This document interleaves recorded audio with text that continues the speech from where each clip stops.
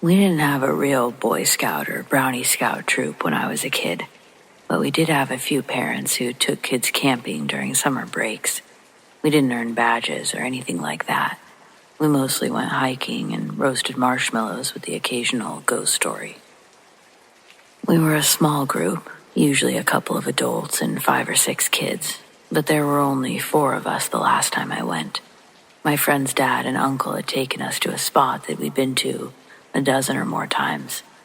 There was nothing new or different about it from any other trips. We had 4 tents, 1 for each of the adults and 2 for the kids. That first night, we went to bed around 10, but only the adults actually went to sleep. After an hour, we were bored and we decided to go exploring. We went back up the same small trail that we'd hiked that morning, one that we had all been on countless times. There was a gnarly, twisted tree that was always used as a turnaround point, but we didn't see it that time. We walked for what felt like too long and finally realized we didn't see anything that looked familiar. Our flashlights weren't anything fancy, so we had just been pointing them at the ground and talking the whole time. No one had really paid attention to where we were going. Assuming that we passed the tree, we turned back. Again, too much time had passed. We still never saw the tree or anything familiar. It was starting to look like we turned onto a different trail or something, but we didn't recognize anything. We knew the whole area well. One of us should have recognized something. That's about the time that we started hearing movement in the woods. It sounded like a big animal, but the biggest thing that we have is black bears, and none of us had ever seen one around the campsite. We tried to find the source with our flashlight, but the trees were too thick to see anything. Whatever it was coming closer, so we walked away. And then it started running, so we started running. Its footsteps were way heavier than a person's, and we could hear tree limbs breaking as it rushed through the woods. I've never run so fast in my life. I assumed the others were behind me, but I was too afraid to actually look back. I'm not sure how far or how long we ran, but eventually I fell down. 2 of my friends were behind me and stopped to pull me up. That's when we realized it was quiet again. Nothing was chasing us, and we recognized the path we were on, finally. I'm not sure how we got to it. It was a different one from where we started, and they weren't supposed to connect, but we never actually left the trail. We yelled for our missing friend, but he never appeared. It was almost daylight, even though we hadn't been gone nearly long enough for the sun to be up. So we went back to camp.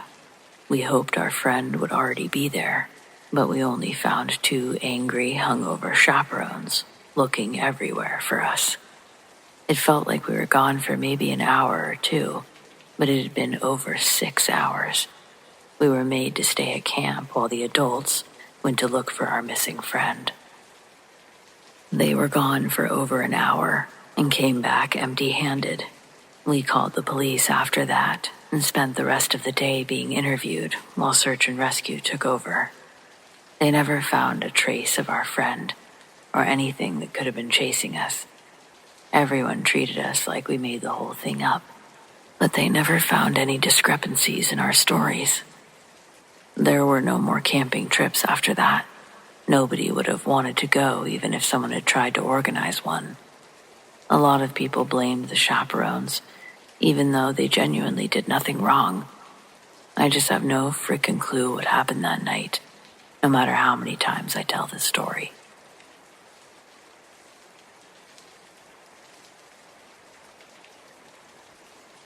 Back in 2021, my husband and I were camping in Wyoming at the Boysen Reservoir.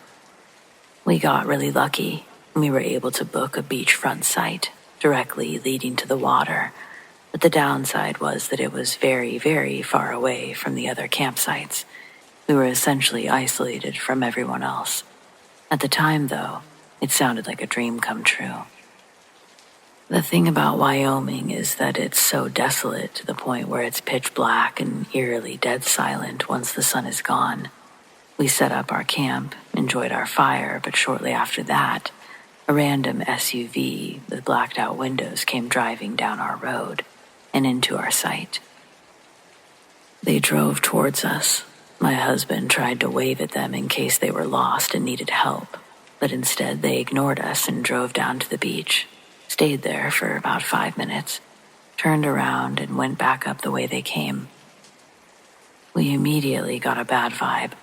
My husband told me to throw everything in the car, and he kept shining the flashlight toward the beach because he had a feeling that they had dropped someone off to watch us. After we packed up, we got in the car and hauled ass. Lo and behold, the same car drove back into our campsite, and when they saw us leaving, they actually started to chase us. Mind you, the roads in Wyoming are bumpy and unkept, especially in the wilderness. On top of that, enormous wildlife that wanders in and out of the streets. My husband said, "I have to go fast. Are you okay with that?" And I said, "Just go and get us out of here." We were easily going over 80 miles an hour down these windy roads and even through a canyon. They were on our tail for about 10 minutes until we lost them after passing through the canyon. Most terrifying experience of our lives. We think about it to this day, wonder what could have happened if we didn't listen to our gut at that moment.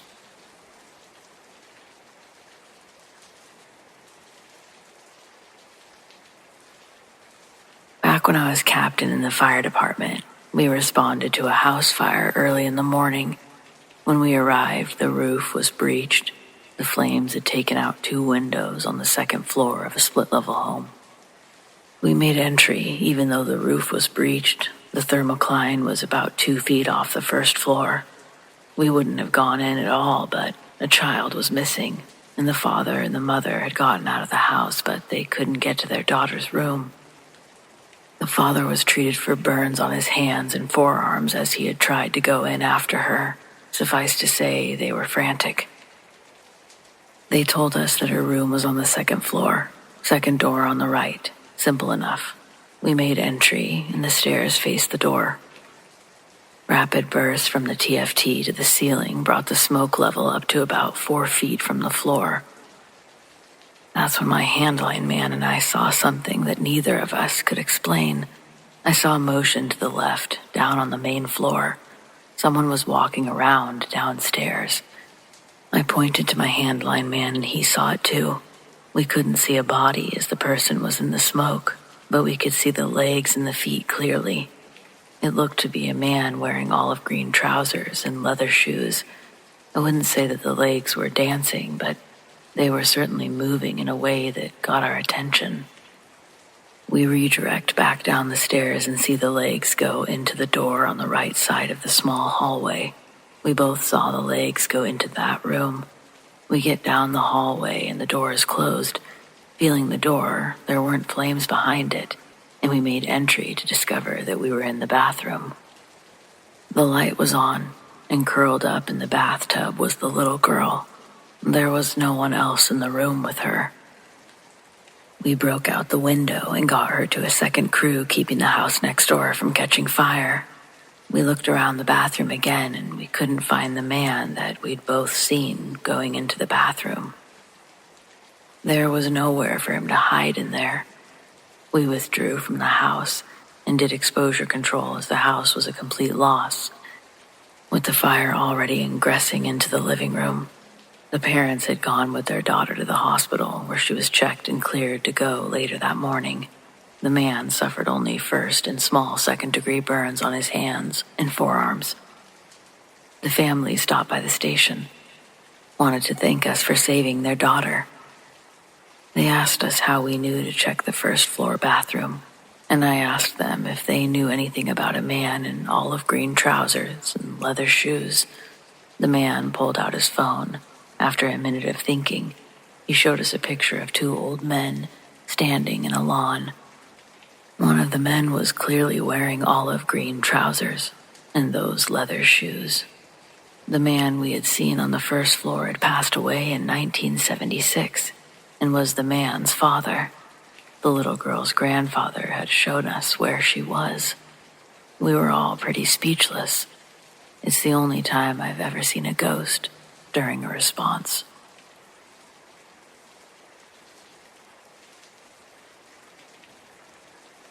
On my 14th birthday, I got an electric mountain bike as a gift from my uncle. Its intended purpose was to be my means of transportation for school, so I didn't have to take the stinky bus anymore. That was its intended purpose. What I really used it for was taking it up the hills with the older boys that rode actual motorbikes. My electric bike wasn't nearly as powerful as theirs and couldn't get enough speed to do tricks, so I basically used it as a chair while watching the other kids drive around the woods. One day, I got a healthy helping of peer pressure that leads me to the peak of a hill, trying to line my tires with a thin walking trail in between two tree trunks wider than my wingspan. At the top of the hill, there's a small, flat patch that I'm supposed to do a circle in to already have momentum when I hit the hill. Well, that plan didn't happen, though. I hit the throttle too fast on my turn, and I launched myself off the back of the mountain like a fucking cartoon character.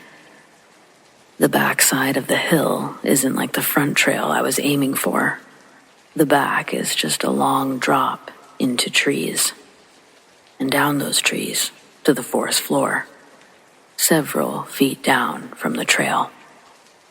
By the way, I'm not a guy, I'm not a bro, and the only reason I was up there was because I had a crush on one of the motorbike boys. I thought if I dressed cute and hung out there long enough, he would think that I'm way cooler than these dumb bikes. So, zoom, here I go off a fucking cliff. Before a tree branch bonked my lights out, I remember my last thoughts were, I'm gonna die now. What a lame way to go. At least they didn't see me fall. Teenagers. When I regained consciousness, I was high up in a tree and pretty fucking banged up. I knew I'd broken more than a few ribs. My arms and legs were cut up all to hell, but they still worked. The helmet I'd worn without a chin strap was gone, and the bugs, they were crawling in my hair. It's also now starting to get dark in the forest. I don't know how long I was out, but I do know the sun was nowhere near the horizon when I started.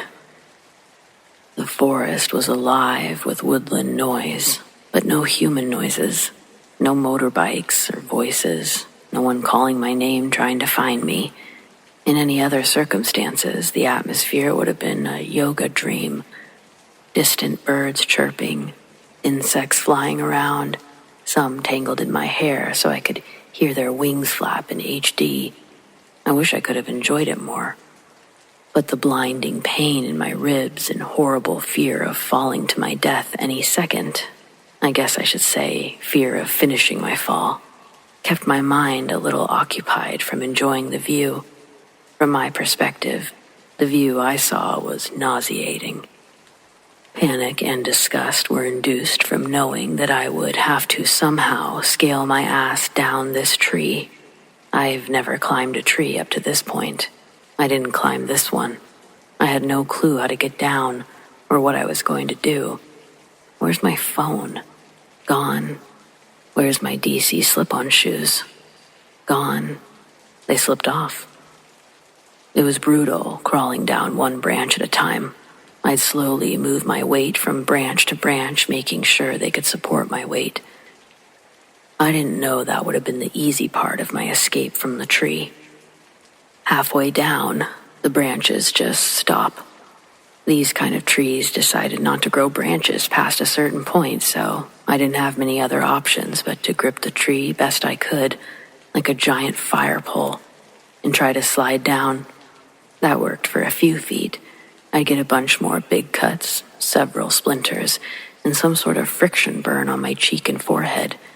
Then, my crescent hold lost its tightness, and I fell at a diagonal angle backwards the rest of the way down. As I crash-landed on the forest floor with a massive thud, an electric surge of pain jolted through my body like a lightning bolt. The impact aggravated my already fractured ribs, so now gasping for breath was added to my list.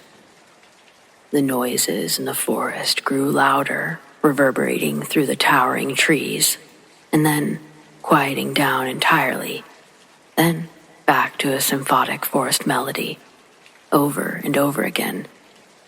I knew something was wrong, aware of the urgency to secure some sort of safety. I battled with my weak and seriously bruised physique, summoning every drop of strength that remained in my slowly emptying tank. Weakly, I hoisted myself up, relying on the sturdy support of another nearby tree. Everything hurt, but at least my legs weren't broken. The darkness of the night had now engulfed the forest entirely. Each rustle of leaves or distant hoot of an owl, everything was scaring me suddenly, especially the thought that I might die out here. I had no idea where I was exactly, or what was going on with my head, my body. I persevered through that pain, but I realized I was only getting myself deeper into the labyrinth of the woods. The forest seemed to enclose around me, while the wind was relentless. Just as I started to lose some hope, a voice inside me told me I couldn't stop. It wasn't a real voice, just a strong feeling. But then, just a short time later, I could hear a voice in the distance. Finally, someone was saying my name. As I stumbled through the undergrowth, it almost felt like I was drunk. My steps were uneven, my breathing labored. But if I could just make it to the voice, I knew I'd be okay. I saw a flicker of light. It caught my attention due to the total darkness surrounding me. I pursued this little faint glow, hoping it was leading me out of the woods and not further into it. Then, I heard the voice again. It was only the second time I realized I didn't recognize the voice. It certainly didn't belong to any of the boys that I'd come with. It was a woman's voice. The unsettling noises of the forest gradually fade into the background, and I fixate on the beacon of light in the voice calling my name. Then, suddenly, everything went dark. I could feel myself falling, and then I could feel someone catch me. This time when I woke up, I was in a petite clearing.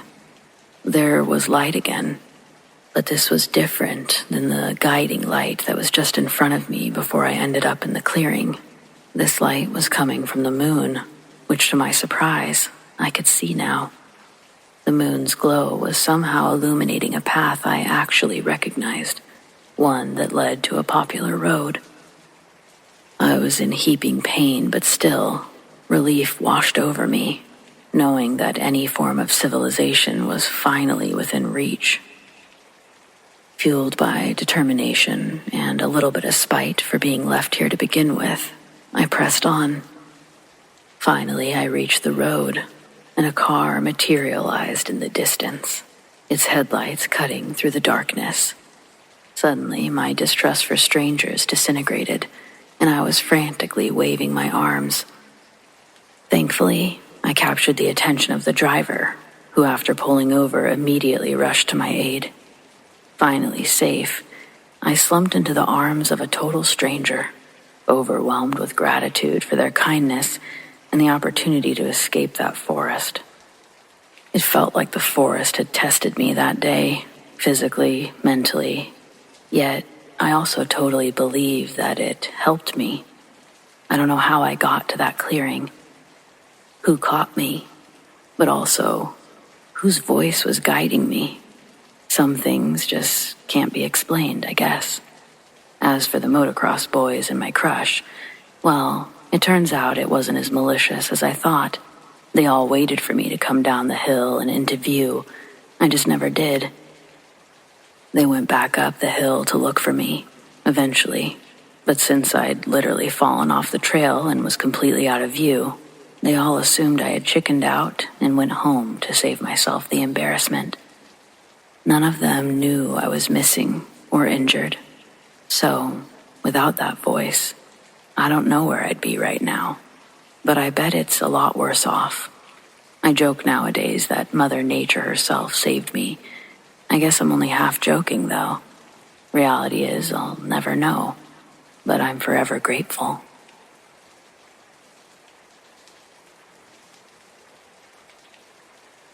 This happened to me January 2015. I didn't even know what a black-eyed kid was at the time.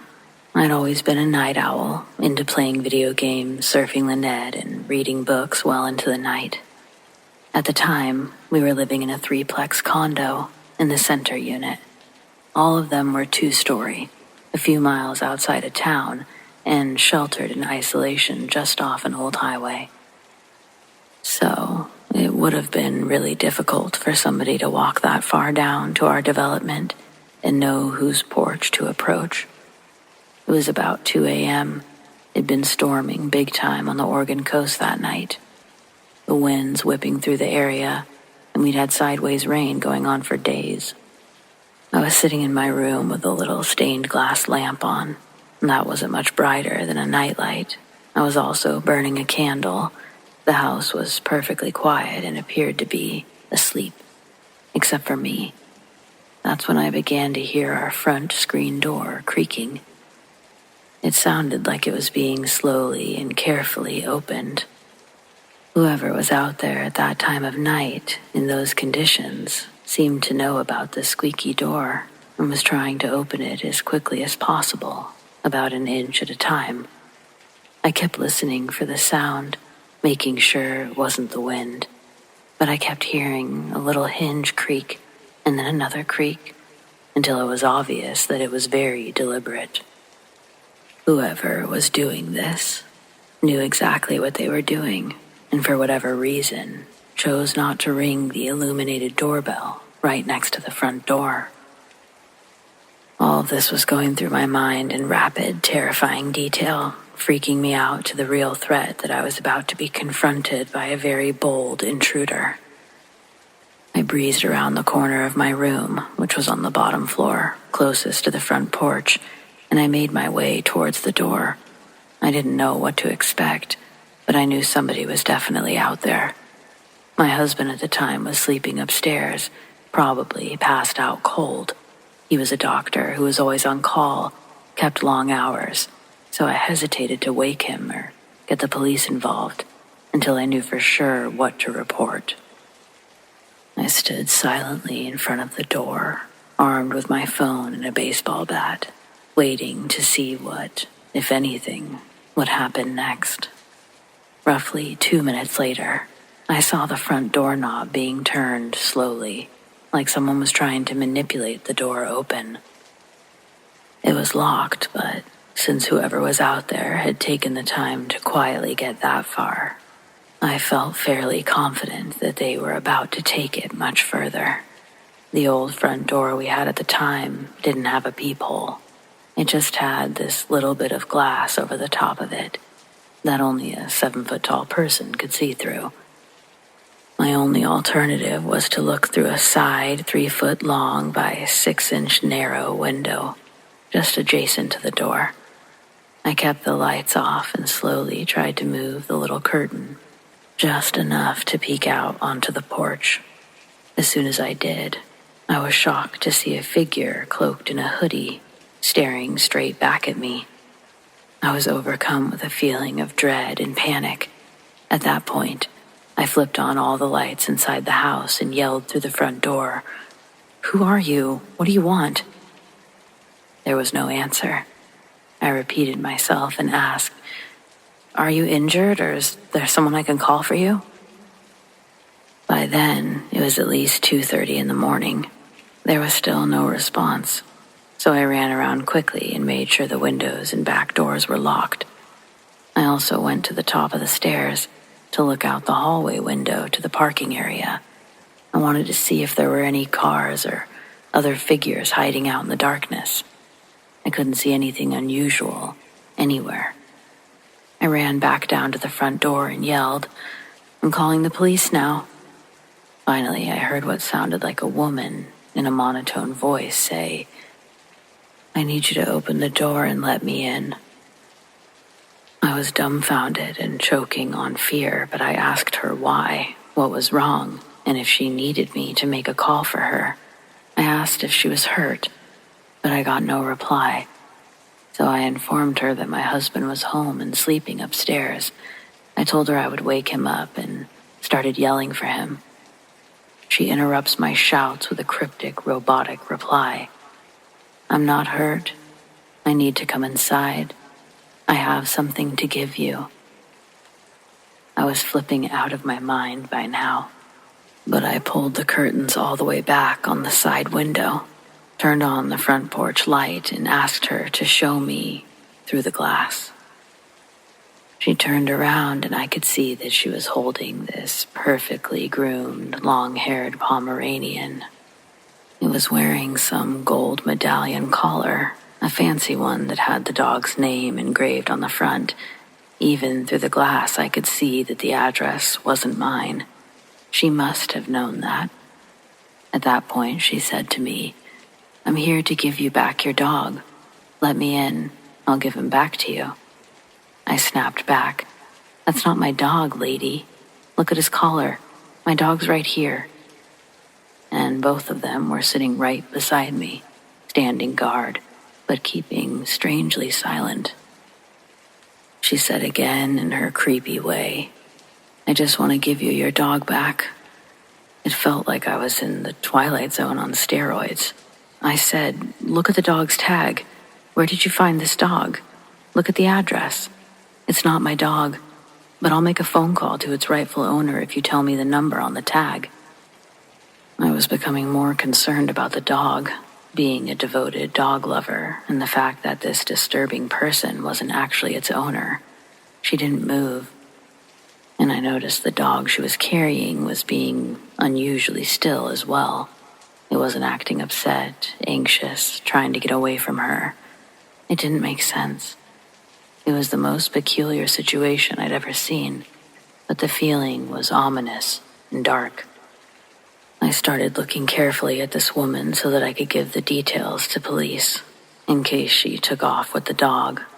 I could see that she was a thin, younger woman, possibly a late teenage girl. She had straight, dark hair, covered by a red hoodie she was wearing, and a pair of dark jeans. It was impossible to see her eyes. I reached into a nearby coat closet for a flashlight. Just then, she said, "If you would just open the door and take a look at the dog to make sure it's not yours, I'll leave." I grabbed a knife from the kitchen, held my phone tightly, and walked towards the door. My dogs never moved. I figured I'd take a close look and slam the door if I had to. I figured if she was unarmed, I might have a chance of grabbing the dog and getting it to its rightful owner. So I said to her, "I've got my phone. I'm ready to call the police if you try anything. Can you just step back from the door and I'll take a look at the dog?" I pulled the front door open slowly and took a long, careful look. The dog appeared to be exceptional and perfect, like it had just come from winning a prize at the AKC dog show. It was obviously someone's prized pet, not just a stray that she'd found, or one that I'd seen around before. I told her it wasn't mine, again. As I did, she took one step towards the door, and I noticed she was holding something in her left hand behind her back, while her other hand was supporting the weight of the dog. She kept looking down at her feet and remained silent. I asked her to put the dog down. As I said that, she glanced back towards the road and the parking area, but I didn't see anyone or any cars there. I asked her again to put the dog down and to leave the front porch area. I said I would let the dog in as soon as she did, and then I'd get it back to its rightful owner. At that point, she looked up at me and seemed to stare right through me with her cold, dead, penetrating eyes. I've never seen anything more bizarre in my life. Her eyes were jet black, her hollow stare fixated on me, like I was being examined or called to some kind of challenge. My hands were trembling and it was all I could do not to throw up. She didn't seem drunk or on drugs of any kind. She seemed surreal, and in my mind, I kept thinking of the Grim Reaper. I was hearing the words to the Lord's Prayer and struggling not to make eye contact with her. There was something very unnatural and menacing about her eyes, her intensity and her odd, calculated, cold behavior. I couldn't figure it out. I shut the door and started screaming for my husband to come downstairs. He finally came down. I yelled to him, "Hurry! There's somebody standing on the front porch. She's got someone else's dog, keeps saying it's mine. I think she's carrying something behind her back. There's something very wrong with her. Be careful." I called 911 as he opened the front door, but she was already gone. There was no sign of her anywhere. We even got in the car and drove around. The police couldn't find her either, and they couldn't find any reports on a missing woman or a missing dog anywhere in the state. The incident haunted me, so I decided to research lost pets with the description. Any reports of women or girls like her in the area that might have been reported or listed nationwide, but I couldn't find anything. Curiously, the only thing that kept coming up was a new sighting of the so-called black-eyed kids in the Portland, Oregon, or northern coastal area where I was living at the time. I'd never heard of anything like that, but when I saw the pictures that other people had posted, read some of the stories, similar reports, my heart froze. She looked exactly like that. The eyes, especially. I don't know what else I could tell you, but I'll never forget it. I'm not sure what her purpose was, though, but I feel like she targeted me because of the fact that I was isolated, known for having my dogs with me everywhere. I would do anything to protect a dog or a helpless animal.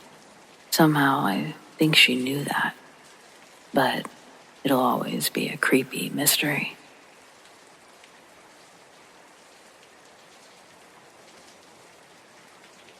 I quit my summer babysitting job this morning.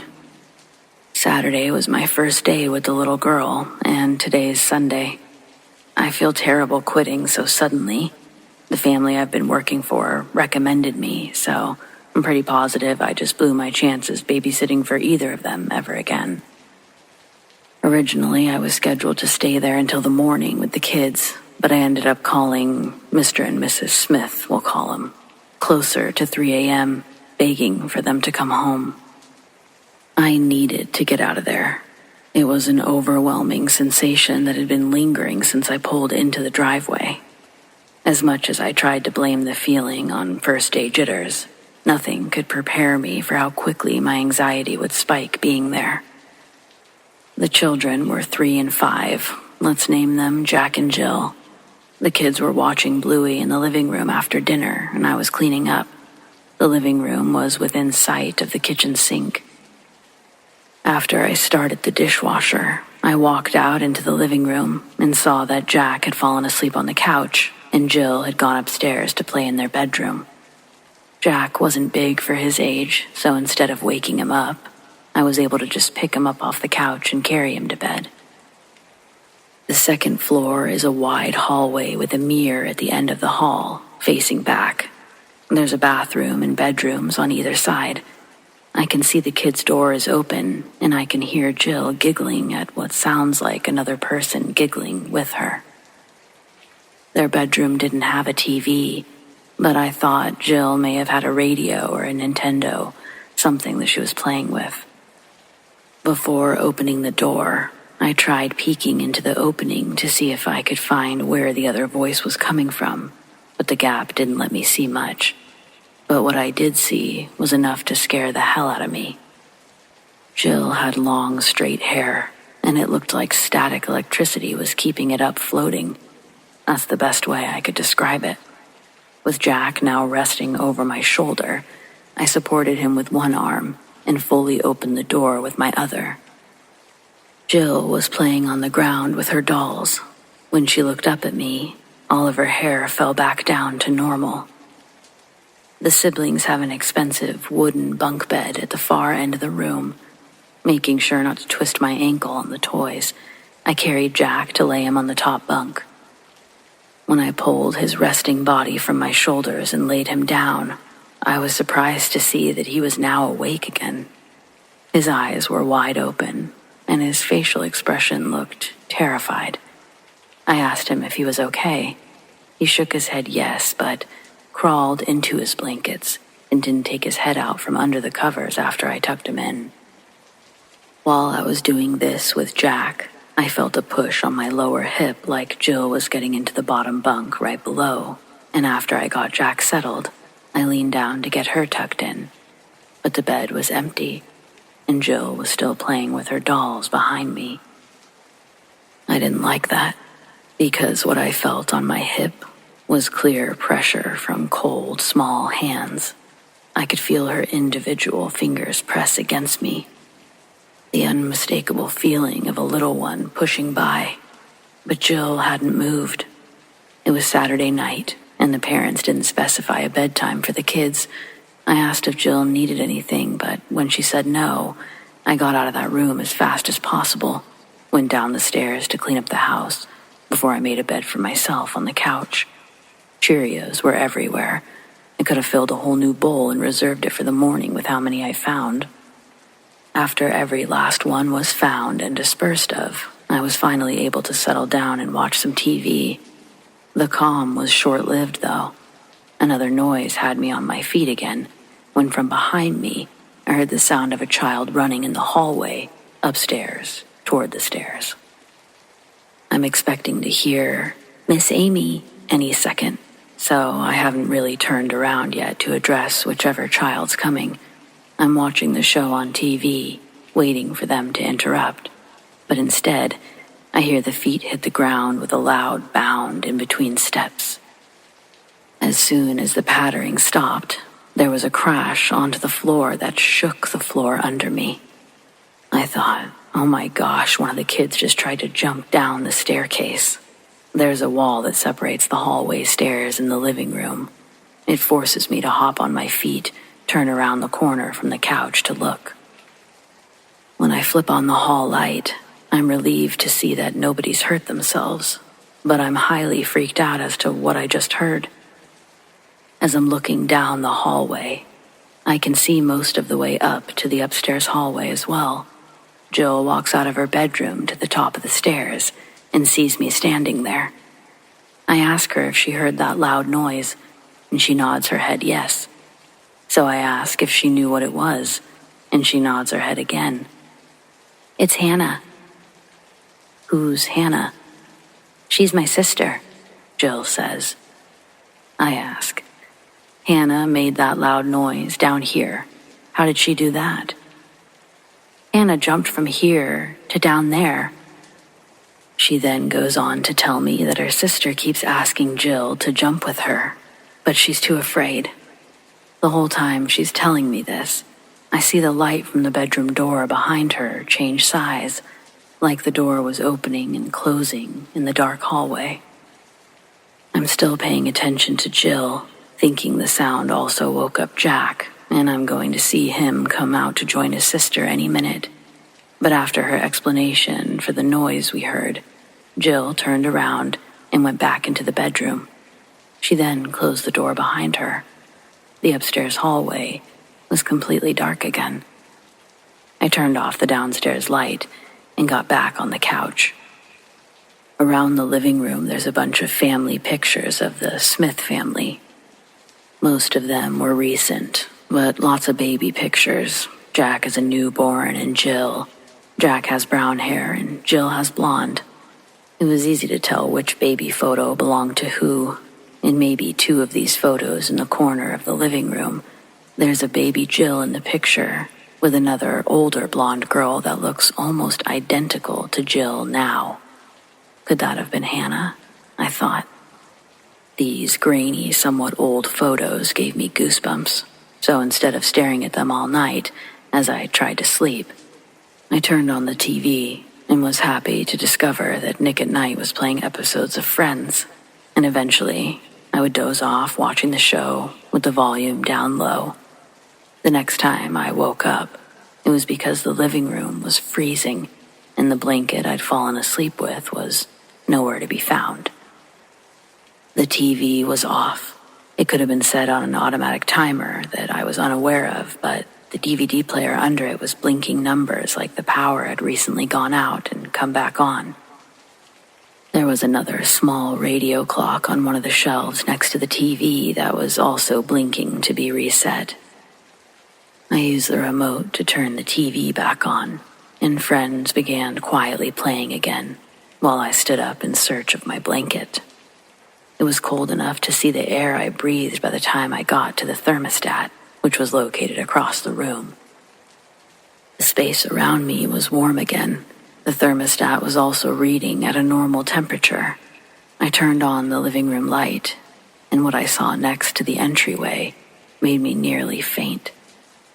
My blanket had been draped over the coat rack, and for a moment, I thought a huge, dark, 7-foot-tall creature was standing next to the door.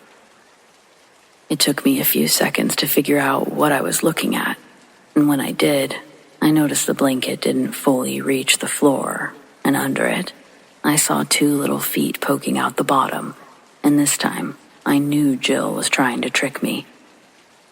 Not wanting to knock the coat rack off balance and possibly have it fall on her, I gently grabbed the blanket with 2 hands and tried to lift it over with a little fluff.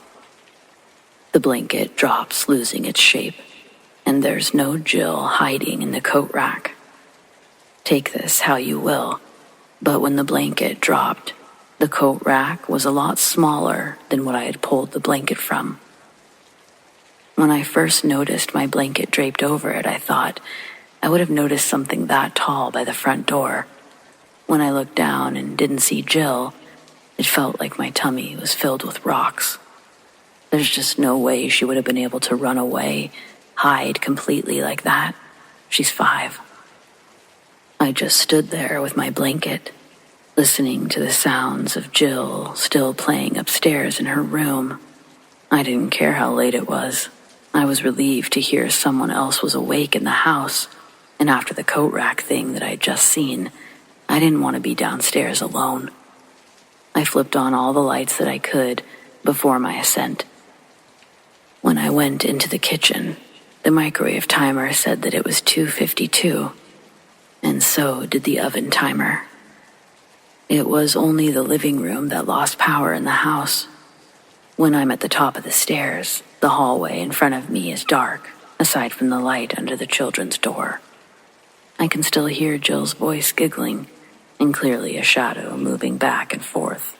I can see it under the doorway, blocking out the light when it passed. Turning on the hall light, I started heading towards the door. I gave 2 little taps with my knuckle before opening the door. The room was dark, and both of the children sound asleep. It was freezing in there, like when I woke up. The same weird bubble of cold I'd stepped out of by the couch downstairs. It felt like I'd stepped through a wall of stagnant, cold air. Outside the room, it was warm. I quietly stepped back out and closed the door, glancing into the big mirror that faced the hallway. There was something different about the reflection. The upstairs bathroom is directly across from the kids' room. I can partially see both in the reflection. I can see a little past the handle of the bathroom door, but the bathroom door on my side is fully open. I look again into the mirror. I can't begin to understand how the door could be closed in the reflection. I frantically scan around the mirror for any other inaccuracies, but it's only the door that looks wrong. Then I tried standing in different positions in the hallway while staring at the reflection of the closed door. Nowhere I stood could give me the correct view of what the door actually looked like. I'm at a loss for any explanation, and then it makes the slightest movement, and in the reflection to my right, the bathroom door opens a few inches. Still, nothing was happening on my side of the mirror. But I ran my reflection away from that door and back down the stairs. And that's when I called the parents, multiple times. Surely I scared them or worried them, but you know what? I was terrified. Still am, technically. Had I not quit, after this, I'm sure they would have fired me anyway. They were completely unimpressed by me and rather bitter about cutting their trip short. Though, personally, I think that they should be a little bit more concerned with the potential demons or ghosts living in their home. You know, specifically the one that keeps trying to convince their daughter to jump from the second story. But hey, I'm just the babysitter. They're the parents. What do I know? Not my problem anymore, I guess.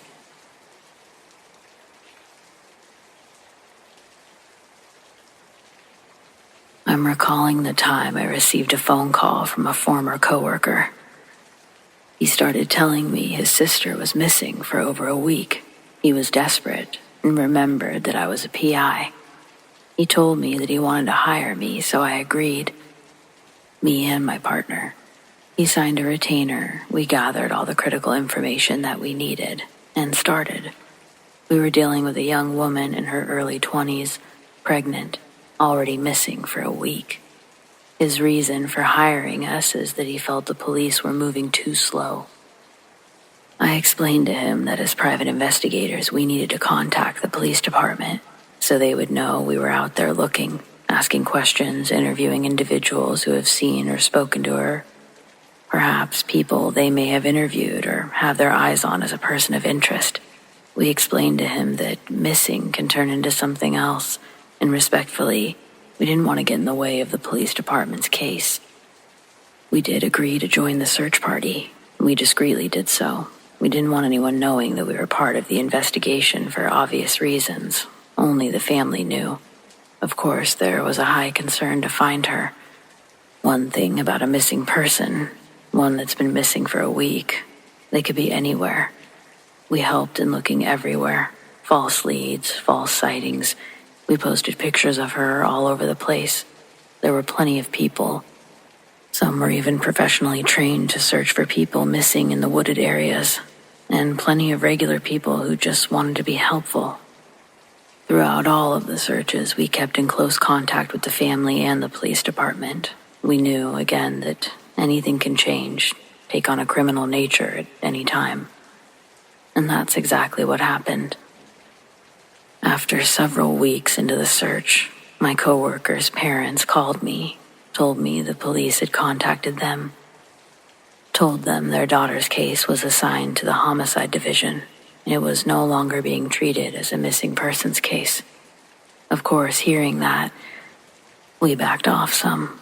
The last thing we wanted was to interfere with a homicide investigation, create future problems for ourselves as investigators who work primarily for the private sector. So unless they requested our assistance, we just sort of waited.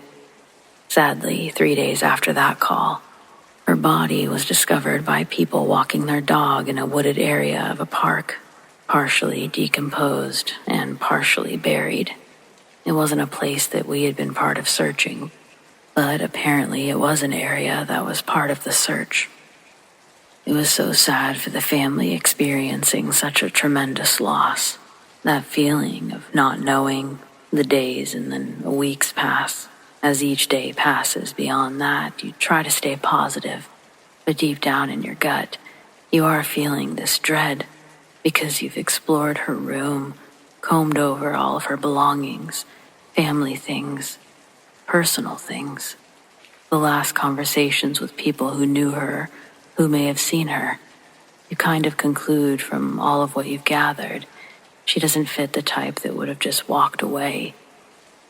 Then that dreaded feeling and voice again rising up from your gut, telling you she's gone. So that's what happened. And they did catch the guy. They casted their net, located and traced the killer via CTV cameras. Cameras. I can't speak enough of these. It turned out to be some new guy that she'd met, someone the family didn't know about. He was tried, convicted, sentenced to 20+ years. Not enough time, but more than most monsters get where I'm from. An eerie side note that came about after all of this was that during the search party, they'd even posted one of her pictures on a telephone pole right in front of the killer's house. When a person goes missing, sometimes they just seem to vanish into thin air. You exhaust all your avenues doing your darndest to find them. It feels like you're chasing a ghost that doesn't want to be seen or heard. But sometimes there is someone that knows and has all the details because they were there, and they may have caused this person to vanish. In the end, I guess I'm just glad the family didn't have to go on wondering. They got the closure that they deserved, but really, they all deserved so much better.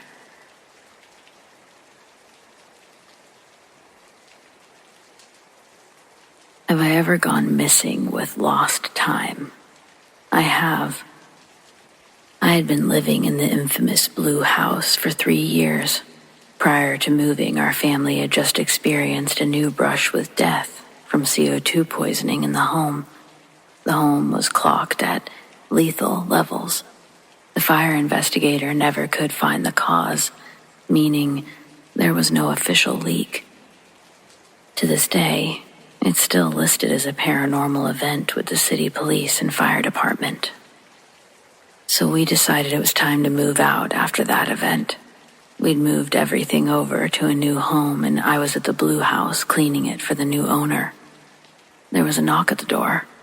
I went to look, but no one was there. As I was walking away from the door, I suddenly felt like the wind was knocked out of me. I rushed towards my bedroom where my purse was to get my rescue inhaler, but I never made it. That's the last thing I remember. When I woke up, I was falling from a standing position, slamming into the wall of the living room at the Blue House. I was colder than I'd ever been in my entire life. I was very disoriented with the furnishings all gone. I didn't know where I was. I went into the bathroom and looked into the mirror. I was so cold my teeth were chattering and my lips were blue. I ran a hot bath, climbed in as quickly as I could. My cell phone had been in my bra and had fallen to the ground when I'd gotten undressed. I retrieved it, called my boyfriend while still in the tub. He answered, and I started crying. "I'm confused. I just woke up and I'm so cold." He said, "Where the hell have you been? You've been missing for over 5 hours. Everyone's so worried." While I was missing for those 5 hours, my boyfriend had checked the Blue House several times, and I was not there. It's unknown to this day where I went or what I did in those 5 hours. I'm unsure if I ever really want to know.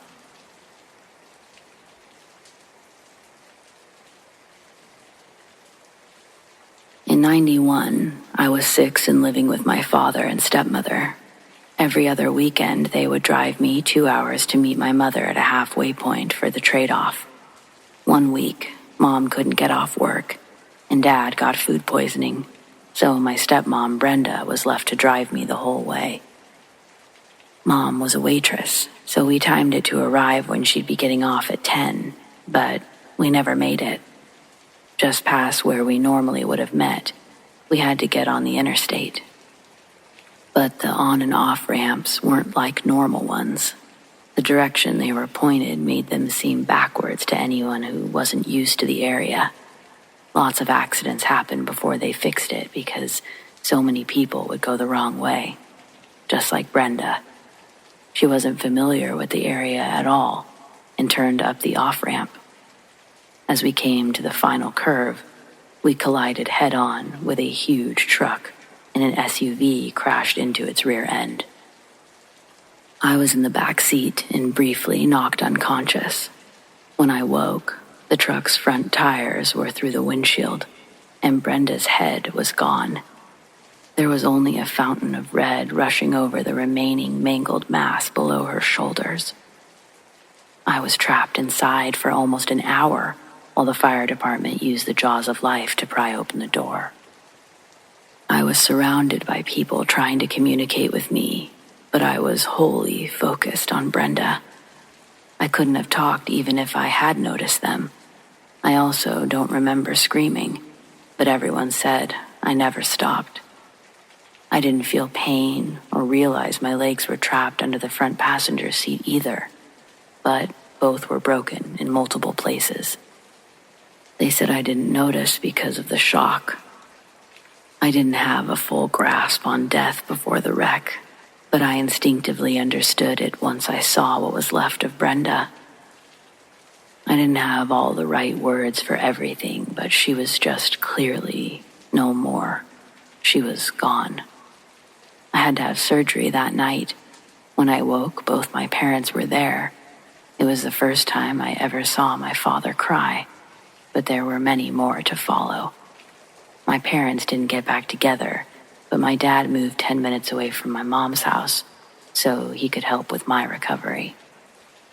When I finally left the hospital, I still had months of physical therapy to endure. The pain is what I remember most. The rest is just a collage of fuzzy memories. Physically, my recovery took about a year. Mentally, well, if you listen to my therapist, it's still a work in progress. But the nightmares mostly stopped in my mid-20s, and surprisingly, talking about it does help. I would always dream about a zombie version of Brenda's head appearing in my lap, staring up at me. Sometimes it was in school. Sometimes it was in the wreck or at the dinner table.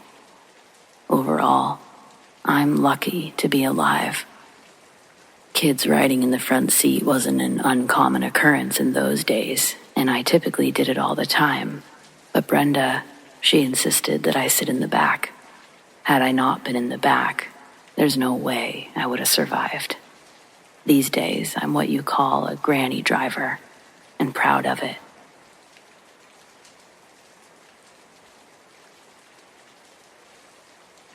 My best friend Renee in the 4th grade didn't have what you'd call a good home life. Her mom and dad were always at the bar, so we had full reign over her house the majority of the time. As 4th graders, we weren't having big parties yet, but we were watching movies we shouldn't have been and eating entirely too many sweets for breakfast, lunch, and dinner. Then something freaky happened that made me never stay the night there again. It was just after midnight and we're in Renee's living room watching a movie. I was lounging on the couch with the ottoman while Renee was laying on the long sofa. I'm getting pretty sleepy and starting to doze off, my head resting on the arm of the couch, and out of the corner of my eye, I see Renee do a weird whole-body jitter on the sofa, like she had a bug on her or something. So I turn my head and actually look in her direction. As I do, I see her body roll off the sofa onto the floor. She didn't put up her hands to brace herself and smacked her head on the edge of the coffee table going down. At first, I just looked at her, waiting to see if she was joking.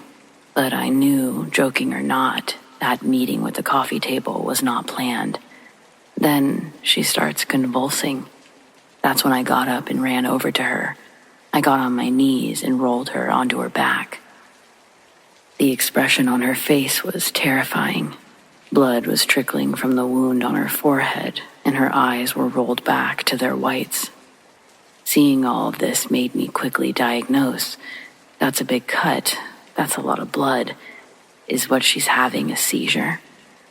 Being in 4th grade, the only other time I'd seen anything about seizures, it was diabetes. Renee didn't have one of those medical bracelets, and I was about to start running through the house, trying to find one of those big EpiPens to stab her with. And then I thought, no, let's call 911. The house phone's located on the side table next to the couch that I was on, but when I turned from Renee and tried to get up, her hand grabbed the back of my ankle. Her grip pulled me back down to my knees. I turned to look at her. She's now sitting straight up. Then she turns to look at me, but her back remained stiff as a board. Her head rotated slowly to face me.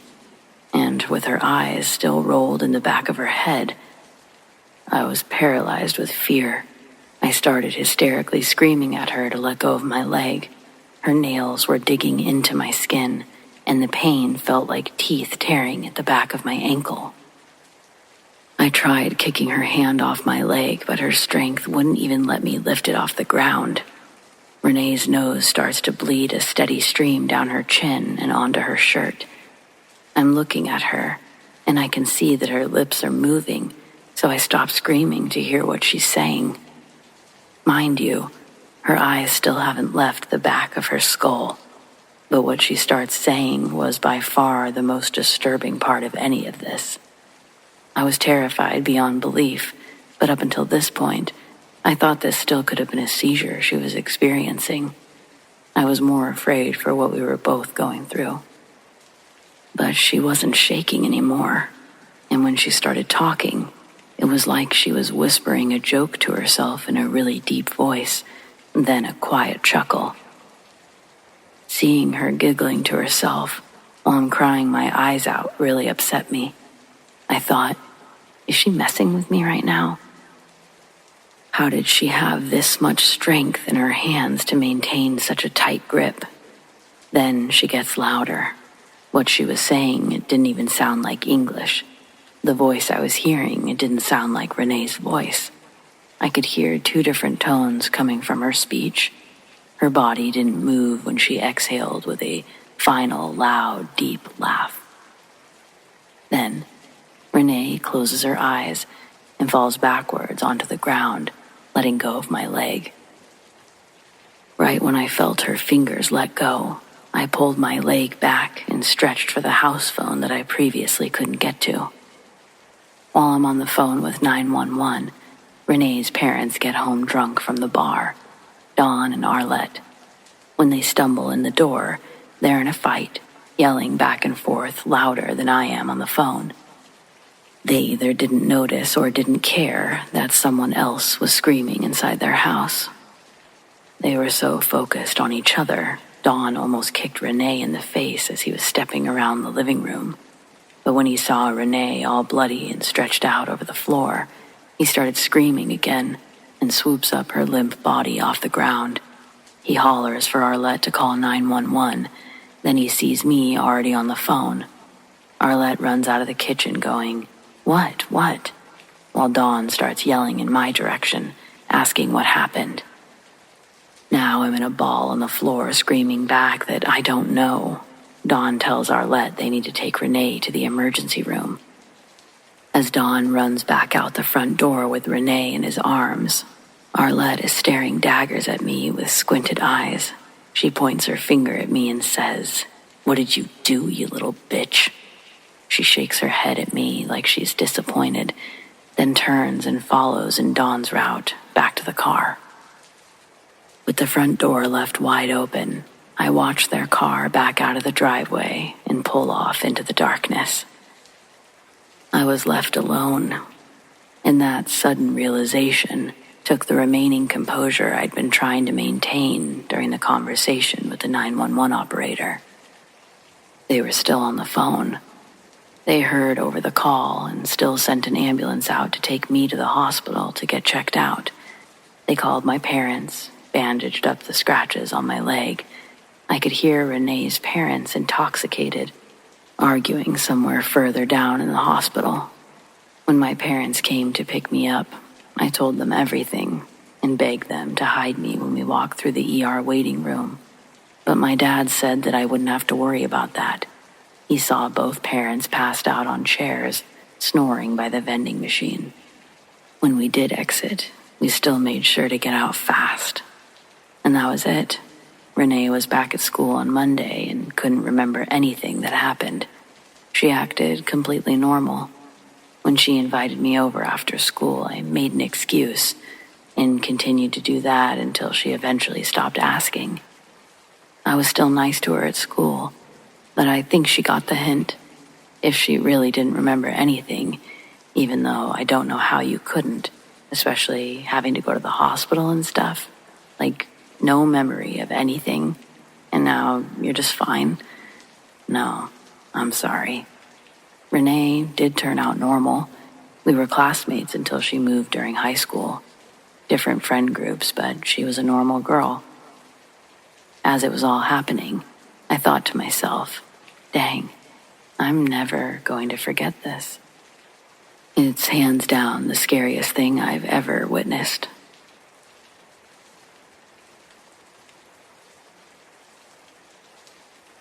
Death is pretty overwhelming. And I'm not talking about loss. I'm talking about death. My story is about the time I died and they had to bring me back. Now, this probably isn't going to be the same experience as everyone else has had with death. I'm aware that most of what I experienced dead was probably a trick of my mind while trying to save itself. But death was a lot. When the car first hit, I don't remember anything. All I remember from that point is I woke up in a ditch, staring up at the sky, with one eye unable to move, pressed against the ground, and blood dripping down my head. I remember that I heard death. I'd seen dead people before, like most of my grandparents, but I'd never heard it. And what I heard was blood pouring into my dad's lungs. My dad was probably the most capable guy I've ever known. I'd seen him bring a small-town track team to be national finalists multiple times. He gave dozens, I think over 100, of his athletes scholarships by making them better, by helping kids with no opportunities get meetings with scouts and colleges. I'd seen him break the Wamego High School bench press record at 46 to prove a point that his athletes should be working out more. People used to hear his voice from way outside the track stadiums. But what I heard from him wasn't the usual strength in his voice. It was pain, and it was fear. I heard him weakly choke out, "Katie, Katie, Katie." While his organs started filling with blood where it shouldn't be, he kept calling out for me in sheer panic. I called out to him, and we had a short, private, painful conversation that I'll only ever speak to my kids, but the normal stuff was basically the effect of, take care of your mother and survive. I've always loved you. Before blacking out and waking up, being ambulanced to the hospital, I had no idea he was already as good as dead. I was terrified because I hear fear from my dad as he's dying, and I knew it would be coming for me next because, well, the car wreck basically hit at such a fast speed that my seatbelt actually kind of countered the safety because my stomach burst open like if you squeeze a water balloon from one side. Basically, my belly was split. So, I laid in an ambulance as a 13-year-old kid, being kept awake by the people until they could make it to the hospital so I didn't bleed out. The entire time they were talking about Pokemon, telling me to list my favorite types or games or Pokemon. I was thinking, this is it.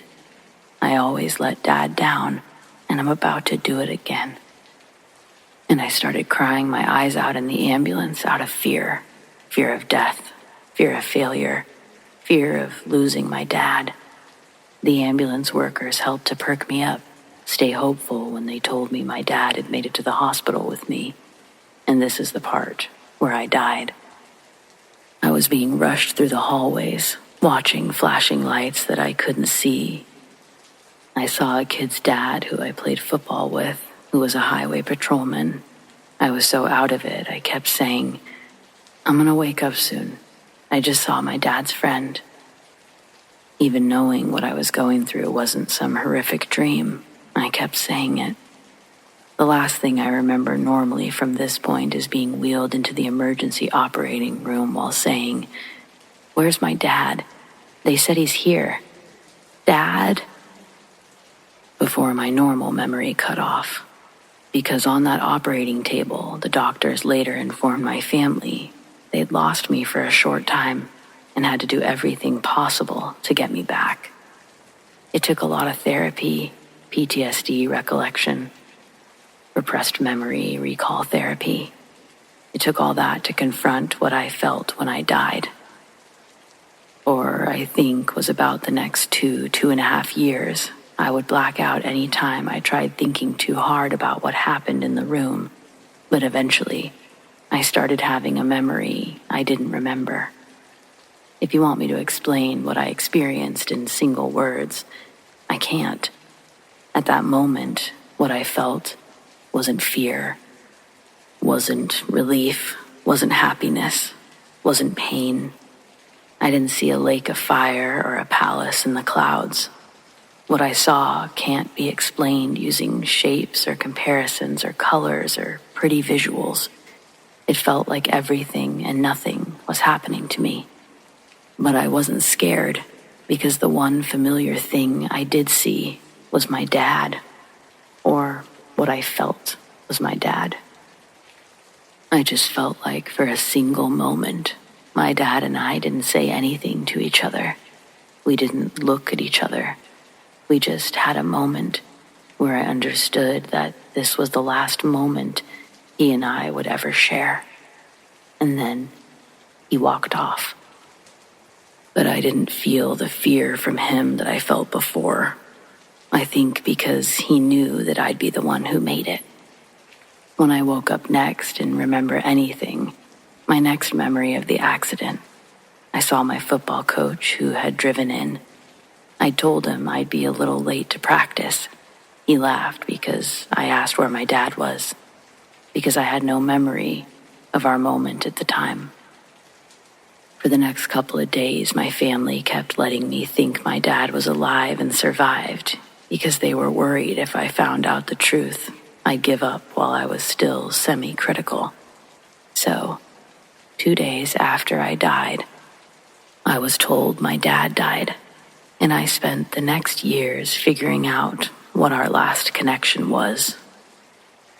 I know this is a long story, but that's because death was long and overwhelming, but it wasn't scary or peaceful or painful. It just made sense. Like when you go lay down after an intense workout and you feel like you belong in that bed. Thanks for reading if anybody did.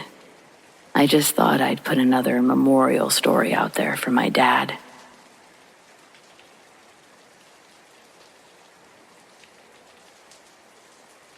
I've shared this story before, and believe it or not, it was taken humorously. I may not go as far as calling you a bad person for laughing, but I can assure you, it's not a funny story. It's actually a story so traumatic that I can remember odd and every detail, and I was 7 years old when it happened. My bus stop was on a road that makes a super tight L shape. That's where me and the other kids from Deer Lake Elementary waited for the bus to pick us up in the morning. The bus stop area was designated by a big boulder on the side of the road in the grass, right at the elbow of the turn. After, it's another long road that branches off to different parts of the town, neighborhoods, and the school. If you go down even further, there's a graveyard at the end of it. A funeral procession was driving by one morning. Me and my friends see the hearse driving at us relatively fast. So all of us hop off the boulder and walk a couple of feet out of the way of the approaching hearse. The thing tries turning too late and hits the boulder head on. It was only going 20 at most, but it was enough to eject the casket out the back of the hearse. When it smacks onto the ground, both its doors pop open, and we get to see the peaceful old man resting in his casket slide past us. Problem is, coming up behind the hearse was the rest of the funeral attendees. First one's a blue Toyota truck with big tires. The guy driving doesn't see what happened from his vantage point. He knows how to take the turn, but he doesn't see the casket. He did feel the truck lift up a little bit on the front passenger side tire as it actually rolls into the open casket. The whole thing made a snap, snap, as the wooden walls at the top of the casket was crushed under the truck, dropping it back down from its tilt. The driver was confused. I think he thought that he hit one of us bus stop kids because he immediately looked out his window at us with a, "Huh?" face. Then he hopped out and walked to the front of his truck and saw his tire inside the casket, flattening the upper half of the body like a pancake. He's like, "Oh no," and jumps back into the truck, throwing it into reverse and hitting the gas with enough torque to shoot the casket forward, out from under the body, spinning it around on concrete until it stopped in an Egyptian-looking pose. That's when me and my friends all went fucking nuts and ran home to our houses. From crash to pose, this whole thing lasted 12, 13 seconds at most, but I don't think I'll ever get the gross, flat-top corpse sliding around out of my core memories. Yuck and sad, really sad for the family. I'm sure they also didn't want that to happen.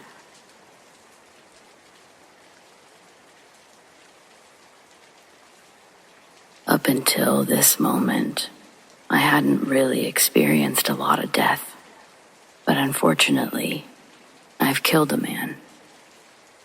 My boyfriend wanted a steam cleaner, and I wanted to pick up a few things from Walmart. It was around 8 p.m. when I departed. Little did I know, this would be the biggest mistake of my 22 years of living. I arrived at Walmart safely. I picked up the steam cleaner and a few other silly items, home decor, cleaning supplies, etc. After checking out, I headed home. My drive went smoothly, up until I was a block away from home. It was around 9:45 p.m. at this time, and I was literally just thinking, I almost made it home. I was traveling around 35, 40 miles an hour. The streetlights are very dim on this road, and at night, you can rarely see what's in front of you. I see a red car parked on the opposite side of the road, but since this road is very scenic during the day, I really didn't think too much of it. And that's when I heard the horrifying thud. Ba-dunk, ba-dunk, ba-dunk. I slammed on my brakes. As soon as I opened the door, I hear the blood-curdling screams. A man is running towards my SUV, which I later find out that it's his son. He rips his tank top off. He starts calling me a bitch, informs me that I just killed his dad. His brother followed. I immediately start screaming. I still couldn't see the father. I ran up to the red car, and his two sons start to hug me and inform me, "Ma'am, you didn't do anything wrong. There was a family altercation, and he wanted to die. We called an ambulance for him to get some help." I'm still screaming as they explain this. I come upon his body, sitting in a pool of blood. Within minutes, a policeman pulls up. He immediately starts rendering aid. Minutes later, an ambulance pulls up. I'm still in shock. They started to do CPR before putting his barely alive body in the ambulance. He was life-flighted to a local hospital. It turns out that his body was laying between the two streetlights, and from his chest up was laying in my lane, face down, wearing a black sweatshirt against black pavement. He told his ex-wife, who was at the scene, that he wanted to kill himself because she did not want him back. I wonder why the ex-wife wouldn't put her car in front of the body. I wonder why the two sons couldn't seem to move him from my lane. I wonder why it had to have been me. The man was pronounced dead upon arrival. I'm 22 years old. What could I have done that was so wrong that I deserve to live with that for the rest of my life? I'll never stop replaying the horrifying sound from running the man's body over, the blood-curdling shrieks, the image of the man laying in a pool of his own blood. I don't know if I'll ever be able to live with myself.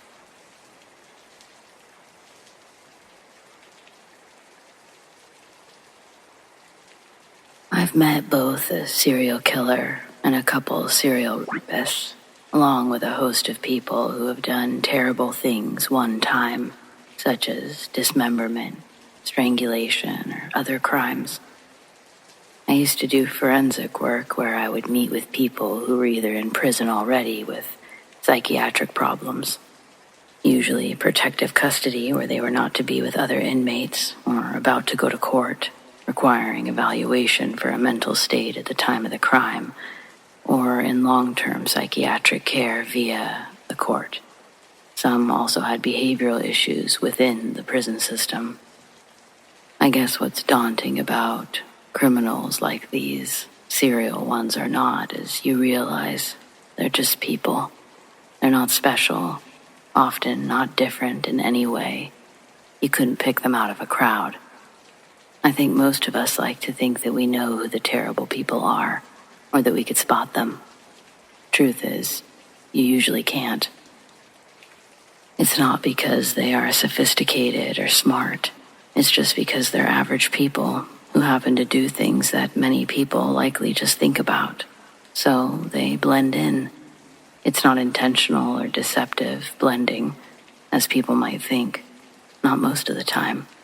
It's just because they're actually your average Joe 99% of the time, except for that 1% of the time when they're doing something awful. In my job, they like to try to shock you or relive their crimes, but I've heard enough that I just kind of look at them blankly and we continue along. I was often brought in because these guys, they were all men, liked to brag once it was all said and done. And they particularly liked bragging to a young woman. I was in my late 20s at the time, someone who they thought they could get a response from.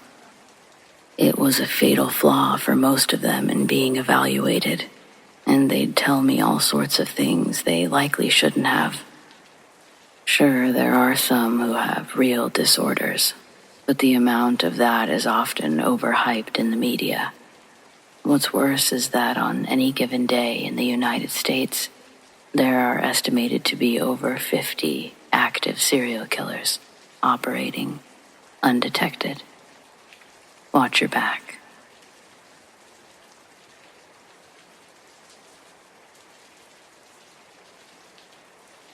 I was told ghosts can still feel love, even after death. If that's true, then it's also true they can still feel hurt after death, too. When my dad died, I could sense his presence in the house. He was an Air Force colonel and a very serious person.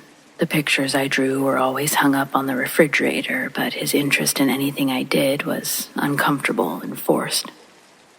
It wasn't my gender he struggled to bond with, as he had no yearning in his soul for a son. He didn't want any kids. He didn't like kids, and though he wasn't mean to me, he was never kind. We didn't have the chance to develop a meaningful relationship before he passed. The only person in the world who could make my dad smile was my mom. They were madly in love and one another's best friend. On a cold December morning, 2 servicemen would knock on our door, handing my mom a folded American flag. One of the men would begin talking to my mom about an accident. Standing behind her, I make eye contact with the officer that's not speaking. His eyes were dry until he saw me. He quickly looked back down in any other direction that he could in a desperate attempt not to cry. I was old enough to know what they were talking about, but I was unable to comprehend that our lives as we knew it had just changed forever. I was able to finish off the school year with my friends and all the teachers that had dealt with me using kid gloves. Then, the following year, it was off to a new school with teachers who could care less about the circumstances that put me in their classroom, one that was already at max capacity. With our SBP, my mom was able to purchase a little home off the base, and she got a job at a gas station to make ends meet. I learned to wake myself up for breakfast and how to do my own laundry. I'd only see my mom after school near dinner time. To make extra money, she asked her boss to work double shifts. On those days, she'd still be at work when I'd catch the school bus. Laundry was a chore that I'd put off as long as I could during the week. Our washer and dryer was located in the basement down a set of creaky wooden steps. At the top of the steps was a white pull string. It turned on a single halogen bulb. The small source of light was the only option for illumination in that basement. It was barely enough to read the settings on the machine. A few times I'd open the door and reach for the string. Instead of it hanging at a reachable level, I would find the string tightly wrapped around the light fixture itself. Like someone had yanked the string down, and when it flew back up, it got tangled. The first time dealing with it, I resolved to prop the door open with a kitchen chair and go down with my basket of laundry. While I loaded the washing machine with my dirty clothes, I heard the chair that was holding the door open slide on the linoleum floor. The small rectangle of light that I was using is wiped over in black from left to right. The clothes in my hand were thrown, and I blindly ran up the wooden steps to the door. I found the railing and began using it to guide me up the stairs. Sliding my palm up the railing, I touch what feels like another hand. The sensation makes me fall backwards, and I almost fall down the steps, but I catch myself. I'm sure the neighbor could hear the scream I let out. I bounded up the last pair of steps and clawed at the wood until my fingers touched the brass door handle. That night I waited for my mom to get home and untangle the string before I went down there to finish laundry. Even with the light on again, it was impossible for me to ignore the chills I was feeling down there. It was more common than not that I was home alone when the activity would ramp up. On a handful of incidents that my mom was home with me, we'd both hear pounding on the basement door. She insisted that it was old pipes making all that noise. Lying in bed one night, she was talking to me from the doorway, and we both heard her name be called from the living room, enough for her to pause what she was saying and take a step back from my room to look around the living room. The voice we heard sounded just like my dad's. It didn't scare us. The tone was so familiar. My mom was able to hold a state of bliss for a fraction of a second before becoming disillusioned by the impossibility of its reality. Leaning back into my room, she denied what we had heard, describing the sound as nothing more than a dog bark. Though I don't think it would have changed things if I told her this. What she didn't know was that I'd been hearing my dad's voice in the house prior to that incident. Things had been happening around the house while she was at work. I was secretly excited when we both heard her name be called. I was hoping that this was a chance to confide in her about everything that had been happening around the house while I was alone. However, her being so adamant about what we actually heard made me think that she would belittle whatever I told her, try to explain anything away. Just like how we heard her name in the living room. I heard my dad over my shoulder while I was doing homework at the kitchen table. The inquisitive, he used to give me while briefly inspecting my work in passing. It was his hint that I better recheck my answer. The first time it happened at the new house, the sound didn't register to me past redoing the math problem I was on. Adding the numbers on a second effort gave me a new answer that I'd replaced my previous equation with.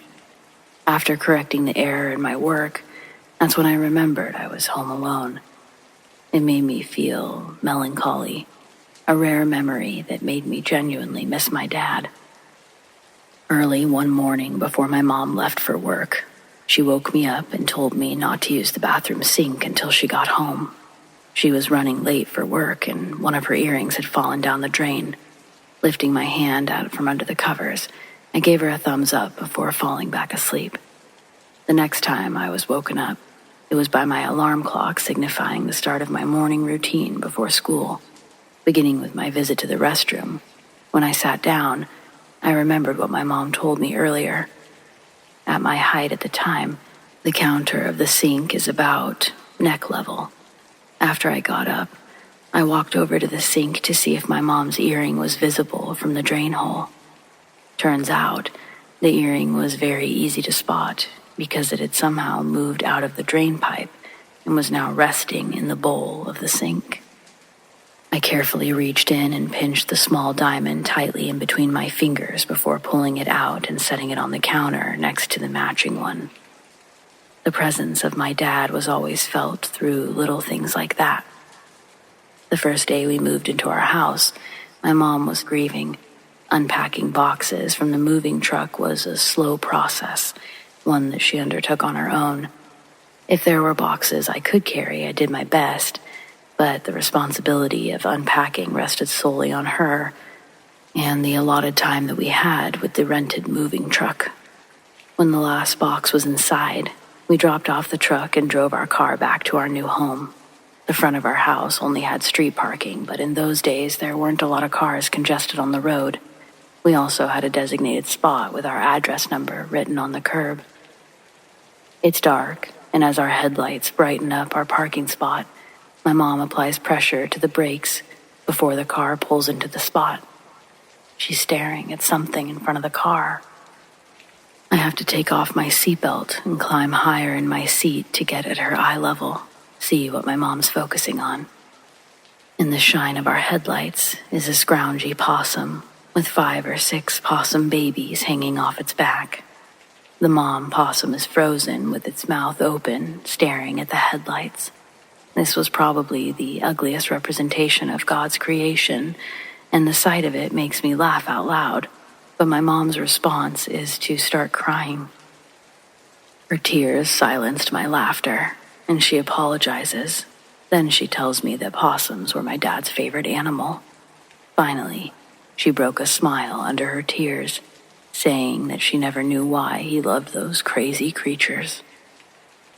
Home alone, I'd regularly hear the distinct sound of our basement steps creaking, like someone was pacing up to the top of the stairs and then back down. Every time the footsteps would reach the top, I'd be filled with a growing sense of dread until the sound retreated again. That's when I began to understand that there was more than one spirit residing in this home. The spirit upstairs was separate from what stayed in the basement. Upstairs, the energy felt normal. When I sensed my dad in the room, it brought on a sense of security only a military father could give. Chairs would move and doors would open, but after believing it was him, those things became the same as saying, "Love Dad" on a card. Whereas going into the basement felt like each step was submerged further into a stagnant flood of terror. 14 steps down into a damp, dark, windowless basement. When I'd find the pull string wrapped around the light bulb again, it would frustrate me to the point of calling my mom at her job. Phone calls like these were only reserved for emergencies, but as a terrified 9-year-old, in my eyes, her selfish act was an injustice that deserved acknowledgement. I made it a point to interrupt the greeting that she'd recite when the phone connected. I asked her if she was aware that she'd gotten the string for the basement light tangled on itself again. After a short pause, my mom admitted that she hadn't come home that day. Apparently, for the last few months, she'd been seeing a guy off and on from work. It had been over a year since my dad's passing by then, but I was still shocked to hear that she was dating again. That night, she came home early to discuss her new relationship with a man named Brian. The heartfelt plea that she made to obtain my well wishes enlightened me on what it was like to be lonely as an adult. We both cried during the conversation, but when she was done, I no longer had the arguments I'd compiled in preparation for our talk. We watched a movie together, and she joked with me in my doorway before I fell asleep. The whole time, I was happy for my mom, but her good news made me hesitant to talk about my loneliness and what I was dealing with there. Positive nights with my mom were rare, and I thought my news would ruin the mood. In the morning, my mom had breakfast ready for me and walked me to the bus. What used to be a regular morning routine became a cherished surprise. She'd be gone when I returned from school, and when I opened the front door, the cold gloom of an empty house was there to meet me again. It became normal for me not to see my mom for days at a time. The house was always stocked with food, and I never went without, but she was now splitting her hours thinner with the addition of Brian. At school, the kids started to make fun of me because my clothes were dirty. I would ignore doing laundry for weeks, just so I didn't have to go into the basement. Apparently, my hygiene became noticeable enough to warrant the attention of my vice principal, who pulled me into his office during recess to ask how things were going at home. Not wanting to get my mom in trouble and have more unwanted attention on me, I lied and told him everything was joyful at my home. When he asked about my dirty clothes, my excuse was that our washing machine was broken, but we ordered a new one. It just arrived. I gave him the widest and brightest smile that I could muster, and with that, they let me go back out to recess. The children around me were always so ecstatic near the end of the day, in anticipation of the bell to ring and for everyone to file out of the classroom and go home. I felt the opposite. I would dread when the final bell would echo through the elementary school hallways, especially knowing I had to be dressed in a clean outfit when I showed up the next day, or risk the patience of an already concerned faculty. This meant that I had no choice but to go down into the basement that night to run a cycle of laundry. Gathering my clothes into a basket, I turned on every light in the house and unlaced an old pair of shoes. I tied the ends of the laces together to make one long rope. Then, I threaded it around a cabinet handle, tying it each time it came around. Then, after opening the basement door, I'd do the same thing to the door handle there, wrapping the lace around until it was tightly securing the door from closing on me while I was down there. I knew the string for the light would be tangled up in the fixture, not by a premonition, but by my discovery a week prior, it being the sole reason I didn't complete this task previously. I refused to go down there without being able to turn the light on, so this time I came prepared with a kitchen chair. It wobbled beneath my feet like an earthquake as it balanced above an ocean of black. To reach the light fixture, I had to push the legs of the chair right to the edge of the top step. I pull at the string and it unravels from itself and falls back down to where it belongs. I click the light on, then retrieve the basket holding my laundry. The basement was freezing, and my teeth chattered as I loaded the first basket of clothing into the washing machine. I was constantly looking over my shoulder, up to the door and in between the slats of the stairs while grabbing as many clothes as I could with each handful I loaded. On top of the dryers where I put a big box of detergent and a scoop I used to perfectly measure the amount I put in. The scoop was missing. When I saw that it wasn't within the general area or behind the box, I used my hands and did the best I could to estimate how much I was throwing into the machine. Nothing was going to keep me down there longer than I had to be. I quickly let the washer door slam into place. The harsh metallic noise always hurt my ears, but these washer and dryer units took more strength to fully close than new age models. They wouldn't start otherwise. I ran back upstairs as fast as I could, with the wicker basket in my hands. The feeling I was being pursued had struck me by the first step. Reaching the top, I threw the basket and tried to untie the knot that I had made with the shoelaces. As I freed the doorknob and the door closed, I was able to exhale. In order to be done for the night and prepared for school the next morning, I had to repeat this process 2 more times, once for a drying cycle, and a final time to bring the clothes upstairs.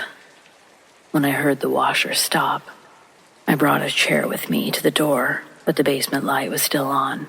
I still made sure to tie the shoelaces tightly to the door handle before I went down to switch the load over. Then, with the same frantic urgency as before, I raced up the stairs, untangled the knot, and slammed the door. The drying cycle took longer than the wash did. During that time, I tried to distract myself by watching TV. It didn't work. I was all too aware of what I would have to do soon. When the final buzzer went off indicating the dryer had stopped, I must have been overly confident at how simple my first 2 trips had been. Pulling the chair up to the basement door again, I became even more confident when the light was still on. Then, I made a decision I would regret. with unwavering affirmation later. I didn't tie the shoelace around the doorknob like I'd previously done. Instead, I thought I could retrieve my clothes quicker than the time it took to fasten the door open. Ignoring my better judgments, I slid the chair against the door and hustled down.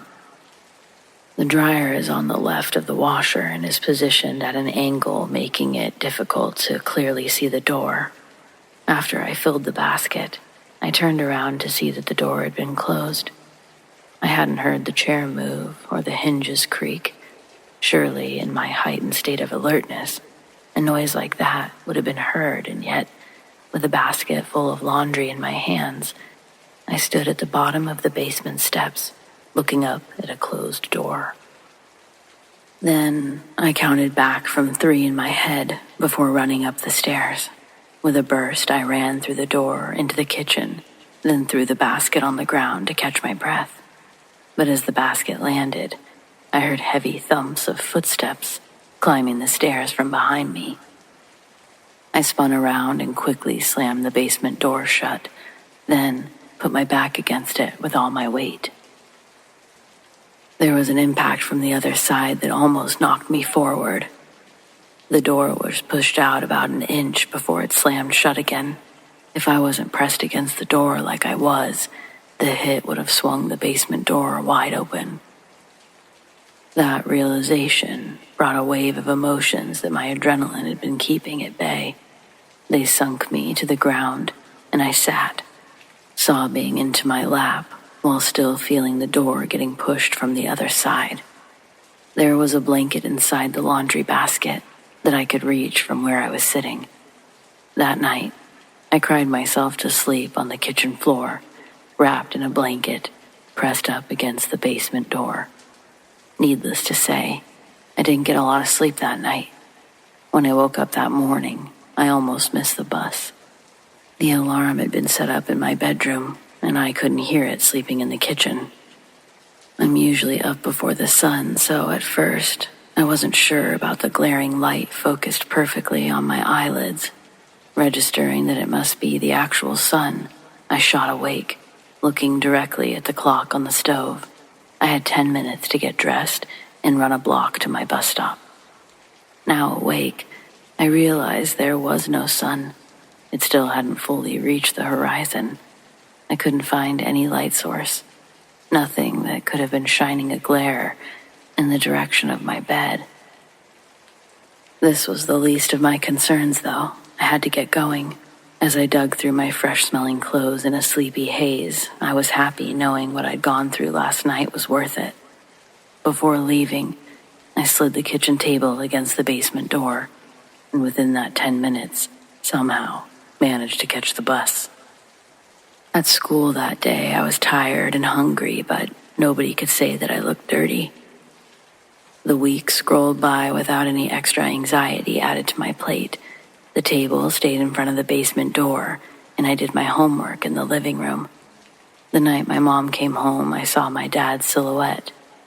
It followed her when she left my room. When her shadow moved from the hallway wall, a second one trailed after. Then, my mom poked her head back into my room, asked about the kitchen table. I told her that I saw a big rat down there when I was doing laundry, that I didn't want it to come upstairs. My mom cringed and told me to leave the table where it was, and she'll handle it when she's off work early the next day. The look on my mom's face was the exact expression I wanted to see. When I said rat, her mouth opened and her eyes got wide. I thought what I did was the same as yelling fire when you're being abducted instead of just yelling. If I told her there was a demon in the basement, she wouldn't have been so ready to inspect every corner of said basement. And at least this way, she'd have to go down there, experiencing and feeling how creepy it was for herself. The next day, it's Saturday, and I watch my morning cartoons. As I pour my milk for my cereal, I see the spoons have already been set on the counter. When these small things happen, I always make sure to say, "Thanks, Dad." It was like he was being more attentive as a father in the afterlife than he ever was on Earth. When my mom arrived home, a second person accompanied her through the door. Standing beside my mother was an older gentleman. She introduced him as Brian. He looked much older compared to my mom, but my mom always looked young for her age. He spoke with a gravelly voice of a committed smoker, and he smelled like he sounded, but he was funny, talkative, and ready to tackle the rat problem my mom had. He pulled the kitchen table away and opened the basement door. Taking the first step, Brian feels around on the wall for a light switch. Then he looks up to see the way that you turn the light on is done by a pull string, and the pull string was tangled around the light. Within a few seconds, Brian had it clicked on and continued down the stairs. Playing up the damsel in distress routine, my mom follows down the stairs close behind him. I stay in the kitchen and wait for them to return. I hear the washer and dryer get slid around, mumbling tones and my mom's giggling, but it doesn't sound like they found anything of significance. When they came back up, it was concluded that whatever got down in there had probably found its way back out. Brian stayed for dinner that night, and my mom got to show off her homemaking skills. Brian and I were sitting at the kitchen table while Mom prepared the food. There's a baseball game on in the living room that keeps the pause in conversations from becoming awkward. Brian's attention is on the game, and I'm watching my mom cut carrots. Beside her, a silverware drawer flies out from its cubby, catapulting forks, knives, and spoons everywhere on the kitchen floor. The noise scares us all. Brian gets up to help my mom and asks what happened. She thinks her apron got caught, and that's what pulled the drawer out. She really did believe that's what happened too, because Brian left that night, and I asked her about it. She didn't even flinch when telling me about the apron thing again. After that night, my mom was back to her regular pattern of being gone for days. Time would pass, and I no longer felt my dad's presence in the house. I think he left the night Brian came around. I no longer heard his voice in my ear. Things that were lost were no longer magically found, and no longer did he chase my mom's shadow when she was home. However, the activity wouldn't cease with his absence. Coming home on a snowy day after school, I passed by our empty parking spot collecting so much snow, the number for our address was totally covered. Walking into the house, I have an obstructed view into the kitchen, and I see the basement door is wide open. The table that was firmly pressed against it is now pushed back enough for the door to fully swing open on its hinges. The lights I turned on earlier that morning were suddenly off. My closest source of illumination was the living room light. It was a few steps in front of me, and I made them quickly across the carpet. I reached into the lampshade and began tapping the fixtures button off and on, but the bulb didn't heat up. Out of frustration, I gently shook the lamp, and I heard the glass jingle around. I reached my hand further up until I felt the bulb. It had been unscrewed, just enough to not activate. After I rotated it twice, the bulb lit up under the lampshade. As I went to the next closest lamp, I found that bulb, along with all of the other ones in my house, had been unscrewed. It had finally made its way upstairs, and the dreary interior of my home would further digress into a hopeless black hole that took energy from me the moment I entered its chambers. The shadow man would show himself in my peripherals, but this time he brought a suffocating agitation, one that would smother me enough to lose concentration on whatever I was working on, and then focus intently on the fear of him coming closer. If I looked in his direction, he'd disappear and move somewhere else in the room, waiting for me to find him again. I'd also get progressively sicker in a very short amount of time. My mom was home with me the night that my fever really spiked, and she had to take me to the hospital. Other than dehydration from puking, the doctors couldn't figure out why my temperature was so high. They gave me some medication that brought the fever down enough for me to be released home. I was still in the triple digits, but not hot enough to cause brain damage. My mom took work off for the next 2 days, and when she had to go back, she started coming home right after to take care of me. She even stopped in on her lunch breaks. Brian also stopped by a few times with gifts for me. It was nice to have a full house again, even under such circumstances. When he came over, he would sit in a chair next to the couch that I was laying on, keeping me company if I was awake. The strong, empathetic nature of Brian made me feel safe. I could fall asleep easily when he came over. Then it dawned on me through a dream. I needed to tell Brian what had been going on in the house. He'll be able to retain the information with an unbiased filter. When I woke up, I heard him and my mom talking in the kitchen. I'd almost pulled the covers over me to go in there. But as I listened to what they were saying, their words had me frozen. I heard my mom's soft voice say, "Kill her now." And Brian's low, gruff voice replies, "Kill the girl." They repeated those phrases back and forth to each other. The soft, monotone way that they were talking to each other was so eerie and bizarre. Slowly, I turned my body to look over the arm of the chair, and as I lifted my head, their voices stopped. When I fully looked into the kitchen, nobody was there. A few minutes later, Brian and my mom would walk inside with groceries for the night. I pretended to be asleep when I heard my mom's keys jingle in the door handle. The next time Brian sat down by the couch, I took the opportunity and first tested the waters by asking if he believed in ghosts. Brian smiles big and says, "Well, yes, I do." And then he asks, "Why?" I told Brian everything, and he sat there calmly, listened until I unloaded all of the stories of horror that had been cluttering my life. When I was done, he gave me a hug. He stood up.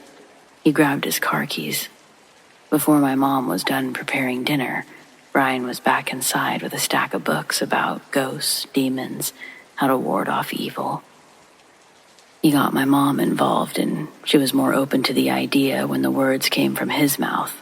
She was shocked by my stories, but she also felt a sense of embarrassment that I hadn't told her any of it. I can't be sure if everything changed after that because Brian came into our lives and the house wasn't so empty anymore, or if it was the books he gave me, the things I was doing that I thought were keeping me safe, the crystals, all of that stuff. I have no idea if any of it really works, but something about believing that it would really helped. I haven't messed with any of that stuff since I was a kid. Once I felt like I'd gotten rid of it, I didn't feel there was any need to dabble in it anymore. Though I'm still super interested in all of it.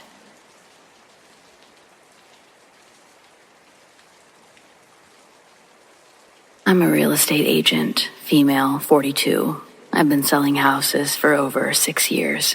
Working in the industry long enough, it was only a matter of time that I'd come across one of those hard-to-sell houses.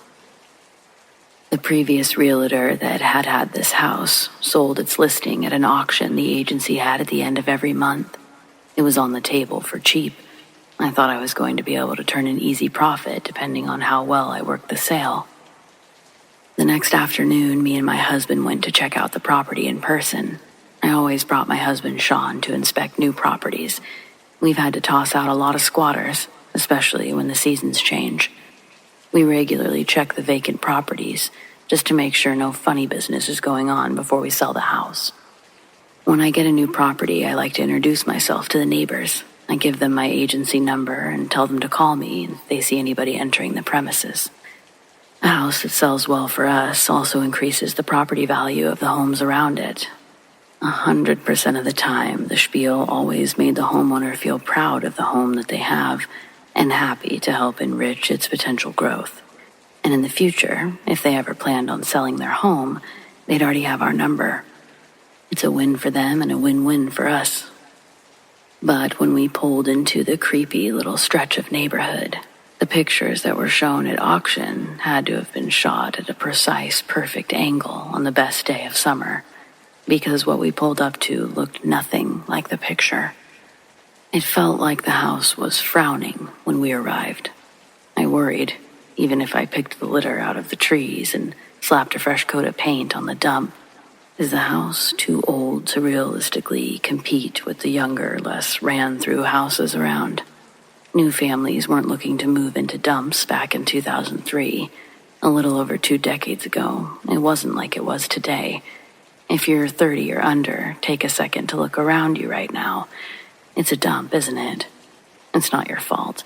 Nowadays, the house that I'm talking about is selling for close to $1 million. It didn't used to be like that. Growth by proxy. The town around it grew into a city, turning that dump into a highly sought-after suburban home just outside the metropolitan area. But this is in the past. I'm in 1999 having an anxiety attack about the state of despair as Creed jams their final notes of With Arms Wide Open and Sean plays air drums. Only when the song ends were we allowed to exit the vehicle. And that's when I was able to really see the seemingly overwhelming goal I'd set for myself. After a quick walk around the outside of the house, we walked across the street to meet the neighbors and do our little spiel. That house looked equal to, if not worse, than the house we were selling. I had no clue what I was going to say if they answered the door. We were halfway up the broken driveway when the front door swings open, and we saw an old woman holding a gun bigger than herself. She yelled at us to read the sign. With our hands held up, Sean and I look around for a sign that we must have missed. The woman shouts, "It says no soliciting or die." I tell her we're not solicitors and go into my spiel. The woman would meet us out at her fence and apologize for threatening us with her rifle. She ended up telling us that she had seen people in the home, lights on at nighttime. Sometimes it looked like there were fires inside, but she never saw anyone leave. In addition to this, she's also seen a cloaked figure running around on the roof. We thanked her for her time, and Sean popped the trunk of the car to retrieve our squatter repellent bag. There was a brick walkway that led to the front door. I put the key in, but the door just opened because it was already unlocked. That's never a good sign when entering a new property, and it didn't help that the neighbor had us thinking this place was going to be a hellhole upon entering. Sean pulled me back and took the lead inside with our repellent tightly in hand.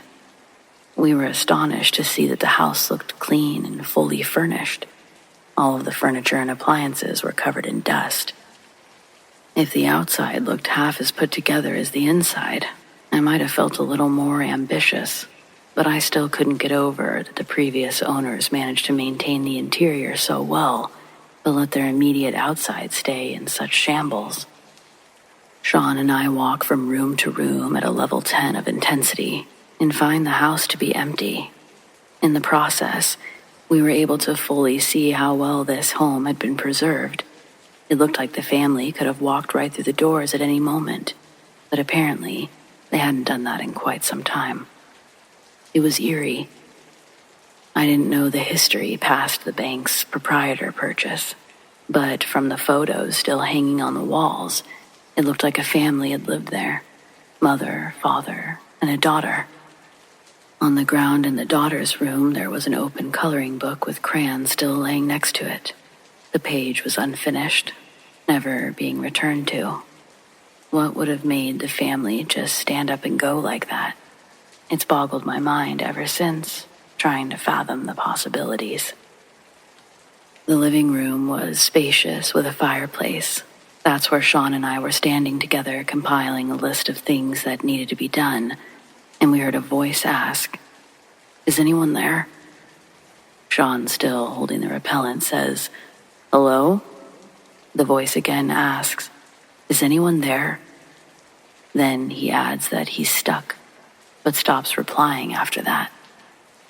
Sean and I are looking up and down for where this voice could possibly be coming from. We both notice the page has changed in the coloring book, but we don't comment on that until we're gone.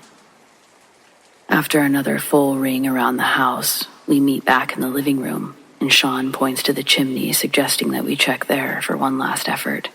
Sean gets on his back with a broom and shimmies it up.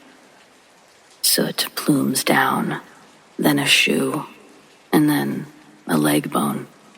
The sight was absolutely horrific. I'd never seen anything like that in real life, and yet I knew exactly what had just fallen onto Sean's face. The bone was heavy enough to split open his forehead when it hit him. It was terrifying when he started screaming because it echoed up the chimney chute. I took him to the hospital, and we reported it to the authorities.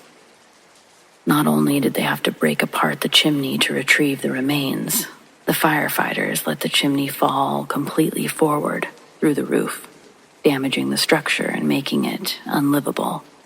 It was a wash. And no pun intended, but with it, all my hopes came crumbling down. It was ridiculous and scary, a scary that you don't really think about until you rethink about it. I don't know if Sean saw this. Could never really bring myself to ask him. But before the whole skeleton thing, I saw 2 red eyes glowing in the bathroom. I thought it was an electrical plug, but when we went in and flipped on the lights, nothing resembled what I saw in the hallway. There was a pretty cool rotary phone on the wall that I was going to take, but when Sean started bleeding all over the carpet, we had to leave fast. So, the next time you're in the market to purchase a home, you should ask your real estate agent if they've ever had to sell a haunted house. If they like you, you'll surely get at least one good story. This was mine free of charge. Or better yet, first one's on the house.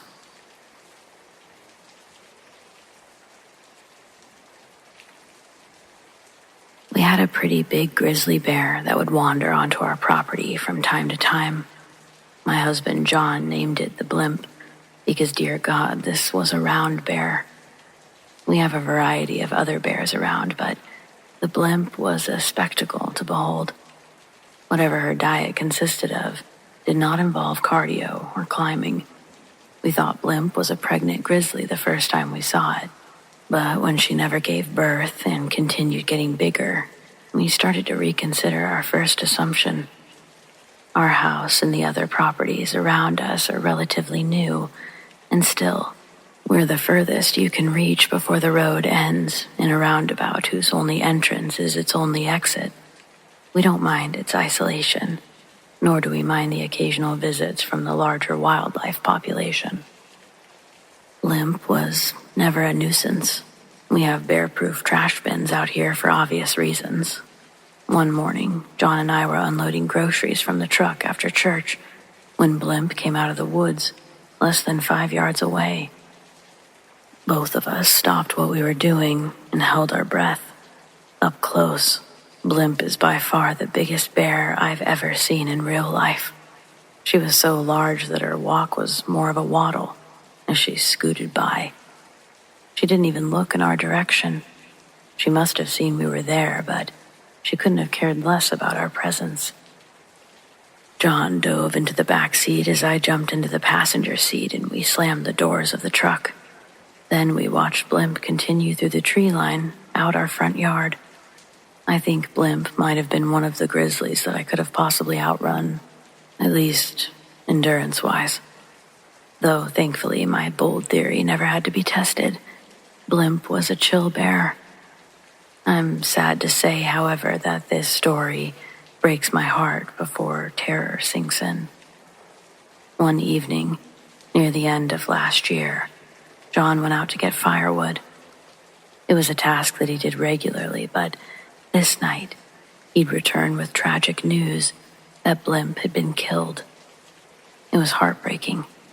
Both of us are big animal lovers, and we'd really grown accustomed to having Blimp around. Surely an animal that size did not have predators. She wouldn't have been able to grow so plump otherwise. I asked if it looked like she'd been shot. Was it possible one of our neighbors didn't have such a passive relationship towards a giant grizzly waddling through? John says no. He's white as a sheet, as he tells me the scene he came across was much more troubling than an accidental or even intentional killing by anything he could think of. And certainly, a gun was not responsible for this carnage. A ways beyond the grassy part of the backyard, there's a long pathway starting at the bushes by the tree line. This leads to another small clearing in the forest. There, we have a chopping block made from an old stump and a beautiful fire pit that John welded himself. When John finished collecting the wood, he turned around with the bundle in his arms and noticed one of the trees was a completely different color. Walking closer to inspect this anomaly in nature, John would discover that it's only the side facing him that seems to be splashed with this pigment. A wide red streak, starting from the base of the tree, straight up into its branches. As John got closer, the red line looked wet. He placed a finger into the liquid. It was much thinner than the sappy consistency he was expecting to touch. Then, John visually begins to follow this red trail all the way up. John saw Blimp. Its limbs dangled as her body laid straddling a thick branch high up in the trees. The rib bones are exposed from a wound that looks like something had taken bites from her. Blimp's head was missing altogether. Touching the blood between his fingers again, it registers to John that the sickening mess of carnage above him had recently happened. Quickly scanning the other branches near the body, John starts to slowly back out from under the tree. The lack of noise around him became discernible as John's footsteps and heartbeat soon became the loudest sound he could hear. It was like the forest around him fell into stasis. A wave of nausea suddenly hit John with such force that he began dry heaving. Growing with the pain in his stomach was the overwhelming feeling that he was being watched. All sense of safety was pulled away in the atmospheric fluctuation, and that's when John rushed back to the house. With terror stuttering his words, that was his declaration.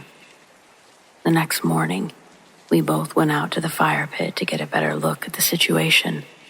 I know some of you wouldn't, but there was no way I couldn't see it for myself, the mess John described.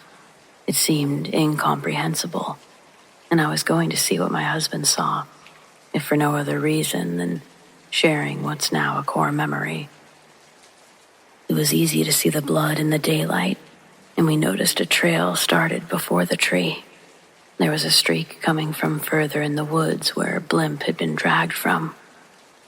Claw marks cut deep into the bark of the trees nearest, all leading to a part of the grass that was saturated in blood and pieces of Blimp's fur. No way a mountain lion could have done something like that. Even if they got lucky and did somehow get the better of Blimp, it's absurd to think they'd be strong enough to drag the body vertically up a tree. I'm quite sure 0 North American wild animals possess the strength to accomplish such a feat. Also, when John and I actually walked to the bloodied tree and looked up, the body was no longer in the branches. I would have thought to ask if we had the wrong tree if it wasn't obviously the only tree with a river of blood climbing one side. What was left of Blimp was gone, most likely retrieved by whatever got the best of her. The next week, we set up a large fence that surrounded our house. We also got a semi-automatic and a Dalmatian named after one of the Marx brothers. Now, almost 6 months later, tensions have settled a bit. No new evidence has been presented to further our suspicions of an invasive apex predator. Though, there are some parts of our 20 acres that we don't bother exploring because they're simply too overgrown by thick woods. We try to make our way around the other areas of our property monthly to check on things, make sure we don't have anyone camping on the land, stuff like that. Recently, John and I were doing one of these routine checks with Harpo. He's up ahead sniffing and peeing on things, and I see him pick up a scent that gets him curious. The wagging of his tail stops, and he's focused on locating the source of the smell. It brings him towards a bush that he quickly starts digging and climbing into the vines of, all the way until his upper half disappears.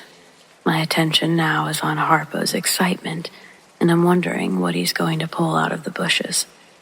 Harpo begins tugging on something that he's got a hold of. The bush shakes as Harpo struggles to free the object. Finally, the branches snap and release Harpo backwards, with his new treasure tightly clenched in his teeth. At first glance, it looked like Harpo caught a giant raccoon in his mouth. I sprinted at him and yelled for him to drop it. Harpo does, and it falls in the grass. I recognize it as not being a raccoon. Harpo had a bear's skull. Part of it, anyway. I got the leash out of my backpack, and Harpo walked closer to us. A river runs through the end of our property. It's the line that separates us and our neighbor's property. Harpo's always been a fan of playing in the water on our walks. So when we got there, I unhooked the leash from his collar, but Harpo didn't leave our side.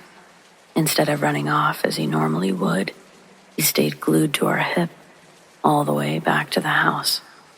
So far, it's been the same ever since that day. We'll see how long that behavior sticks around. Since then, we've gone on plenty more walks around the property. Last weekend, we got the courage to make s'mores in the fire pit. We surely haven't solved any mysteries, but at this point, I think we're just grateful nothing happened to either of us out there, and that we feel somewhat safe again. We aren't exactly close to our neighbors, but I'm tempted to talk to the family or couple a mile down the road. They've lived here longer than the rest of us, and it just makes me wonder, what do they know about this area that we should know?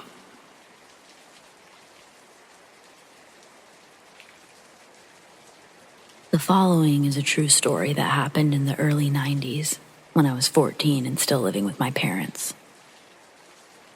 The previous year, my dad worked for a government contractor, and his job moved us 200 miles from our hometown. It seemed like the middle of nowhere. We moved during my freshman year, but Dad moved first to find a new house while the old one sold. We ended up staying in a rental for a short period until my parents found the right house a few months later. The suburb we used to live in was super expensive, but the new homes in our new town were much cheaper. My parents took advantage of that and bought a huge home. We went from a single-story, 3-bedroom, 1-bath house to a 2-story, 5-bedroom, 3-bath home. I didn't get to see the new place before my parents made an offer, since they looked while I was in school. When they drove by for the first time, it looked like a mansion compared to our other house. I missed my friends and my old neighborhood, but this house looked so cool. It was in the oldest part of the city, and there were lots of new construction everywhere, but my parents got a great deal. Once we went inside, I knew why. It was evening when we got the keys, so by the time we met the realtor and drove to the new house, it was already dark, which made it even creepier. Inside, it was like a time capsule. Everything looked like it was frozen in 1960. It also had a funny smell, like the place had been empty for years. I later learned it had actually been vacant for almost 8 years before we bought it. It was still odd that the previous owners never updated anything. For example, there was shag carpet everywhere. The rooms had avocado green, and the others had burnt orange. All the appliances were from the 60s, and the rooms were painted weird colors. It looked like a hippie's crash pad. They began renovations immediately. Dad was a handy guy, plus we have family members who are proficient in different fields like flooring, painting, and carpentry. Dad called in lots of help, and finally, we moved in once the work was complete. Certain parts of the house always made me feel uneasy. I can't explain it, but I saw shadows, lights turned on and off, and my sister's hairdryer even turned on at 2 a.m. once. The most common occurrence was the footsteps. I would hear them coming upstairs at night when everything was quiet. A year after we moved in, I was the first to notice something odd about the house. It started when I asked my parents to switch to an upstairs room because it was bigger, had a walk-in closet. They agreed. I began thinking about the upstairs layout. Most of it was taken up by the big open space that we used as a family room. There was a hallway leading to the 2 bedrooms and 1 bathroom. But the layout didn't make sense. There was a void behind the bedroom adjacent to mine and the bathroom. There was almost enough room for another bedroom, but that space extended over the garage. One day, I drew a diagram of our house, but I couldn't figure out why there was such a big void, and Dad only shrugged it off. Eventually, I looked at it from the outside and noticed something odd. There used to be a window there. It was covered up by a big vent and a sloppy patch of stucco. Now, super curious, I studied the layout again, and I noticed the bathroom wall had a patch job in the shape of a doorway. I was right about there being another room, but why did someone close it off? Obviously, Dad would have killed me if I broke open the wall, but I had an idea. I just wasn't sure if it would work. I waited for my parents to visit family, and I stayed home. I knew they'd be gone for hours because of the distance. If I went up to the attic crawl space and broke through the drywall there, Dad may never notice. He had no reason to go up there. I grabbed some tools and began cutting through the drywall. Eventually, I made an opening big enough to crawl through between the studs, and I was right. There was another room. I was half excited and half terrified. I was excited to be right, but after looking around the room, it was obvious that it used to be a bedroom. The walls were pink. There was no carpet, no padding, just strips around the walls. I could see where they closed off the entrance, and there were no closet doors either. It looked like posters had been ripped off the walls, and the floors were littered with cigarette butts, old beer cans, all from the 70s or 80s. As I noticed from the outside, the window was removed, some metal vent covering the opening. I only brought a cheap flashlight, and even though it was daytime, the room seemed very dark. I started feeling really creeped out, and the smell was terribly old and musty. I got out and began moving boxes into the crawl space, so I could say I found it while cleaning the garage. When my parents returned, I said I was moving boxes when I noticed the hole and made it bigger to find the room. They didn't get mad, but they seemed almost disappointed, like I stumbled onto a secret. They eventually admitted that the realtor had told them about the room. I wanted to reopen it and make it a 6-bedroom house, but Dad said to just leave it alone. As time passed, I occasionally took my friends to the mystery room. After creating that opening, things got even creepier around the house. The footsteps were louder on the stairs. We saw shadows in the dark. And once, a family friend screamed when she saw a woman in the mirror while walking up the stairs. She thought it was my mom, but it vanished when she turned away. Another time, a friend was sleeping in the other room, and he ran outside in the middle of the night, wearing only his boxers. He said that someone was whispering in his ear. When I was 16, I spoke with an older neighbor, and he was one of the original owners in the neighborhood. I asked him about the house, and he said the son who used to live there went to prison back in the early 70s. He wouldn't go into details, but he said it was really sad and to not let drugs ruin my life. I looked up old newspapers at the library, but I only found one article about a teen who killed a family member and attempted to kill his parents before being arrested. My family moved out shortly after I turned 17, and I've never been back.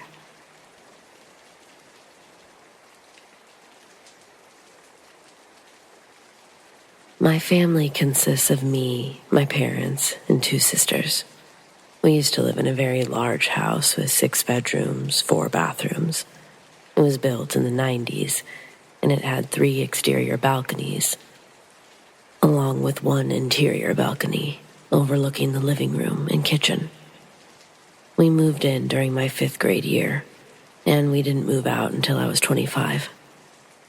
It all started when we were still in the process of buying the house. The owner stayed calm, but Mom could tell that something was off. In one of their conversations, he blamed his upcoming divorce as the reason that he was so eager to sell. What seemed off was that he also said weird things happened in the house, and that its previous owner had said the same thing. Some examples he gave were that every owner before him had coincidentally gotten a divorce, and some heard whispers and banging when home alone. Mom thought it was a coincidence. She was determined to buy the house. Then things began to happen as soon as we moved in. My sisters don't talk about it very much, but on rare occasions, they'd feel a touch or hear someone whisper their name. They would mostly ignore it, and their encounters lessened over the years. It still messed with them, just not to a large degree. My dad didn't believe in any of it. He would even tease my mom and I about our experiences. He simply ignored any strange incidents, but by the time we moved out, he started to believe we might have been right. Mom and I got it the worst. She heard whispering, footsteps, and on rare occasions, she would hear one of us calling her name. Except it was actually an old woman calling to her. Sometimes she asked if anyone was there, and the whispers would come to an immediate stop. Occasionally, they would start back up again, only to continue going out intermediately. Without sharing too many personal details, my parents' marriage became really strenuous. It's getting better now, but while we lived there, it only got worse and worse. They were genuinely considering a divorce. I would hear footsteps on the stairs and someone rummaging through the kitchen cabinets, especially through the silverware. I'd also hear my family calling my name, usually one of my parents. And each time, I'd run downstairs to see what they wanted, only to be told that no one called for me. Sometimes, it would happen when I was completely alone in the house. I also heard whispering a few times. But when I said hello, it always stopped. Looking back, that was probably a stupid thing to do, but I genuinely thought it was an actual person at the time. And that's how I became its favorite target. If I told Dad, he'd just joke about it, and my sisters would hardly talk about it at all. My mom was the only one that believed me. It became most active when no one was home, so I tried to ignore it by playing video games or listening to loud music. But that only made it more active. By the last few years, the footsteps were louder, and there were more whispers overall. My parents once called for me.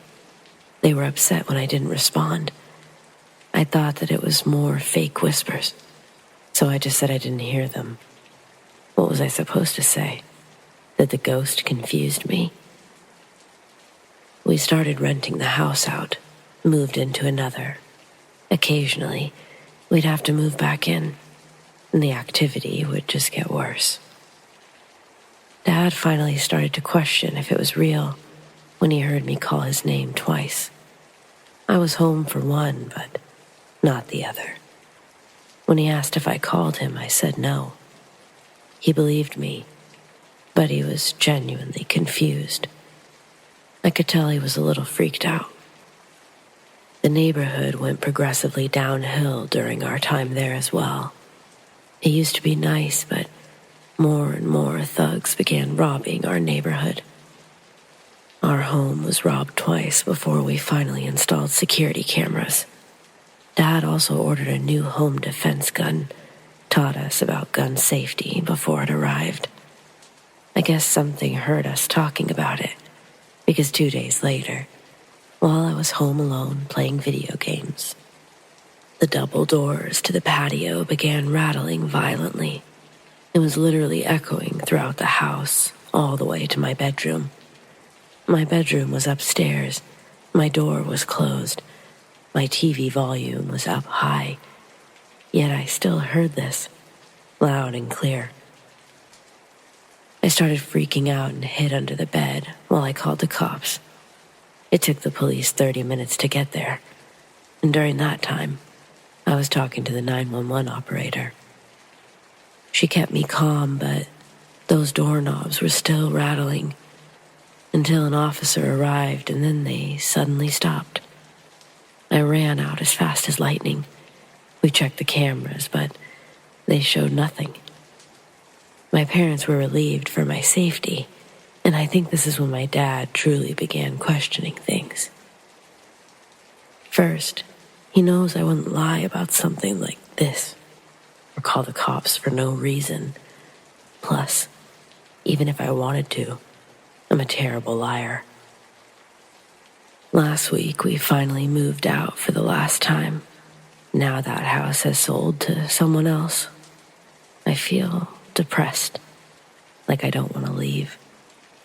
It's like I have a weird attachment that I can't explain. I even had a few arguments with my mom about leaving. I don't care about the house anymore, but through the last week, it was like something came over me. The activity was worse than it had ever been. Aside from the usual stuff, doors began opening and closing. On the second to last day, while I was loading a box into the SUV, I heard an old woman say, "Don't leave." I thought someone had snuck up behind me, so I ran back inside. That was the only time I ever heard the old woman. It knew this was the last time that we were leaving, and it wasn't happy. Every house we've lived in before or since has had zero activity. To this day, I question a lot of things about that house, but I never want to see it again. I have no idea what was in there, so I wonder if any of you might know what it could be.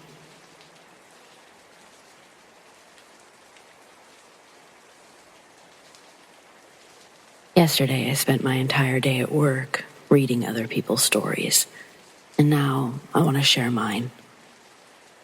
My best friend Marie and I were 12. Her family had a campsite at a provincial park 2 hours away from our hometown.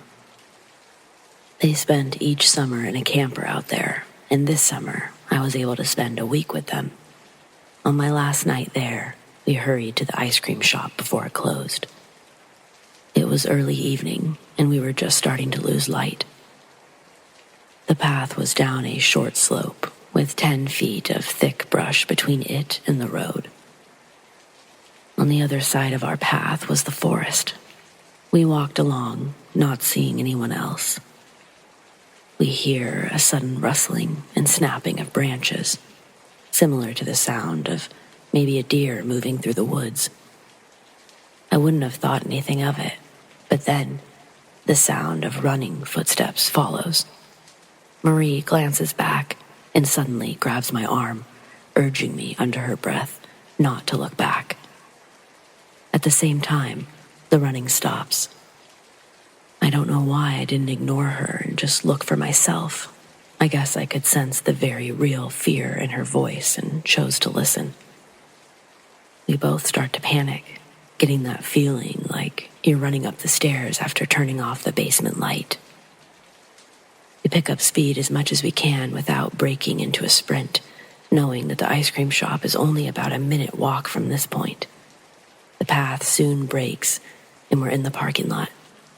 Suddenly, Marie steers me hard to the left, heading toward the lake and the boat rental, instead of continuing straight to the ice cream shop, and I go along with it, silently, understanding ice cream is no longer an interest right now. Marie is clearly panicking at this point. We're both looking around, but it seems that whatever scared her is nowhere in sight at this point. Marie walks up to the boat rental and gets us a kayak. We climb in and we begin to paddle out into the middle of the lake. As we paddle, she tells me there was a man behind us, and that the man had stopped running at us very abruptly upon making eye contact with her. He'd been wearing a long black coat with a hood up, despite it being the middle of July. He had a terrible smirk on his face, and she swore that as he stopped running, she saw him put something shiny away into his coat. He appears to have just emerged out of the bushes after we walked past, given the sound we heard right before he came running onto the path. We reach the center of the lake and stop paddling. I pull out my Nokia brick phone that my parents, thank God, had given me just in case. I hand it to Marie and tell her to call her parents to come pick us up. As the phone rings, I see her look out past me to the shore and go pale. Lifting a hand to point to what she's seeing, I turn, and there was the man, stalking his way around the path that circled the edge of the lake, staring out at us. We sat in the middle of the lake and watched him do 2 full laps, never looking away from us, before finally disappearing. It took a few tries to get a hold of her family. We were freaking out so bad the whole time as the sun got lower and lower. We did manage to have someone come with the truck, but by the time we reached the shore, it was pretty dark outside. I don't know what we would have done if we hadn't been able to call for a ride. Looking back, I don't know why we didn't just go to the ice cream shop, inform an adult there, and ask her parents to come get us then. But it worked out. We got back safe, and we thankfully never saw the man again.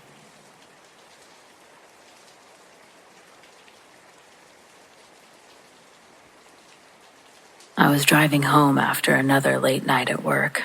The road was pitch black, the kind of darkness that kind of swallows everything around it except for the narrow beam of your headlights. Out here in the middle of nowhere, it was just me, the trees, and the occasional nocturnal animal darting across the road. My house wasn't much further, just a mile, and I'd be safe inside. And then, out of nowhere, a figure burst from the woods and staggered into the road. I barely had time to react. I swerved hard, adrenaline instantly flooding my veins as my tires skidded on the gravel road. The figure was a woman, her body illuminated in the flash of my headlights. She was covered in blood. Her face was that of someone who was terrified, and she screamed, waved her arms frantically. My first instinct immediately wasn't heroic. I was panicked. My heart pounded as I veered around her, gripping the steering wheel so tightly I remember my knuckles cracking. For a fleeting, shameful moment, I thought about just driving on. But as soon as she disappeared from my rearview mirror, guilt and fear overtook me. What if she was seriously hurt? What if she needed help? What kind of person would I be if I just left her there? I slammed on the brakes, and the woman was running towards my car now, limping, clutching her side. She looked like she could collapse at any moment. I unlocked the door and rolled down the window. My voice was shaking as I asked, "Are you okay? What happened?" Her words spilled out in a frantic rush, barely coherent. Her boyfriend had attacked her, beaten her, and he wasn't far behind. He was in the woods, she said, chasing her. The way her wide, desperate eyes darted toward the tree line made my stomach hurt. "Get in," I said, my voice firmer than I felt. The second she climbed in, I hit the lock button and stomped on the gas. My hands were trembling on the wheel. I kept glancing in the mirrors, half expecting to see a shadowy figure charging out of the woods. "We need to call the police," I said, fumbling for my phone with one hand while keeping the other on the wheel. My brain felt like it was moving through molasses. I was struggling to process what was happening while also scanning the road ahead and the darkness behind us. Her voice cracked as she begged me, "Please don't stop. Just don't stop. He'll catch us." I had no intention of stopping, though I doubted he was going to catch up with us on foot, certainly not with how I was driving. But there was no way I was going to wait on the side of the road with some violent maniac on our heels. I did call 911, my voice shaky as I explained the situation to the dispatcher.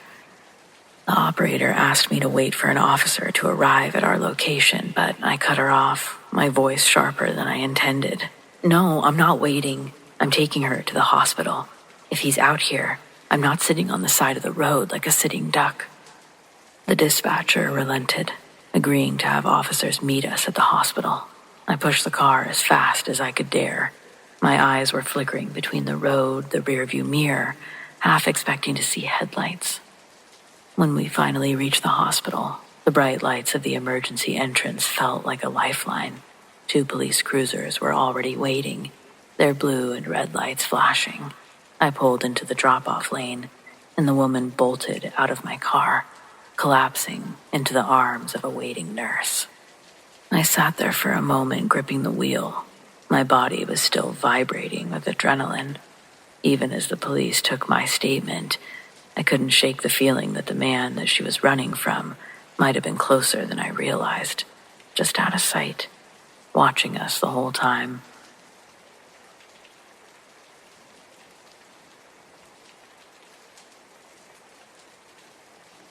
I just had my first sighting, and I feel like I need to tell people for any explanation possible. The first experience, I guess it's not really a sighting, but in the corner of our dining room, there's an old wooden cabinet that we have things like glasses and memories inside. One early morning, we were packing to go on holiday. We opened the cabinet for some reason, and a glass flew out at us. There were no glasses at the edge. The next one with the cabinet is where we were all having dinner a couple of weeks later. And one of the large elephant ornaments was about a foot away from falling off the top shelf. We thought it was due to someone jumping, but it was the largest and heaviest thing on there. You could see the skid marks in the dust after you lifted the elephant up, meaning something had moved it. The second is actually a sighting. It's the same house, nothing different. My parents were on holiday, and my sister was in bed, just me downstairs. I looked at my second monitor as I was playing on my PC, and in the corner of my eye, I saw a dark, tall figure walk from the cabinet to the kitchen. Me, being an idiot, told my friend, "1 sec," and I ran to the kitchen. There was nothing. A week later, I told my family, and my sister responded, "Yeah, I've seen it a couple of times." And my dad said once that he was in the living room, and he saw it clear as day, walk opposite of him. And though I never gave them the description of what it looked like, my dad's description matched mine. Spooky.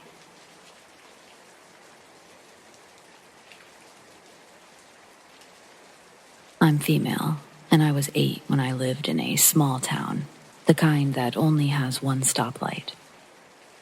It was summer, and I'd walk 2 blocks just to return a DVD before stopping for a snow cone on the way home. I was half a block from my house when I saw a car turn off the highway, and my gut immediately dropped. I sped up, but I didn't know why until I noticed the car also speeding up. When it blew through the stop sign on the street behind me, I dropped my snow cone and hauled ass. This car drifted around the corner, nearly hitting me as I cut across my neighbor's yard and into mine. I ran inside and locked the door behind me. My parents shared a car, so there were no vehicles out front. It looked as if nobody was home. Mom was washing her hair in the bathroom when I ran in. I was completely out of breath. All I could say was, "Someone's at the door." She was confused by the panic in my voice as I tried to get the words out. Maybe 60 seconds later, there was a knock at the door. Mom answered it, hair soaking wet and scolding me, thinking I'd done something wrong. The man was surprised, but asked if my dad was home, acting as if everything were normal. I yelled, "That's him." Mom didn't understand, but the guy ran off. When my stepdad came home, I asked if he knew anyone by that description, but he didn't think so. He just said to be careful and blew the whole thing off. Thought I was exaggerating. A week later, I was leaving my grandparents' house and preparing to walk home when I saw that car again. I could see the silhouette of someone peeking over their shoulder, looking back at me. I froze, but as soon as he reached for his handle, I booked it back to my grandparents and began banging on their door. This time, my grandfather saw the guy get back into his car and take off. I wasn't allowed to walk alone for a while. I still have no idea who the guy was. I never saw him again, but I'll never forget his face.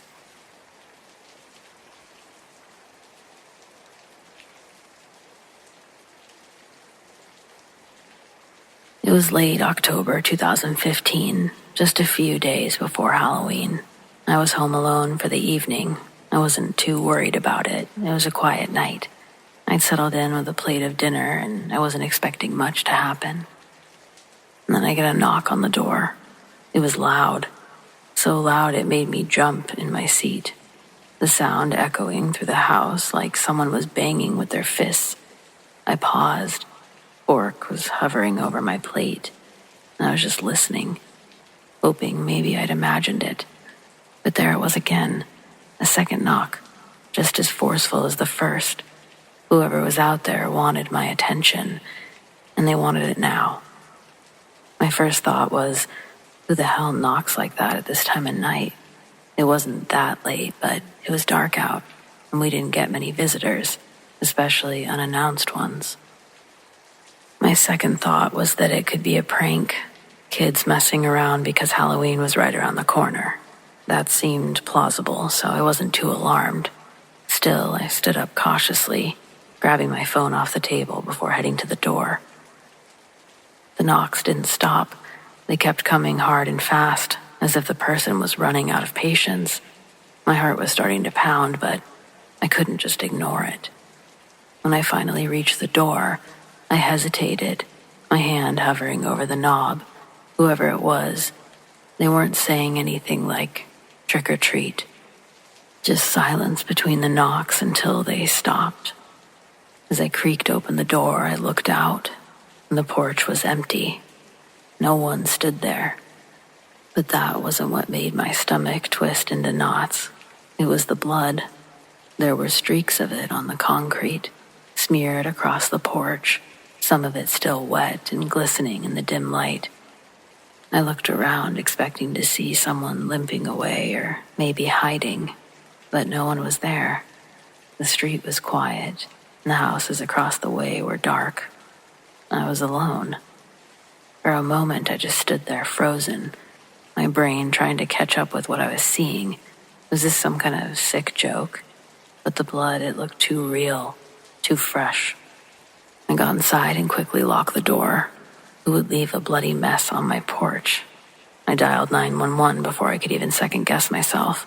As I explained the situation to the dispatcher, I kept glancing back at the door, like I expected someone or something to come bursting through it.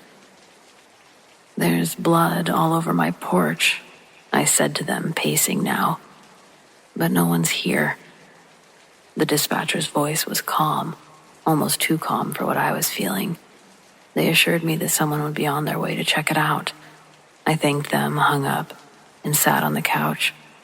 It wasn't long before I got a call back from the police.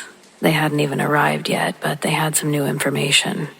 They told me that they'd gotten reports that someone on a bike had had an accident in my area.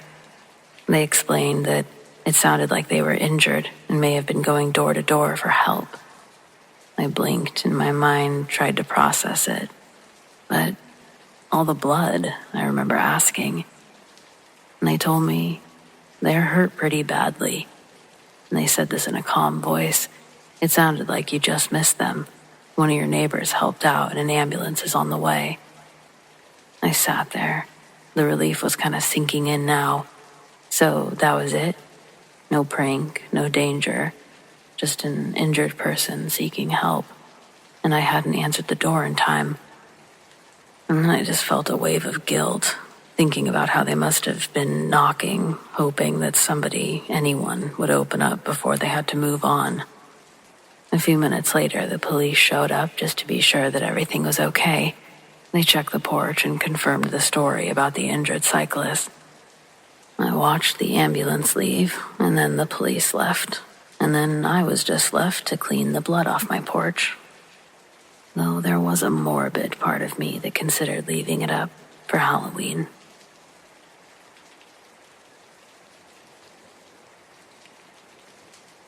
I think I have a ghost in my attic, and I'm not sure what else to do. I've tried burning sage, and though I'm not religious, I am desperate. My friend found a priest willing to bless the place, but that only made things worse. When I moved in, things were normal for the first 6 months. The houses in my neighborhood were built in the 50s, and so far as I'm aware, no gruesome murders were ever committed there. They have to disclose that stuff, right? I should really Google that. Anyway, I tried asking a few neighbors about the house, but the previous owners were known for keeping to themselves. Though, judging by the way some people hurried off, there may be more to it. I've just never been much of a conversationalist, unless you're a hot girl. Oh, but back to the ghost stuff. The first incident happened last September. It was late on a Saturday night. I was watching TV in bed when clear, distinct footsteps began walking across the attic. They paced from end to end before stopping directly above my head, and I hurried out as quietly as possible. Convinced someone was inside, I ran into the street while calling 911, and officers were soon searching for an intruder. Unfortunately, more like tragically, there was no sign of anyone having been in there. The cameras didn't catch anyone coming or going. There isn't enough space for someone to hide in the attic, let alone stay there. Needless to say, I looked like a fool. One of the officers suggested I had a nightmare, as if 40 isn't old enough to distinguish a dream from reality. Though, after a week passed without further incident, I admittedly began to wonder. Everything was completely normal. I even went into the attic on occasion just to reassure myself of its emptiness. The only logical conclusion was that I hallucinated the entire episode. If not, then someone left without notice by myself or the cameras. I genuinely can't decide which is more likely or preferable.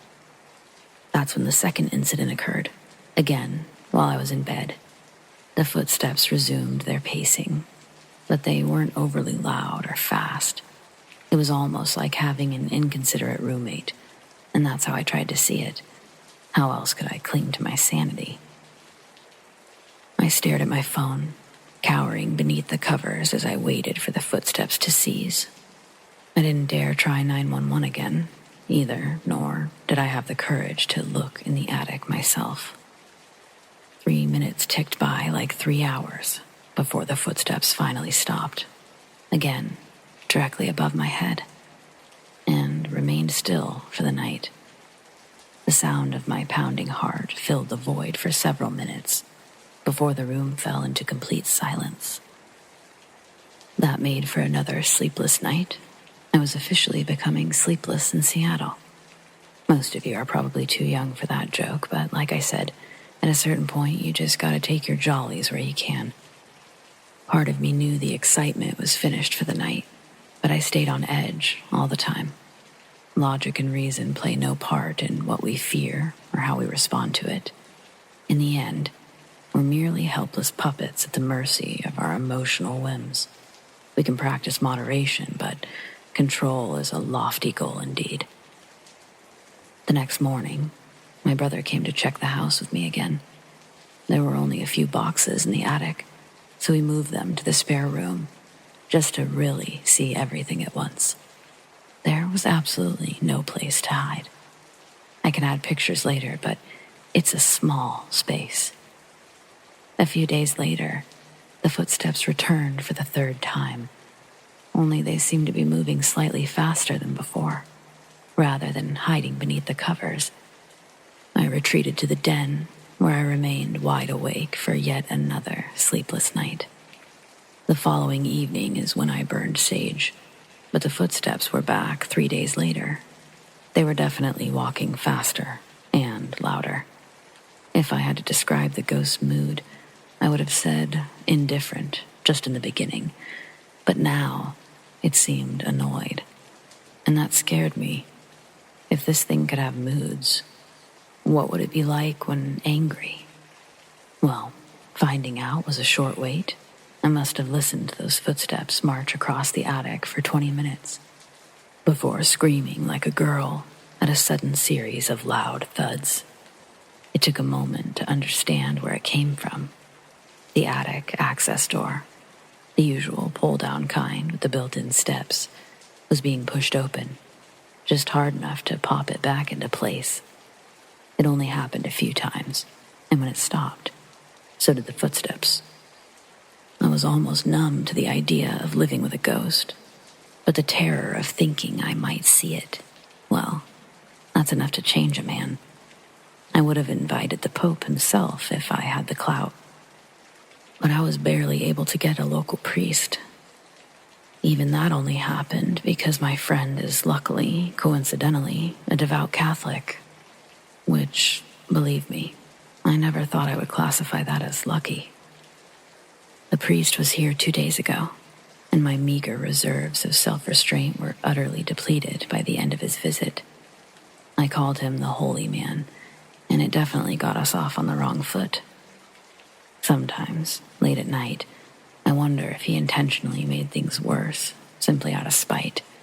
I was only being friendly. There was a priest in my house, for fuck's sake. Life just can't prepare us for certain things, so we cope how we can in the moment. Sue me. Actually, now that I do think about it, each room took him a little less time. That bastard was definitely rushing the process. If I have a total meltdown over this mess, I'm paying him a little visit before they haul me off to the loony bin. Anyway, an hour after he left is when everything truly went to hell. Before the probably fake blessing, the incidents only occurred for short periods and only late at night. But this one happened just after the sun began to set. The footsteps suddenly thundered across the attic, so hard that I could hear it downstairs in the kitchen. It sounded as if a very large man was running at full speed, stomping as loudly as possible. I was frozen in place, unable to draw a breath. I kept hoping if I stayed very still and very quiet, everything would just stop. Instead, it got worse. Without missing a step, the attic door joined in the chaos as it repeatedly banged open and closed. But that's not what shook me from my stupor. That didn't happen until I heard a different kind of thud. One I instantly recognized as the sound of a fold-out ladder slamming onto the floor. I didn't need to see confirmation. I'd made the sound myself enough times to be sure. Then, everything stopped. The house was left in complete silence. Minus my ragged breathing, obviously, but I didn't trust quiet. I've seen too many horror movies to go look behind door number 1, Without hesitating, I grabbed my keys and got the hell out of there. Since that night, I've been sleeping at my brother's, but his wife is at her limit. That's why he and I are back at the house this evening. I'm not sure what he thinks he can do to help, but it's nice just to be in my own bed again. I don't think anything will happen while he's here, but I almost hope it does. I'm sick of everyone looking at me like I'm crazy. Even having a real witness would be a huge relief at this point. Regardless, I don't think it's going to end anytime soon. All I can do is wait and see. I'll be back with an update when I have more to share. Thanks for listening.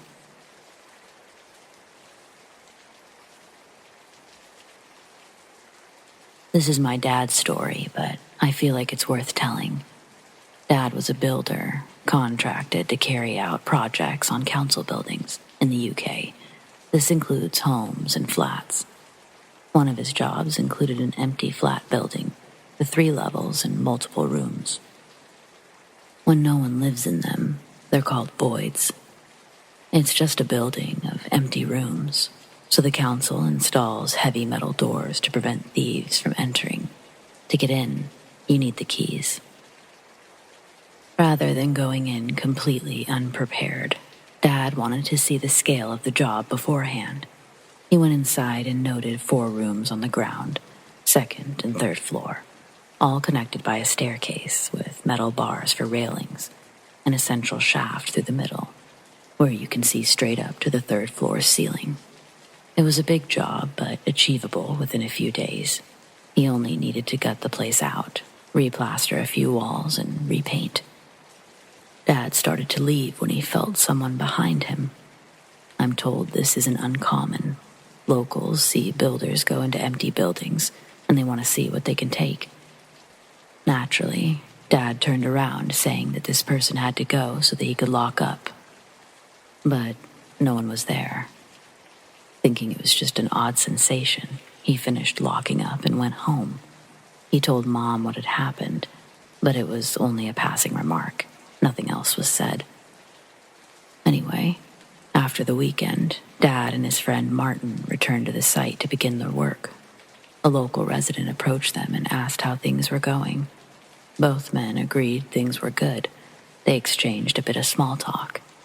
Then the stranger suddenly changed the subject, asking, "It's a shame what happened there, isn't it?" Dad and Martin were confused and asked the man to elaborate. Apparently, a girl came home from school a few months ago to see her father hanging. He'd tied himself to the railing and jumped. Of course, now my dad was scared, and he felt a familiar shiver. He didn't tell the stranger what he felt, but he told his friend. Martin refused to go into the building alone, and they agreed to always leave the central door open for a quick exit. Dad would be the first to say that he doesn't believe in ghosts. He would also say that he's never seen one, but he calls this the oddest experience of his life, and he can't explain it.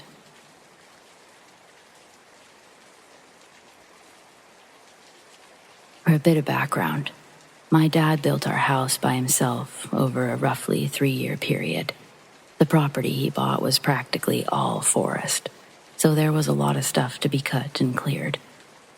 When he finished, I got to choose my room first since I'm the oldest, and I chose one with an ocean view. This came with a downside, though. The sun shined directly into my room, making it the hottest in the house. And this is important, because it's what led me to encountering this thing. It was the beginning of an abnormally hot summer when we moved in, so I slept with my windows open, which wasn't a common occurrence. I fell asleep somewhat early and didn't dream very much, but I woke up between 1 or 2. I wasn't sure why. I'm normally in a deep sleep, but then I noticed something weird. There's a plug in my wall that glows with bright green and red lights, but I couldn't see it. I couldn't see anything except for the ceiling. Even without my contacts, I knew something was wrong. Then, I I realized there was something in my room. As my eyes adjusted, I could tell that this thing was huge. It was stooped over, almost bent in half, and it was definitely humanoid. From the way the light shined in, I saw that it had super long arms and legs. Its legs were pressed against its chest, almost like the fetal position, and its arms were at least the length of my bed. At first, I tried to think rationally.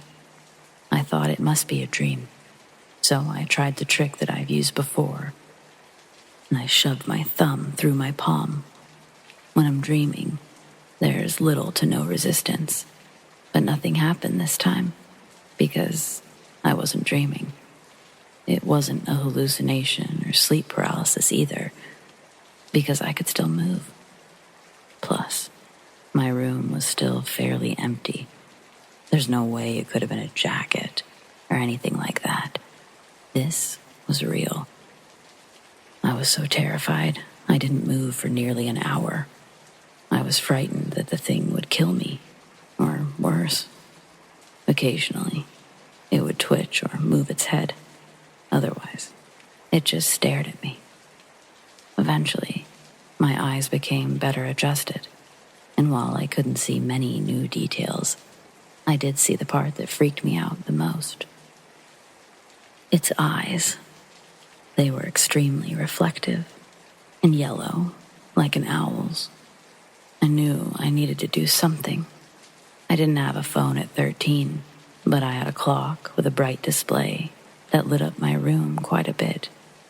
I started easing towards it, but when I was about halfway to the button, that thing finally moved. It stuck its hands out of the window and literally unfolded itself. It even closed the window behind itself, and I heard it climb onto the roof before jumping into the woods. My parents came in the next morning to find me curled up in a ball on my bed, completely sleep-deprived, staring at a single closed window. Ever since that night, even if it's hot as hell, I cannot and will not sleep with any windows open. And to this day, I still don't know what that thing was. It wasn't anything like a Bigfoot, but I have two theories. It was either a woodland creature that claimed my room as a nest before I moved in, or it was some kind of dark spirit that attached itself to me. Either way, this was an actual encounter I had, and I just felt like sharing. Feel free to comment with any ideas for what it could possibly be. I genuinely have no clue. A few years ago, I lived with my grandparents in the backwoods area, mostly known for its bears.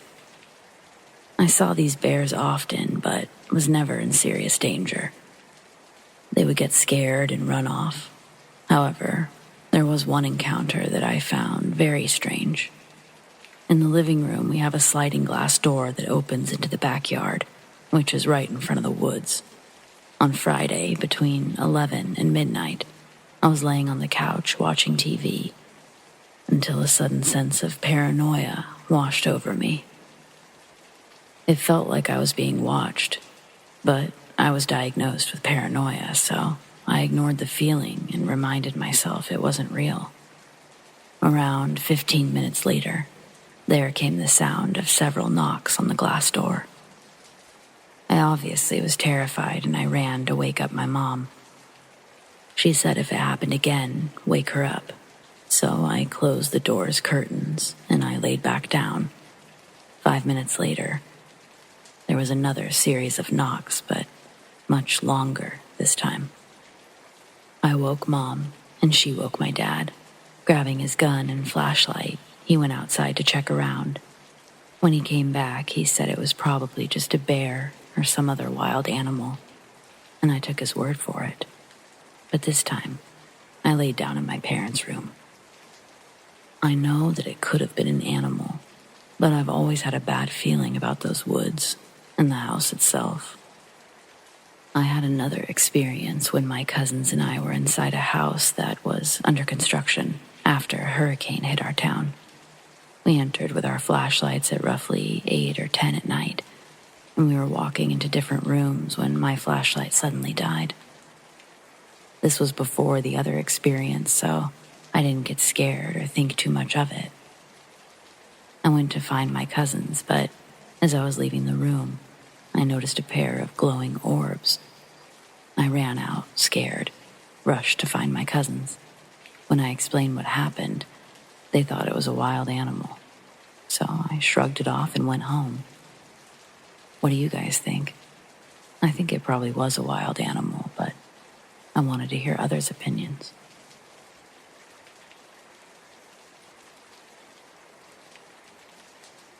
Here's a story about me questioning my sanity as a new mother. Our first child was born during the fall of 2020. From the beginning, she was constantly moving, could hold her head up almost right away, and was always determined to learn something new. One of the first times she rolled over by herself was on our couch with me sitting in front of her. I applauded and cheered while, right next to me, I heard a man cheering too. It was a loud, deep voice with no real words, just joyful gibberish. We were alone. In the spring of 2012, our little family moved into my grandparents' old home in my hometown. We temporarily left our furniture at the old place while renovating a few rooms, and we slept in the huge old bed my grandpa left behind. One night, my boyfriend wanted to finish his work on the dining room floor, so I went to bed with our daughter. I laid her down in the middle of the huge bed, surrounded her with pillows, and quickly went to the bathroom next door. In the middle of brushing my teeth, I heard the deep voice again, only this time he sounded angry, very loud, almost intimidating. I dropped everything and rushed to the bedroom. My daughter was wide awake and had somehow rolled to the edge of the bed. She had never done that before. The situation taught me to expect the unexpected. I arrived just in time to prevent her from falling. I called my boyfriend to ask if he said anything or called out to me, but he didn't. I don't know how to feel. A few months later, on our daughter's first birthday, we had an accident and truly needed to go to the hospital. I won't go into detail, but I thought her head was injured. Thankfully, there was almost no wound. It's like someone put his hand over her head at the perfect moment. I heard him one more time, shortly after the accident. In a calm, clear voice, he said, "I am here." I believe he wants nothing but the best for our daughter. My boyfriend has a difficult relationship with his father's side of the family. When I was pregnant, I forced him to send his grandparents a letter informing them. 3 months before our daughter was born, his grandfather died of cancer, and no one told us. We found out 2 days after our child was born. I feel like I might know who her guardian angel is.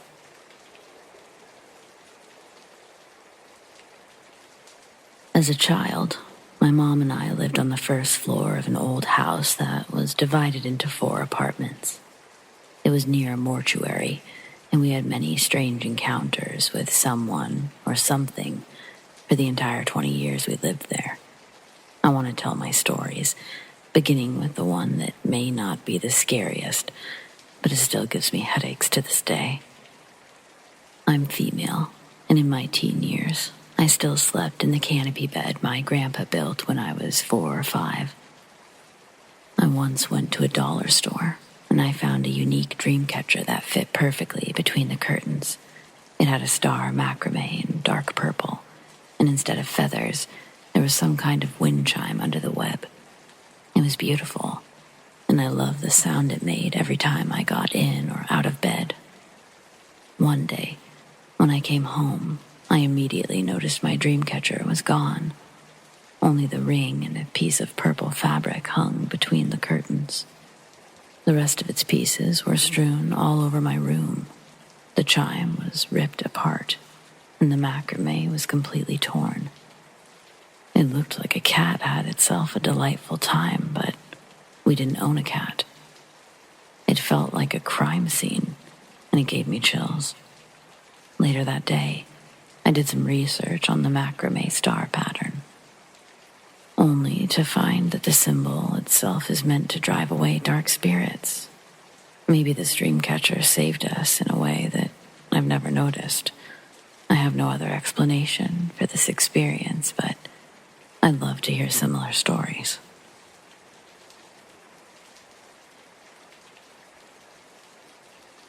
When I was 12, I visited our family ranch in the Mexico countryside for the first time in years. The property's been in our family for centuries. The pictures and paintings of my ancestors hanging throughout the ranch always made me want to get home before dark. All of my cousins were in a separate room, eating and talking. When I went to the bathroom, I noticed a door right next to the bathroom. I assumed it was a bedroom, but I didn't check out of respect for my uncle, the owner. While doing my business, I heard what sounded like an old wooden rocking chair, rocking in the next room. I didn't think much of it. I went on to washing my hands, and that's when I heard nails clawing at the bathroom door. I didn't panic right away. I know how my cousins can be, and I thought someone who needed to use the bathroom was just playing a lighthearted prank. But when I opened the door, no one was there. I rushed back to my cousins, and I brushed off the situation without mentioning it. Later that day, my cousins told me some scary stories about the ranch, and they revealed it was haunted. They said an old lady used to live in the room next to the bathroom, and sometimes, when you're near her space, she'll rock in her chair.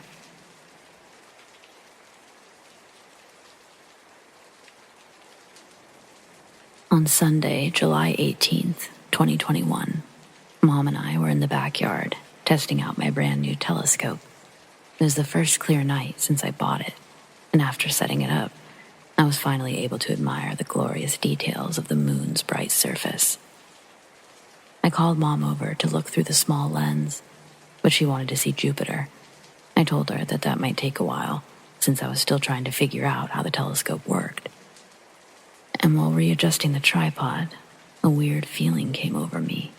I felt like I was being stared at, almost as if someone's eyes were literally burning into the back of your head.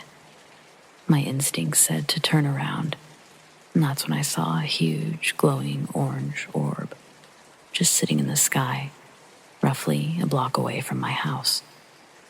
As I stood frozen in disbelief, my mind tried to convince me that it was only a plane or helicopter.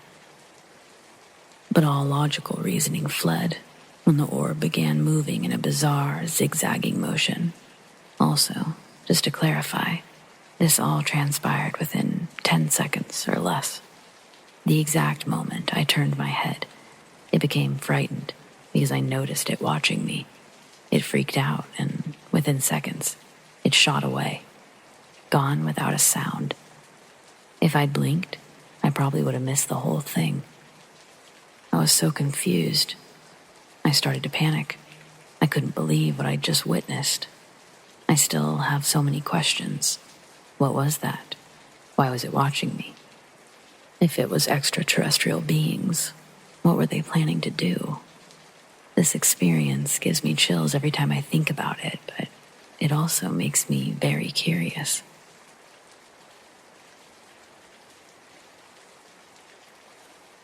When I was 15 or 16, my family and I were driving along the interstate on our way to a beach in San Diego. I was listening to music, looking out at the clouds, when I noticed a weird, black, triangular object in the sky. It was difficult to keep track of, but I originally thought that it must be a plane. You don't hear about many UFO sightings happening in the middle of the day. And then I noticed how odd it was moving. The tip was pointing down towards the earth, and it was slowly moving closer to the ground. I was still trying to convince myself that it was a plane or weather balloon, but planes don't usually fly downwards. As we continued driving, the clouds moved across the sky, and I lost it for a few minutes. I thought that was the end of it, but I finally spotted it again. Except now, it was dropping faster. Only then did I think to alert my family of this weird object. But it very abruptly stopped its descent and shot back into the sky at lightning speed. I never saw it again. Afterwards, I frantically tried to tell my family what I saw. My father pointed to a small fleet of jets shooting across the sky. It seemed weird at the time, but I didn't think much of it. Still, to this day, I don't really know what I saw.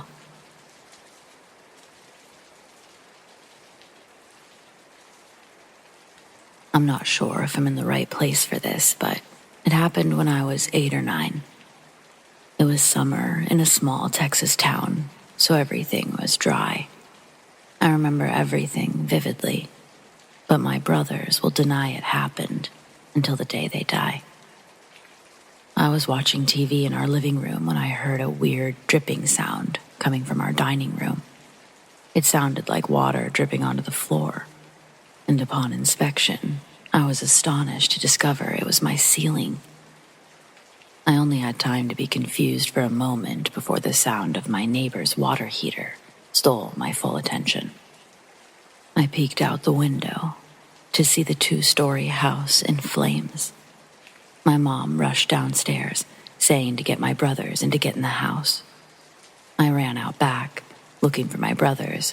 I saw them running into our backyard, racing to our trampoline like they were trying to act normal. Our neighbor's house was completely engulfed, and I found their behavior odd. Panicked, I said that we needed to go out front because Mom didn't know how bad the fire was going to get. The fire department advised staying out front in case it spread. Luckily, my neighbors weren't home. It was traumatizing to watch as the fire department tried to put the fire out as quickly as possible. After it was out, I asked my brothers where they were coming from earlier, and they both claimed that they'd been on the trampoline, despite my having witnessed their return. I was confused, but didn't ask any more questions. They were older, and it was their word against mine. A few days later, I overheard Mom and the neighbor talking. The fire department said that it had started in the back, where my brothers were, and that it could have been an electrical issue, but they weren't sure. Now, this was the 90s. It was an old house, and our town's fire department was a bunch of amateur volunteers. Plus, the police didn't help much either. But one thing I do know is that my brothers were pyromaniacs. They were always starting fires, and I always found it strange they blew off my questions about the fire. They'll deny it until the day they die, but I'm convinced they started that fire. I've just never had proof. The fact I didn't say anything to my parents still haunts me to this day.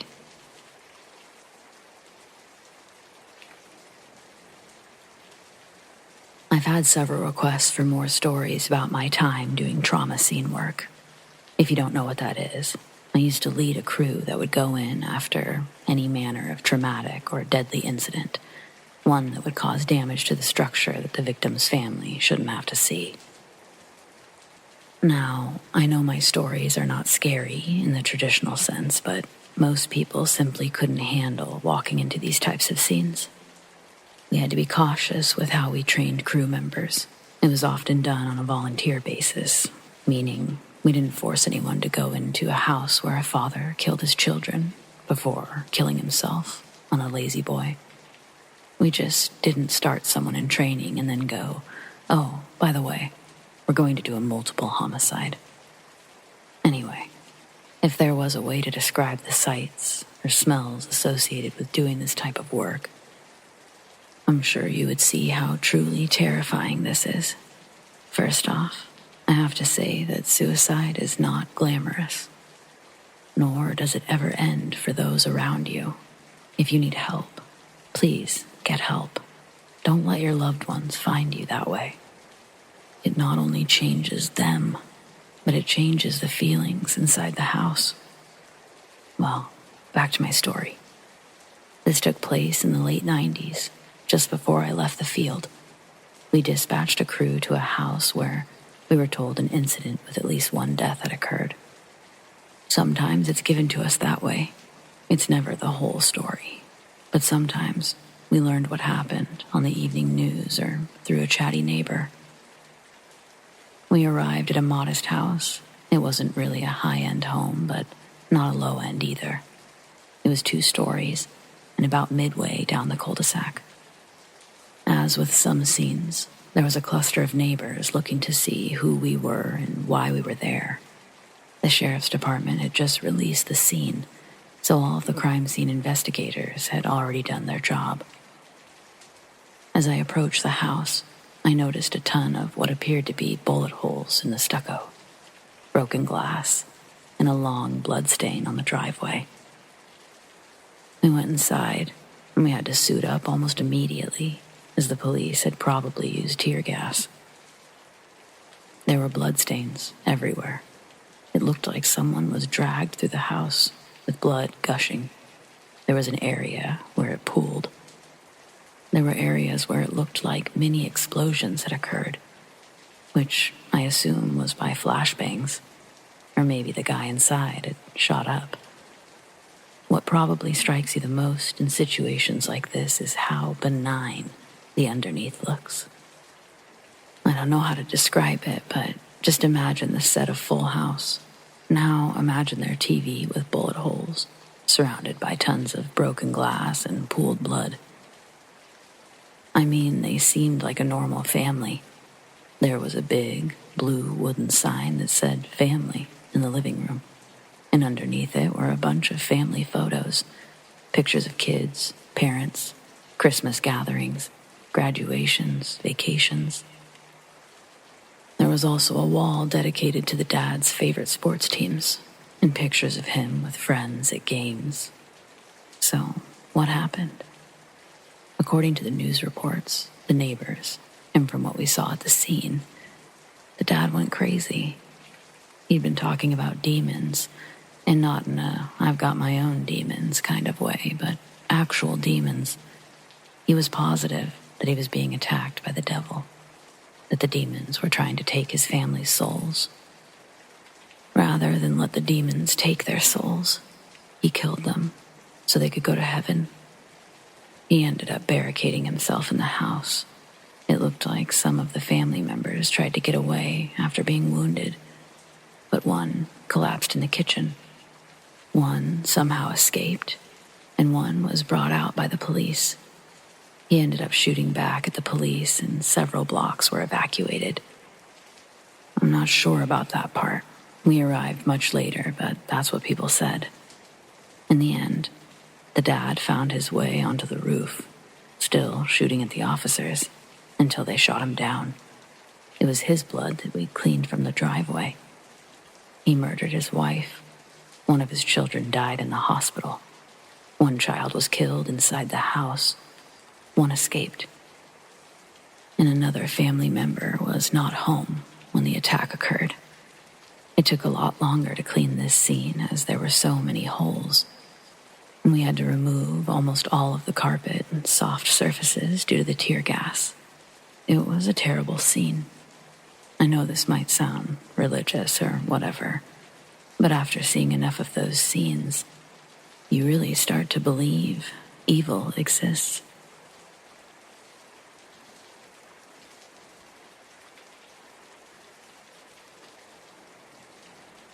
Growing up, I had multiple paranormal experiences, and this one still freaks me out.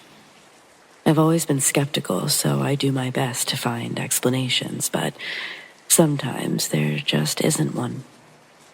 Many of these instances happened when others were around to see it as well, so I know it's not my imagination. As a teenager, I started becoming a little too interested in the paranormal, and I wasn't afraid of anything. At one point, I began dabbling with something I shouldn't have, and things got a little too intense. I had a friend who would randomly change the subject of conversation to weird, creepy shit that didn't make sense.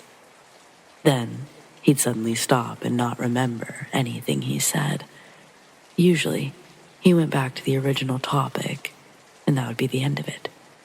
But when we were 15, he went into these trances while we were on the phone. That time, he said, "Follow the tracks to your right. Then, near the end, you'll come to their resting place." The layout of my old trailer park is important for the next parts. It was a pretty nice one. I lived in a small town, and the park was in a heavily wooded, secluded area.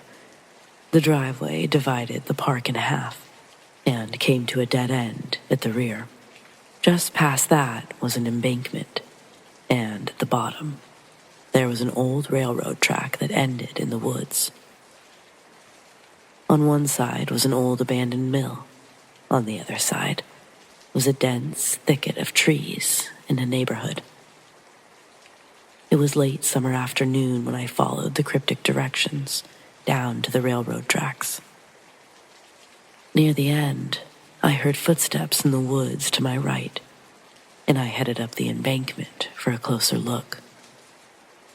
Nobody was there, but I found a small graveyard, curiously tucked away behind the neighborhood. It's most likely a small family plot from the early 1800s. There were only 20 markers at most, but nothing weird ever happened there. Another late afternoon, my friend went into a trance. He said, "Head to the tracks, cross them. When you enter the woods, you'll see him." I was cocky, so I did just that. This time, I crossed the path behind the trailer park. They passed through a small section of woods before entering a clearing to the old mill on the left. And on the right are miles of power lines. The moment I entered the tree line, I heard snapping branches, and I saw the black silhouette of a man galloping by on a black horse before disappearing into the trees. Horses weren't a common sight around my town, so I decided to investigate the area he came from. Near the edge of the tree line, I found an old, collapsed horse stable. Nothing else nearby. If he continued in the same direction, he'd eventually reach another neighborhood, but there was nothing else around. Intrigued, I called to update my friend, but he refused to believe me. The following day, I took him to the location, and as we entered the tree line, we saw the horseman, taking the same path as I had the night before. It was broad daylight. There's no way we both imagined it. We were freaked out, but we continued to the stable ruins. The strangest part of it all was the fact that I brought a few other friends to see the stable, and every time, the horseman appeared. After finding the stable, each encounter became more intense. TVs and stereos would turn on by themselves, even when others were present. I experienced intense feelings of being watched and inexplicable moments of dread for no reason. Sometimes when home alone, I would hear muffled conversations or music, like a radio was playing in another room. Stuff would randomly and violently fly across the room. Handprints often appeared on the bathroom mirror after a steamy shower. Sometimes I'd hear the familiar sound of Mom coming home, only to realize nobody was there. Then, one night around 2 or 3, I got bored. I went to the graveyard. I was super uneasy. It felt like I was being watched, but I'm stubborn and refused to back down. Upon arrival, the graveyard was quiet, and feeling dumb, I decided to leave. I was halfway up the trailer park embankment when I heard something rustle and looked up to see the horseman looking down at me. He was pitch black. You could see his outline, but nothing reflected light. It was very similar to how shadow people are described. I stared in disbelief for a few seconds, but snapped out of it when the horse snorted. Turning back, I ran down the embankment and along the tracks as the sound of hoofbeats followed. I went back into the woods and I weaved through the trees in hopes of slowing my pursuer. Finally, I reached the street and ran to our trailer, practically diving through the front door, all while the hoofbeats were still hot on my trail. Mom was at work, so I turned on every light and TV, as if they could somehow keep the horsemen at bay, and eventually, I fell asleep on the couch.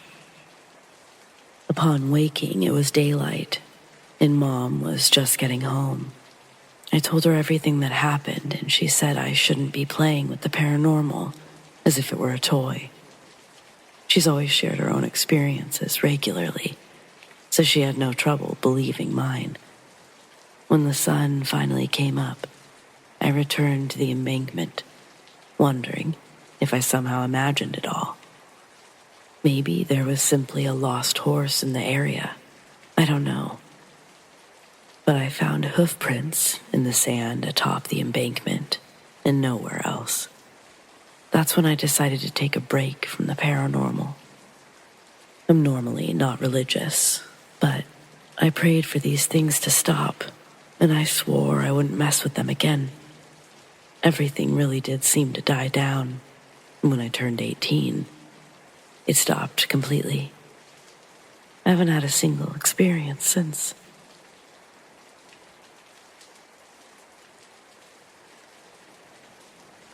I think my experiences started with the violent abuse of my childhood. Entities would try attaching themselves to me, and it kind of darkened my presence. At a young age, my dad asked why I stopped smiling, and that continued for decades. Meanwhile, I've always had visions, and in my 30s, I moved to a place with a heavy, hidden, satanic element.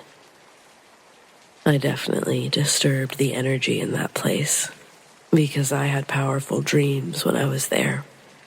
Plus, I think something cursed me. That brings me to 12 years ago, when I met an attractive woman who was treating her depression with meth. She even admitted to doing very bad things to people. At the same time, I was also having visions that didn't make sense until I met her. She was a black magic practitioner, and through phone sex, she was somehow able to attach a demon to me. I went to a Cherokee shaman named Raven, who said the black magic practitioner was actually a djinn, and she was spiritually attacking others through me. It was bizarre, to say the least. The more I learned, the more I tried to help others who were being attacked by covens, and because of that, the covens in turn began to target me. It was brutal.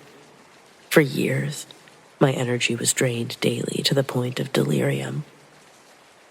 Eventually, I had a vision of a dark cloaked figure coming into my mind's eye, and he said, "I can't destroy you.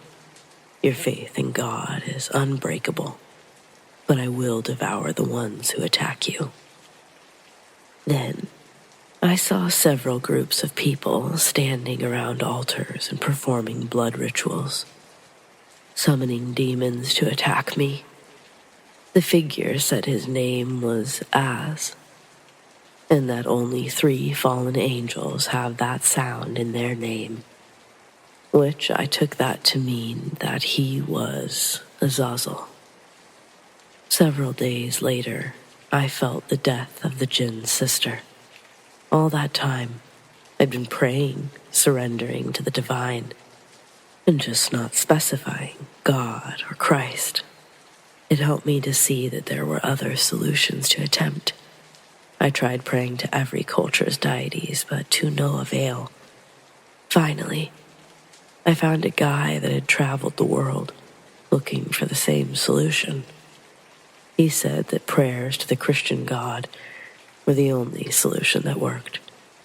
Well, I tried it, even though I wasn't very big on the Bible when living in that satanic place.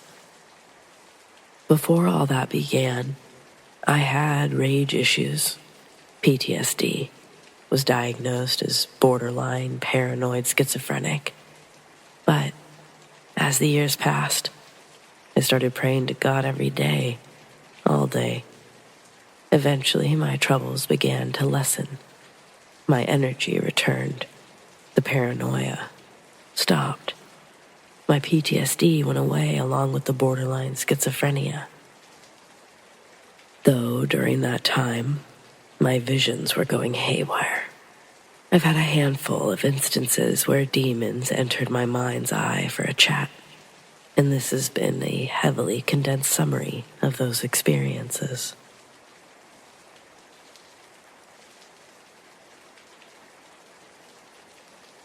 At age 8, I woke from a vivid nightmare at 4 a.m. It was about bright green locusts and porcelain dolls. I laid awake for a while, too spooked to go back to sleep, but eventually I went downstairs to watch TV before school. I was sitting on the sofa, and to my right was the glass door leading upstairs. From the corner of my eye, I see a light up there, and when I turned, I saw a figure. It was a glowing, pale blue shape with an open robe and hood. There were no facial features, just two shiny red eyes. It was beckoning me forward with its left hand. I've never felt terror like that before. I slapped my hands to my face, hiding my eyes from the figure. I felt trapped. I didn't want to open my eyes, but I had nowhere to go. My only options were upstairs, past the figure, or through the kitchen behind me. With a rush of adrenaline, I ran straight upstairs with my eyes closed, right by whatever might have been standing in the doorway. I dove into bed and hid under the covers until my dad got up for work. I kept going into his room asking if he was getting up soon, and he eventually went downstairs as I followed behind. There was no sign of anything, but my heart was still racing, and I was terrified. I followed Dad all the way to the bathroom and virtually stood behind him as he peed. Finally, I found the courage to tell him what I saw, but he was a skeptic and said it was just my imagination. I could almost believe him. I was a pretty weird kid. I loved horror and the paranormal, but I'd never experienced anything like this. The whole feeling of it was strange. I still remember it like it was yesterday, even all these years later. I thought the nightmare could have sent my imagination into overdrive. Or that light was reflecting off of the glass panels, and my brain processed that image as a phantom. There's only one thing that doesn't let me dismiss it completely. When I came downstairs that night, I wasn't alone. Our cat was there too. Fugly was a big silver Persian that my dad thought was hideous, hence the name. This was a very docile cat. You could do anything to her, and she would just keep purring. She didn't have a bad bone in her body. When I followed Dad through the kitchen, I saw Fugly on one of the dining room chairs, tucked under the table. When I bent down to look at her, she was severely spooked. Her eyes were saucers, her fur standing up straight. She was nearly twice her size. I put my hand towards her, but she hissed and scratched my hand hard enough to draw blood. This really stayed with me. She'd never acted like that before, nor did she ever display that behavior again after. So, that's my only experience. I love the paranormal and I'm pretty open-minded. What's your opinion? Do I have an overactive imagination, or could it have been something else? Has anyone seen something similar?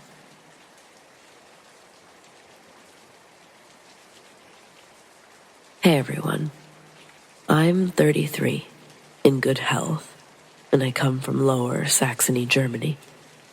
Yes, sometimes life has been troubling, but I've always been open-minded when it comes to the paranormal. 2 weeks ago, I had a nightmare that took place in my room. I dreamed that my bedroom was a movie set. To the left of my bed was my grandparents' old cupboard. To the right was a newer cupboard, and the window was across from the bed. In the dream, I was laying on my right side when someone grabbed me. I slowly turned around and saw someone sitting next to me. I couldn't tell their gender, but they had long hair, and they were facing the opposite direction. When I touched their back, they turned around and I shouted, "Who are you?" Suddenly, the figure was gone, and frightened, I got up to look out the window. That's when I woke up shouting. But I was also experiencing sleep paralysis, so I couldn't move. It's happened before, so I knew what was going on. I wondered why the blinds were still down, because I hadn't realized that I was still dreaming when I looked outside. First, I wondered who the person had been. I live alone. I don't have a girlfriend. My grandmother has lived in a retirement home since May, and my grandfather passed away, but he didn't die in the apartment. I've read that many people see an entity when experiencing sleep paralysis, but I'm not sure if seeing it before I woke up still counts. The last time I had sleep paralysis was in 2019, and before that, it was 2012. During the 2019 experience, I was in my ex-girlfriend's living room. When I woke up, I couldn't move, and someone was walking down the hallway towards the front door. Like I said, I've been pretty open-minded when it comes to the paranormal. 7 years ago, my grandfather died from a tumor, but now I need to circle back to that cupboard that came from his old house in 2007. That's the house my great-grandmother died in on December 24th, 1999. I suspect it was the source behind the activity. I do feel like someone is here, but in a good way. I know it sounds far-fetched, but that's how it feels. I didn't feel this way when my grandparents still lived in the house. Of course, I was younger then. A few months ago, there was another incident in the living room where I have a second cupboard from my grandparents. It contains a few old books about nature, and one just fell over. Nothing was shaking. It wasn't standing in a strange angle. It simply fell over, and I was pretty scared. What are your thoughts? I'm not too frightened anymore. I have good feelings about my grandmother and grandfather. They were the best people I've ever known. But could all of this have something to do with their furniture?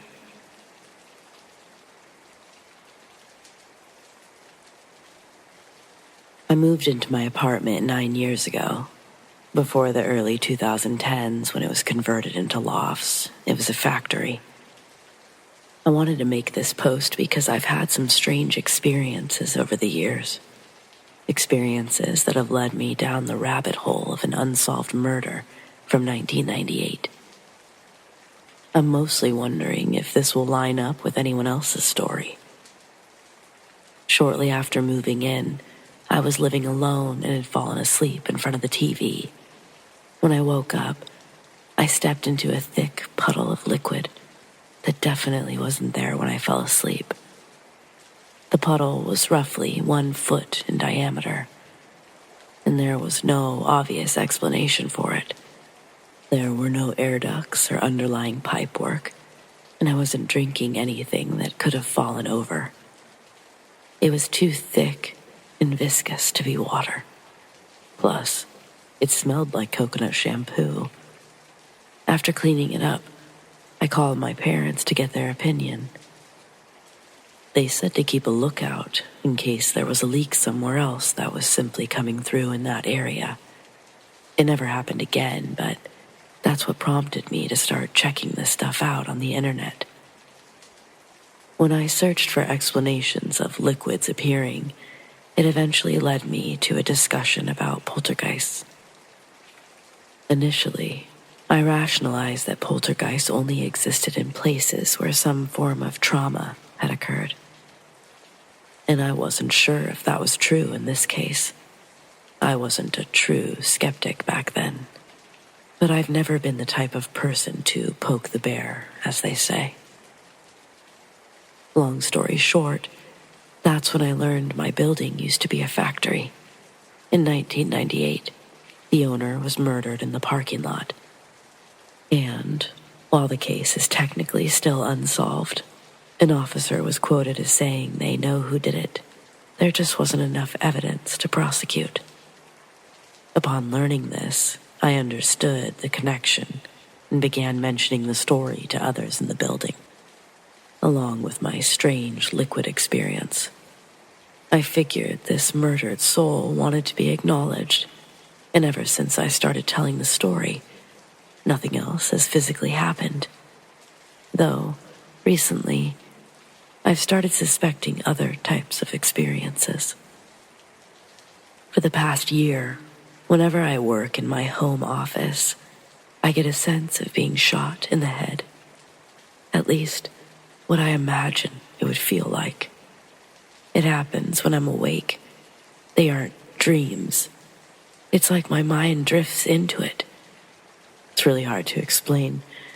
It's like a memory of a car passing by, and suddenly, I feel my head clock back violently. This has been a reoccurring thing that comes and goes. But it only happens at night. I think the spirit is trying to communicate how they felt when they died. When I first started researching the murder, I didn't read where the victim was shot. It was only when I went back to review the articles that I realized it was a mob hit with a getaway car. 3 men shot the victim, once in the head, twice in the stomach. The murder happened at 7 a.m., and occasionally, my stomach will randomly hurt at that time, only to be completely fine the rest of the day. Has anyone had similar experiences? Is there anything I could do to put the spirit at ease? Oh, and another element of this murder is that after the victim was killed, people found out that he had a mistress in Florida who was married to a famous Miami chef. The location of the murder was in Toronto, Canada.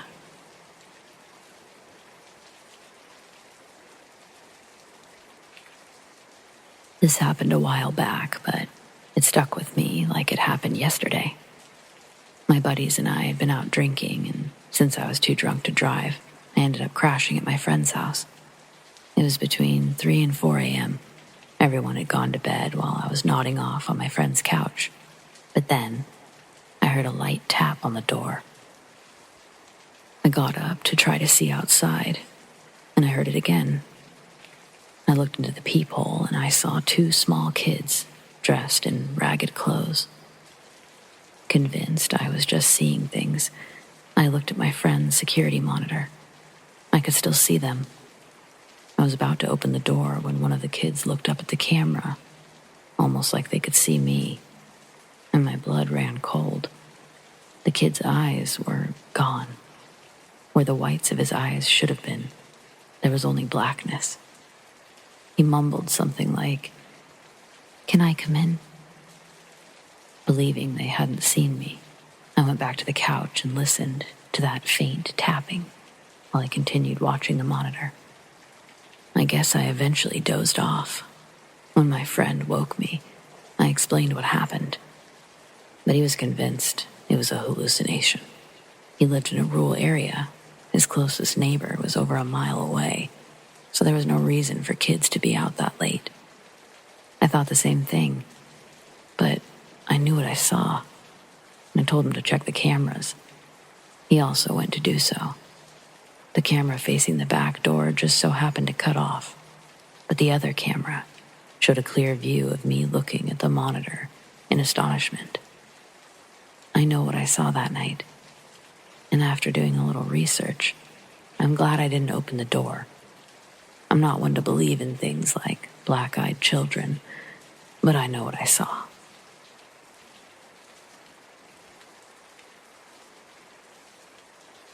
It was 4 a.m. when I woke to someone knocking at my door, but when I opened it, no one was there. I knocked on the bathroom door and my mom said to give her a minute. She was just getting my clothes. I thought nothing of it, but less than a minute later, she came out of her room with a basket of clothes. Confused, I looked at her. I asked if she'd just been in my bathroom. She shook her head. She'd been in her bathroom, and that made my heart skip a beat. I told her what happened, but she only repeated that she was in her bathroom. I just stared at her in confusion, stayed awake the rest of the night. I wasn't able to fall asleep until after 6 this morning.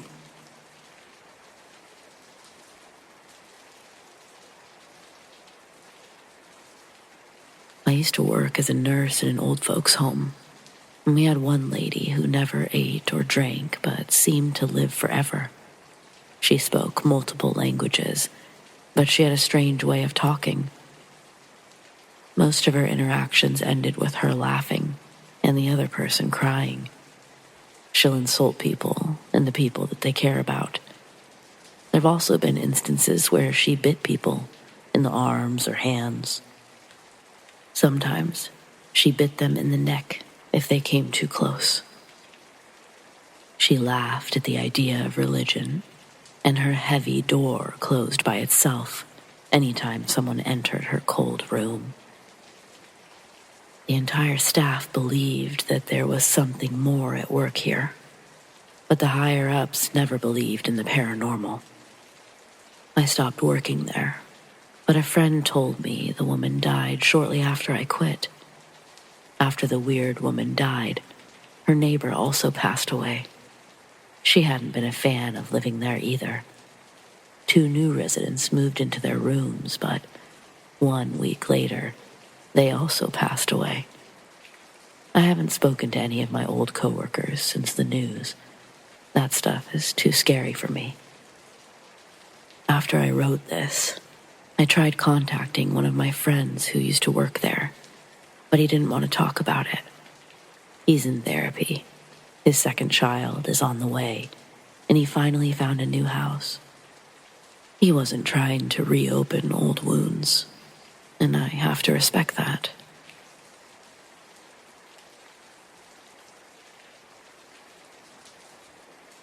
This is short, but I can't stop thinking about it. First, you need to know that I'm a ghost magnet. Seriously, there's something about me that attracts spirits. I don't know what it is, but lately, I've been trying to ignore them while I deal with my depression. The other day was completely normal until I went to the bathroom and looked in the mirror. Behind my reflection stood a very tall figure with a hairy head and no eyes, dangling arms. It wore a black and white outfit, and it scared the shit out of me. When I looked back at my own reflection, it was still standing straight and smiling back at me. I know that's not what I looked like at the moment. It kept looking straight into my eyes as I backed out of the bathroom and into my own. I closed my door, turned on all the lights, got into bed where I resumed my "this isn't real" chant. Eventually, I fell asleep and woke up the next morning, but when I went to the bathroom, nothing was out of the ordinary. Does anyone have a clue what's going on? It's freaking me out.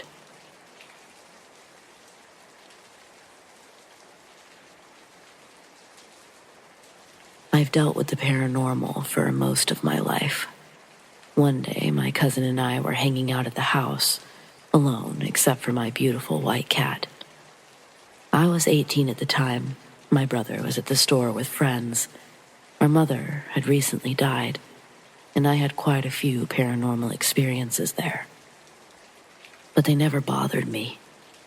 It was never anything that seemed malicious or dangerous, only fun stuff like electronics turning on and random footsteps walking around. One time, my cousin was sitting on my bed when he felt someone sit next to him. He screamed and ran out of the house. But I should get back to my current story. I was sitting on my bed, and my cousin was in the living room. My room was only separated from the living room by a glass door and a curtain, so we were only 20 feet away from each other. We were talking about girls when we heard what sounded like a spoon falling to the floor in the kitchen. We listened for more, but when nothing else happened, we resumed our conversation. That's when my cat came to sit with me, and I began petting her. A few minutes later, more utensils clattered to the floor.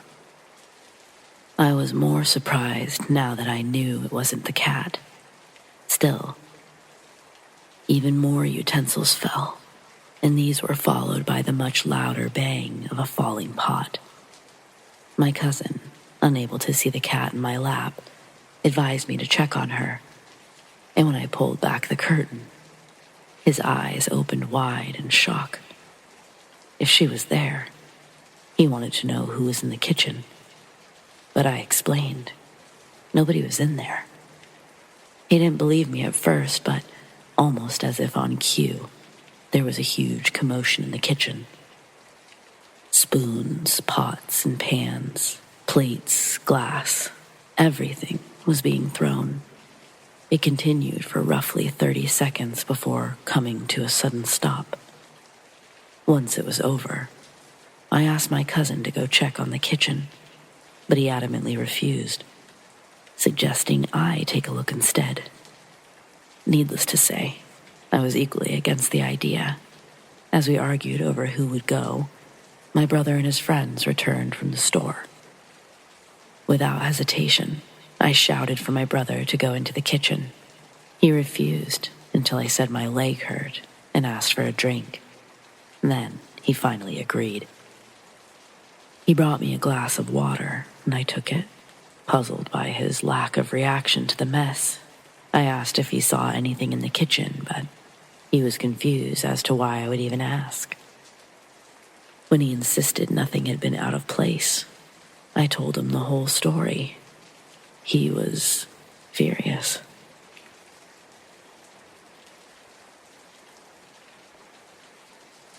There's a recording from what we experienced at 1:07 a.m., July 31st, 2022, which was my 40th birthday.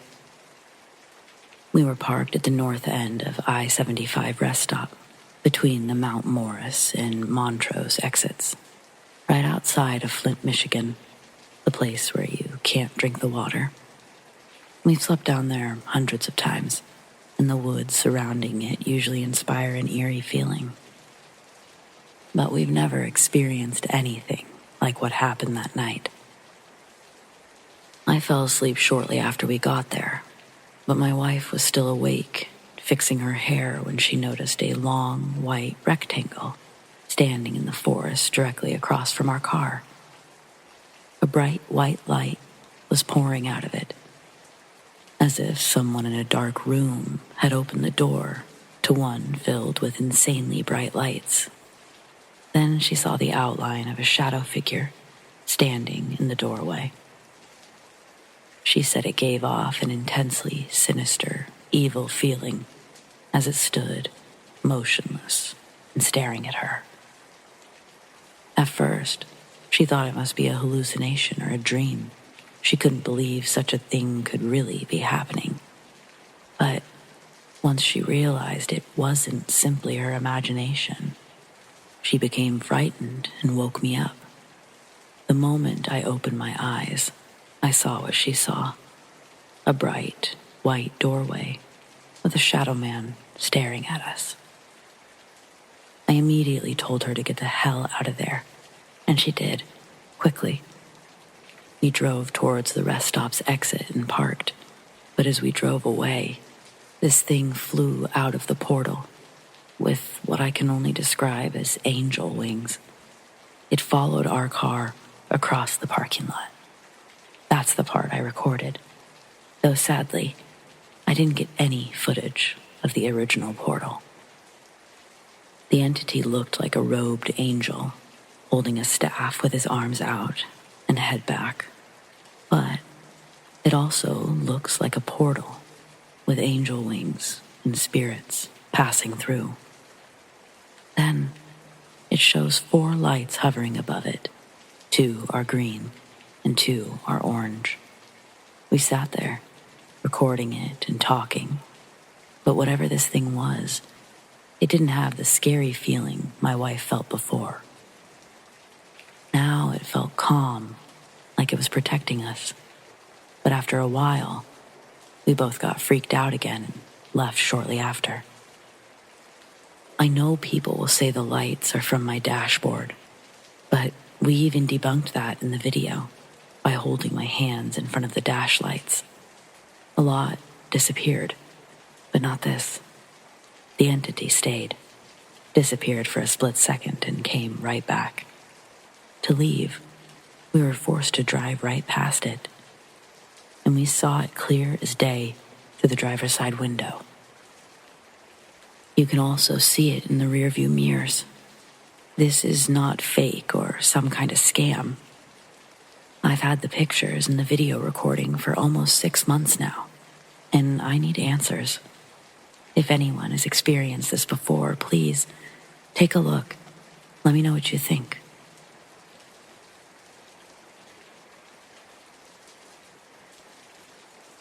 I grew up in a small town in Texas and lived in a house with my sister and parents. My parents weren't right for each other, and they would divorce when I was 8 years old. In the same year they divorced, something would happen to me in that house that I'll never forget.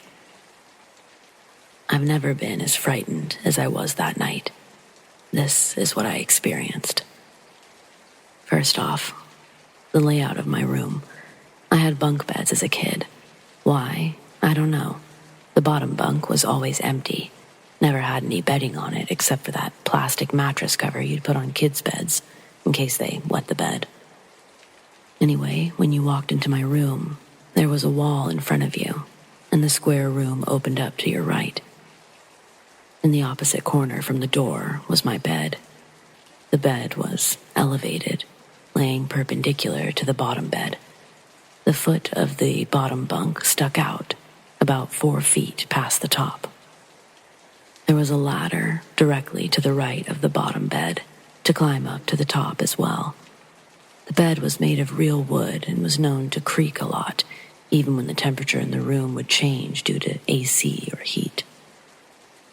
I also had a glowworm nightlight that was plugged in about a foot from the door. It was a dim light, but there was enough light for me to see if I needed to go to the restroom. Initially, the bed creaking would scare me, but I got used to it over time. On this night, I'm lying awake in my bed, listening to my parents have an argument. Nearing the end of their marriage, they were arguing rather loudly and longer than usual. The bed had creaked a few times as the AC began to cool the room down, but I wasn't fazed until I heard a different sound, a deep, weighted, familiar sound. Familiar because it was the sound the ladder would make when I would step on it. A lot different tone than when the ladder would settle. I was initially startled, but I gave myself a pep talk about how I wasn't a baby anymore. I shouldn't be scared of noises at night. I was able to calm my nerves until I heard the exact same sound again, and then again, in a rhythm, as if someone was walking up the ladder.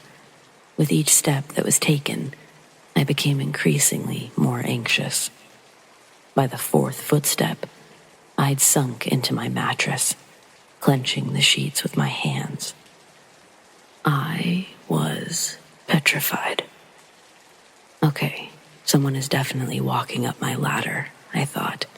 Like children do, I determined, on the count of 3, I was going to quickly lean over the side of the bed to see what it was. You know, because I was going to scare whoever it was. 1, 2, 2.5, 3. I jerked to my left and leaned over the side of the railing to surprise this mystery person. There was nothing there, just an empty wooden ladder. I shook the ladder, assuming it was just the wood settling, making sure all of its creaks were out. There, I thought, assuming I'd fix the issue all by myself, like a big boy. As I lay there, recounting what had happened, I thought, no, I know what I heard, and it was not normal sounds. I'm not being a scaredy cat. I was glued to my bed, afraid to move. Something is in here with me, I whispered. My parents were still arguing. I decided to focus on what they were saying and not what was happening in my room, just to ignore and avoid it. As if this presence was not to be ignored, I heard another sound, another heavy, distinct sound, the sound of someone standing, laying, or otherwise putting their weight on the bottom bed. The box springs on these beds were old enough to make the sound that they were wearing out, and because they lay on these wooden frames, the sound was magnified. And that plastic cover, there was zero doubt about this sound. I know what I heard. There was no mistaking it or kidsplaining this one. This time I apprehensively leaned to my left to peek over the side of the railing, staying as close to the mattress as possible. Normally, if I looked over the side onto the bottom bed, the nightlight would illuminate the plastic cover, enough to see that it was a white opaque, no other colors or shades present, just uniformly white. If there was something left on the bed, the nightlight would cast a shadow from the object across part of the mattress. When I peeked over the side of the railing to investigate what I heard, I could see that the mattress cover was all white, except for 2 large dark spots, 2 shadows, right next to each other. Yet no clothes or toys were on the bed. These 2 shadows were distinctively shaped. They were footprints. You could see the mattress cover sunk into the mattress, clearly, with ripples, creases in the cover where it was being stretched. There was absolutely no confusing what I was looking at with any other explanation. I came unglued. I jumped back as far into the corner of the bed as possible, up against the wall in the far corner of my room. Knees tucked into my chest, arms holding my knees. I started screaming at the top of my lungs. Mom? Mom! I was shaking in terror. Within seconds, my parents had ended their argument, burst in the door, and flipped the light switch on. They kept asking me what happened, but I wouldn't say. Was it listening? Would it come back to get me if I told? I said nothing about what happened, continued to cry and shake uncontrollably. I slept in their bed for the rest of the night. The next morning, they asked me again what had happened. I explained that I had just wanted them to stop fighting, fearing whatever it was would come back for me. I've never been more scared in my entire life. I'll be 40 this year. It was so real. There was no mistaking what I saw and heard. Had there been any explanation for what happened, I surely would have just forgotten about it. Years later, in my 20s, I asked my mother if she remembered that night. I explained that I had screamed for her, crying and shaking, and wouldn't tell them anything. She looked at me and said, "Yeah, I do. When you screamed, We honestly thought someone had broken in and was stabbing you. I know that's dark, but that's what it sounded like. Though I don't recall this, she said my father had brought his gun into the room. I explained to her what had actually happened that night. She just stared at me the whole time, wide-eyed. Are you fucking kidding me? I had 2 separate things happen to me in that house too. No shit. This is how my mom talks, by the way.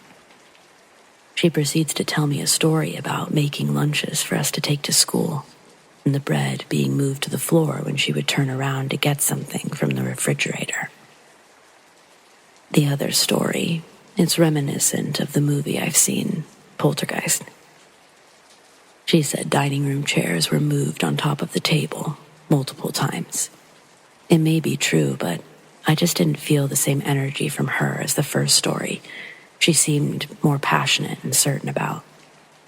They could both be fabricated because my mom is weird, but there's no doubt in my mind what occurred that night in my room, and I'll never forget.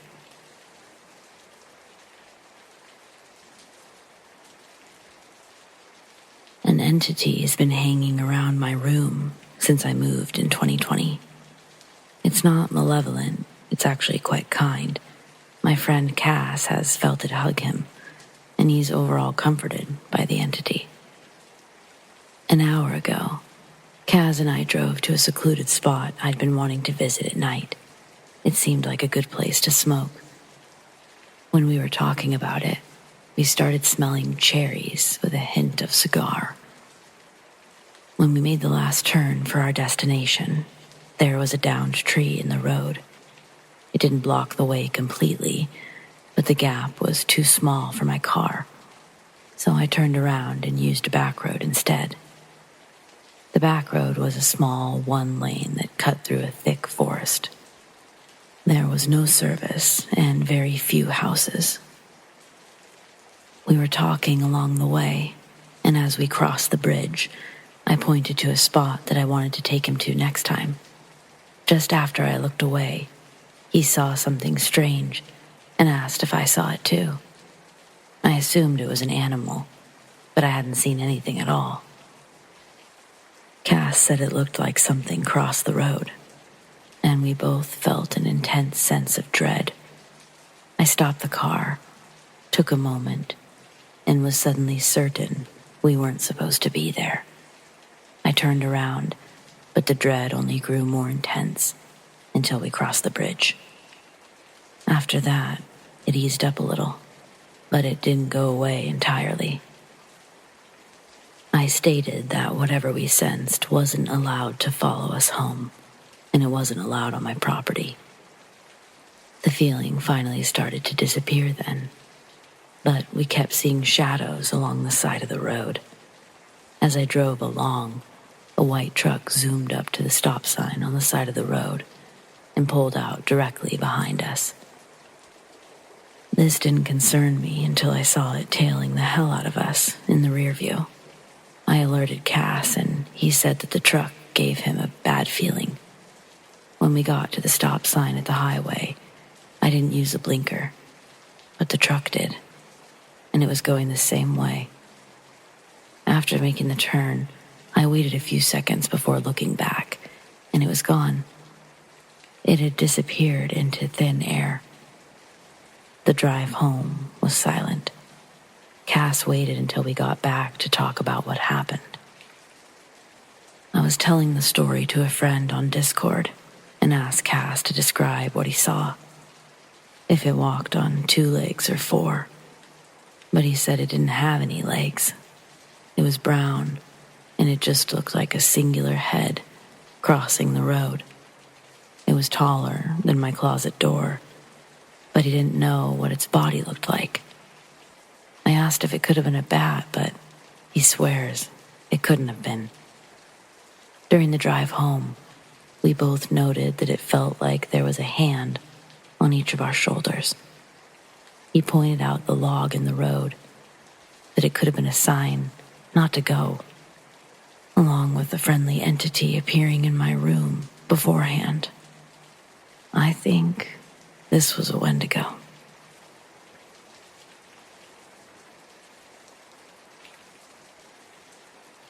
"12 years ago, I was 9 and home alone with my 12-year-old brother.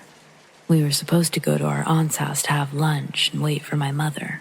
We got up at 10:30 and we were both brushing our teeth when someone started knocking on the door. The only people that came to our door were salesmen or Jehovah's Witnesses, so we just waited for them to go away. I waited a few minutes before looking outside to see if they were still there, and I was relieved to see they weren't. When we resumed getting ready, we saw a shadow pass by the bathroom window. We waited to see if it was just a bird, but then a hand hit the glass. We got scared, didn't know what to do, so my brother called the police. While it was ringing, there were more loud bangs at the door. Someone was trying to force it open. I don't know if they were kicking it or ramming it, but it was one of the most frightening sounds I've ever heard. We locked ourselves in the bathroom, and the intruder got the door open on the 5th bang. The police finally answered. My brother whispered that someone was robbing our house.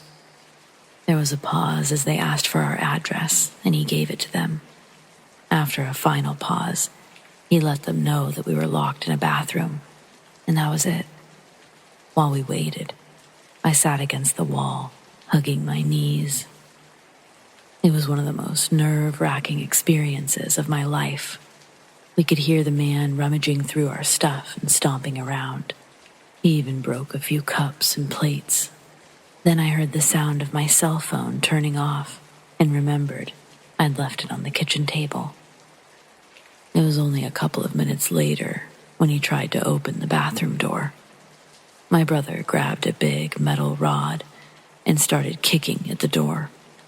The man yelled, but we said nothing. My brother just kept kicking the door. I was about to have an anxiety attack. My chest was aching, and I had chills, but I was also really hot. I tried to stay calm, but it was just too much. When he stopped, we heard the door opening, followed by silence. We waited for almost 10 minutes before leaving the bathroom. The living room was a total mess. Kitchen cabinets were open. Our mother's nightstand and closet were open, and everything inside had been ransacked. It was the same in our rooms. It took that man 5 minutes to go through everything we owned. My brother called my mom, and she sent us to our aunt's house. When we got there, I was able to relax a little. Mom had told her what happened, and she was waiting for us with ice cream. Mom told her boss that she had a family emergency, and she came home early to clean while we were still at our aunt's. She wanted us to feel a little more relaxed, so we could move on easier. The police arrived after she got home, which was 4 hours after the incident. She explained everything, but nothing could be done due to lack of evidence. The man was never caught, and I doubt they even looked for him. Luckily, no one was hurt, and he only took useless stuff, but at the time, I was terrified. To a 9-year-old, an experience like that can have serious repercussions. Also, as it relates to the 4-hour police response, my house was located on the far side of the city, but most importantly, the police in my country sucked. Plenty of people have called the police and had to wait for hours. Nowadays, they arrive in a reasonable amount of time, but back then, it was a common issue. In fact, it was one of the reasons for the 2019 Chilean protests. Fortunately, things are getting better. Trust for the police is still fragile, but it's improving.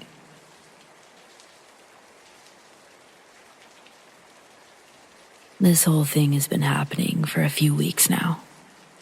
I'm a pretty spiritual person, but lately I've been slacking a bit in that department.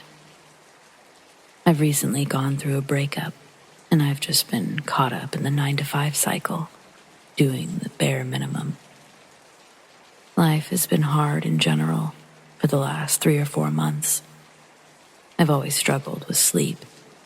I get a weird anxiety right before bed, and it causes me to toss and turn all night. It's rare for me to have a restful sleep. Recently, I started waking up in the middle of the night. It always feels like something's watching me. It happens a few times, and lately, I've actually started seeing shit from the corner of my eyes. Sometimes, I see a dark mist moving across the room, but I usually blame it on delirium, go back to sleep so I don't have to think about it. Twice now, I've woken up to my bed shaking. The first time, I thought I was going crazy. I opened my eyes, stared at the ceiling while my bed was rocking. I live in California, so I thought it was a small earthquake, but no one else had felt it. The same thing happened again last week. I woke up to my bed actually rocking, and this time, my chest felt heavy, and it made me claustrophobic. I closed my eyes and pleaded for it to stop. I was so tired, I eventually passed out from sheer exhaustion. I once felt something move next to me, and I was so frightened, I stayed awake for most of the night. But as I was falling back asleep, someone caressed my face and sleep was no longer an option. Now, I'm sleeping in a different room. My mom and I decided it would be a good idea to start fresh with a new space. She's always said that she felt negative vibes from my other room. She didn't even feel comfortable sleeping in there when I'd ask.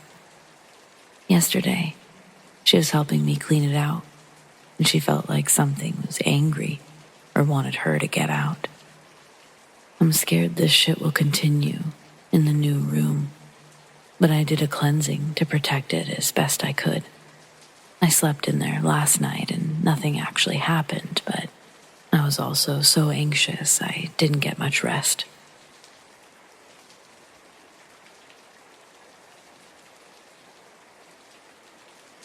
Two years ago, I was 19 and taking online classes while staying with my father during quarantine.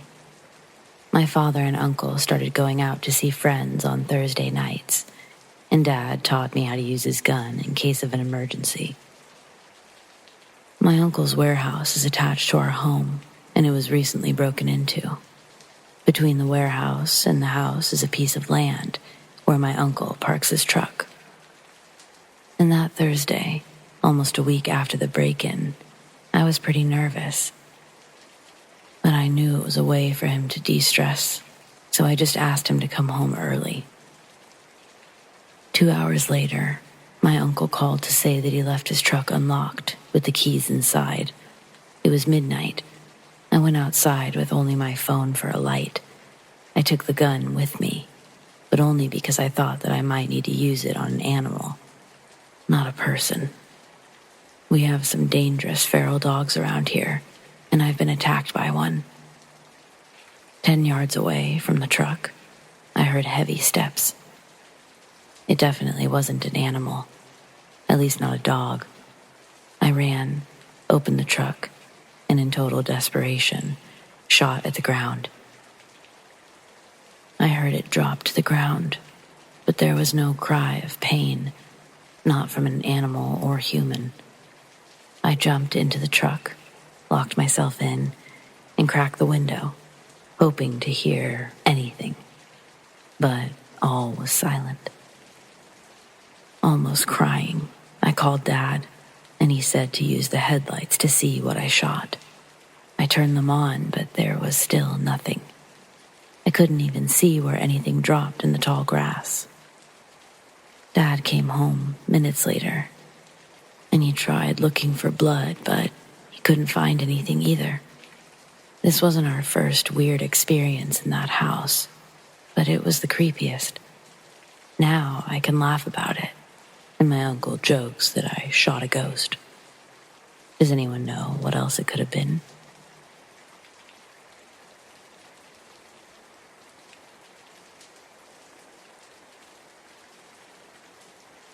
When I was a kid, we'd drive 12 hours to visit my grandma twice a year. She had an old house in the middle of nowhere in South Carolina. The only other building near her was an old mechanic shop down the road. My mom has always been weirdly into spiritual stuff and paranormal investigations. She used to take pictures in the dark, trying to capture a ghost. Every time that we would get the film developed, there'd be tons of dark photos taken in all sorts of locations. She'd point to dust particles and say that they were orbs, while my dad would laugh and say it was only dust. One night at my grandma's house, I was looking for a toy in her bedroom. The lights were off, and it was really dark in there. It's weird that I went in there at all. I used to be really afraid of the dark. I saw 2 dancing lights on the front of the dresser, and I almost shit myself on the spot. I ran to my mom in the kitchen and told her what I saw. Of course, she ran to get her camera and started snapping pictures, but there was nothing there anymore. It was probably just a reflection or something, but Mom still took tons of photos. She developed the film when we got home, and the pictures were all normal, except for one of the wardrobe. And that one, it had 2 bright lights on it. They looked nothing like the dust particles in Mom's other photos. I showed that picture to my friends for years after, but unfortunately, Mom was also a hoarder, so it was eventually lost. I kicked myself for not keeping it in a safer space, but I was just a kid. Still, I think that what happened is really cool, even if people don't believe me when I tell them about it.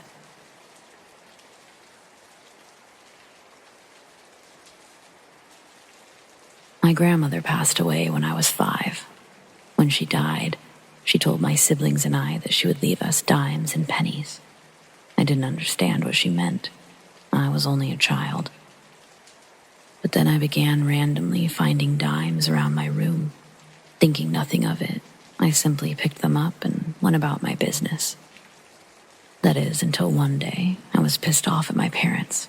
I can't remember why. I must have been 7 or 8. I was laying on the living room floor, cursing as quietly as possible to avoid further trouble, when a dime fell out of thin air, hit me on the forehead. I sat up thinking my brother was messing with me, but no one was around. It freaked me out, so I went to my room and tried not to think about it too much. It started happening more and more, but only when I was angry. My grandmother was always good at calming me down. I thought I was crazy until I was pissed off while with a friend. She heard the dime fall, and it shook her. I don't know how to explain it, if that's even possible, but I'm convinced my grandmother leaves me dimes. I don't have any other explanation.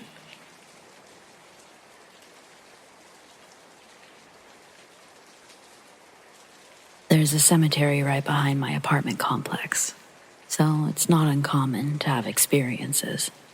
I'm just not sure if this was a spirit or a cryptid, or if these experiences are even connected. A few nights ago, my friend and I were walking back from the store at 10:30. We both heard a little girl screaming things like, "Mommy," and "Help," just before seeing a man chase something into the woods. We called the police, but they wouldn't help. They only looked around a little before saying to call back if there was anything else. My friend and I kept hearing the cries, so we decided to search the woods ourselves. After a while, we went to the spot where we were when we first heard it, and it happened again. It was coming from the trails. Knowing it was a stupid idea, we went closer and saw what appeared to be a tall, skinny person, crouching. Its skin was gray and stretched thin across the bones. It looked up, but our lights weren't bright enough to see much. Then, there was a cracking sound, and I smelled the clay that you find by digging. We both felt sick and ran, but at the same time, the rain got really heavy, and the wind almost knocked me over. I'm on the heavier side, so that isn't easy to do.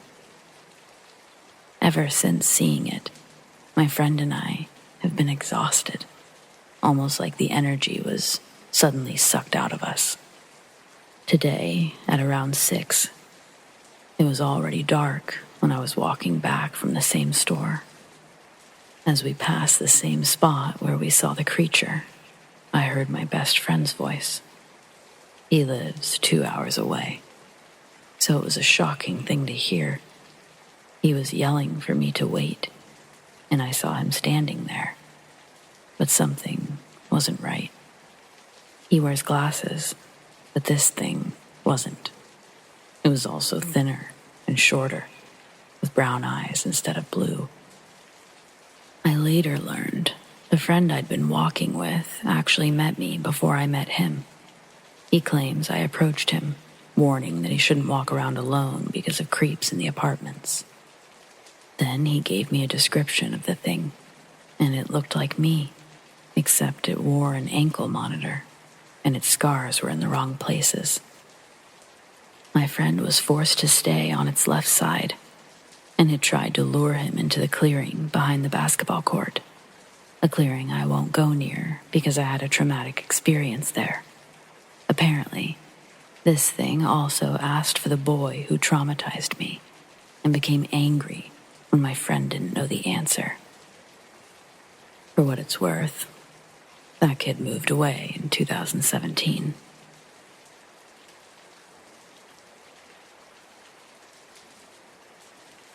This is one of my favorite stories to tell. I was too young to remember it firsthand, but my grandma told me about it. When I was 4, my grandparents moved into the house that we live in now. Their old house sold quicker than expected, so they were pressed for time to find a new one. The first showing of our house seemed normal. So they returned the next day and found a dead crow in the living room. The doors, windows, and chimney were locked. They had no idea how the crow got inside or how it died. But they looked past it and bought the house anyway. On our first day in the house, Grandma and I were going to sleep in the living room while Grandpa and the dog were going to sleep in the master bedroom. At 11, Grandma went to the bathroom. Soon after, I followed to tell her a strange man was in the living room and he wanted to talk to her. This obviously freaked her out, and when no man was there, she still double-checked all the doors and windows. At 4 the next morning, the dog woke up Grandma and I by licking our faces. When Grandma asked Grandpa why he let the dog out of the bedroom, he said that he had no idea how the dog got out. I also had a magnet that he had to push to light up. And Grandma once came home to find it lighting up on the fridge. Too scared to stay inside alone, she sat on the porch until Grandpa came home. Over the next couple of weeks, the oven and TV would randomly turn on and off. We could always smell whiskey and cigars, even though none of us smoked. And Grandma, she always felt like she was being watched. One day, while Grandpa was doing yard work, a neighbor asked him if any weird stuff had happened to us. Grandpa said that it had and asked how the neighbor knew. Apparently, the last owner died of alcohol poisoning in the master bedroom. The house was sold by the owner's mother, so she wasn't required to disclose the information. Sometimes a door will open if we talk about him, but he's pretty friendly overall.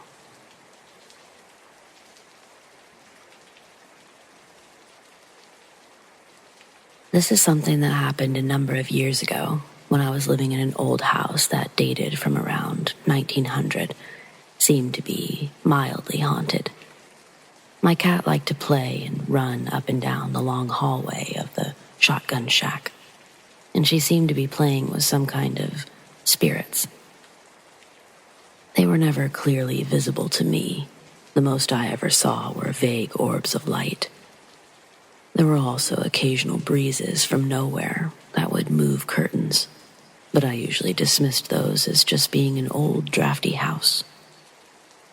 One day, I was trying to recreate a sound someone else in my band had heard during a supernatural experience. When I managed to create a waveform on my synthesizer that they felt matched, it had a strange effect on the synthesizer, where every other key on the keyboard ended up with its own unique and odd sound that didn't match the waveform I'd just created. This should not have happened. I created one waveform that should have mapped over the keys in different pitches. It should not have created a bunch of different sounds for each key. As we continued to work on the piece, I saw something invisible lift a curtain that was hanging in a doorway to enter the room. We decided to run with that theme, and the song ended up being about ghosts.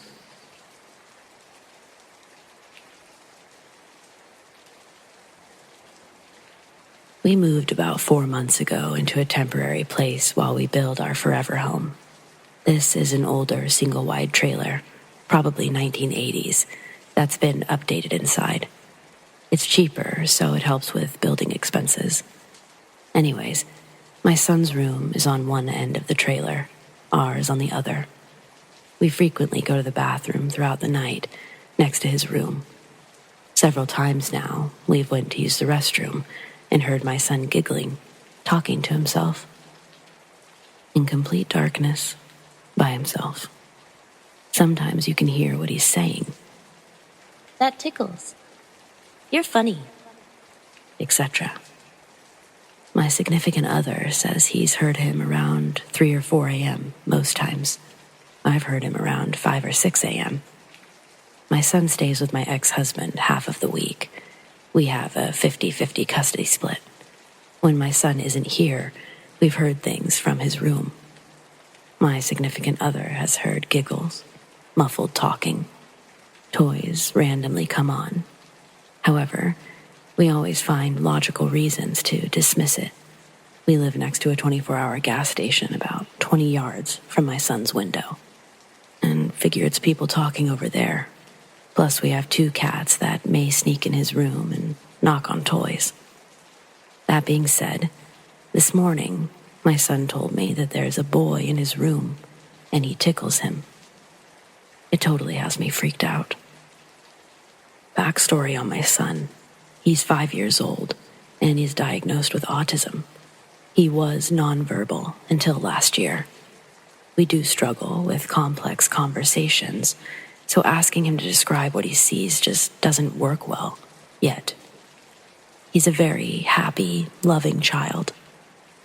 Since moving, he seems to be acting the same, just issues at night, where he's awake, which is causing him to be sleepy during the day. So, ghost, imaginary friend, just hoping someone has had a similar situation. Our home is projected to be done in September, so we will be here for several more months. I wanted to provide an update. I've been doing some digging, talking throughout our small community. Apparently, a 10-year-old girl passed away from cancer in the home. Also, many drowning deaths have occurred in the river that runs behind the home, and a car accident in front of the home where a woman was killed.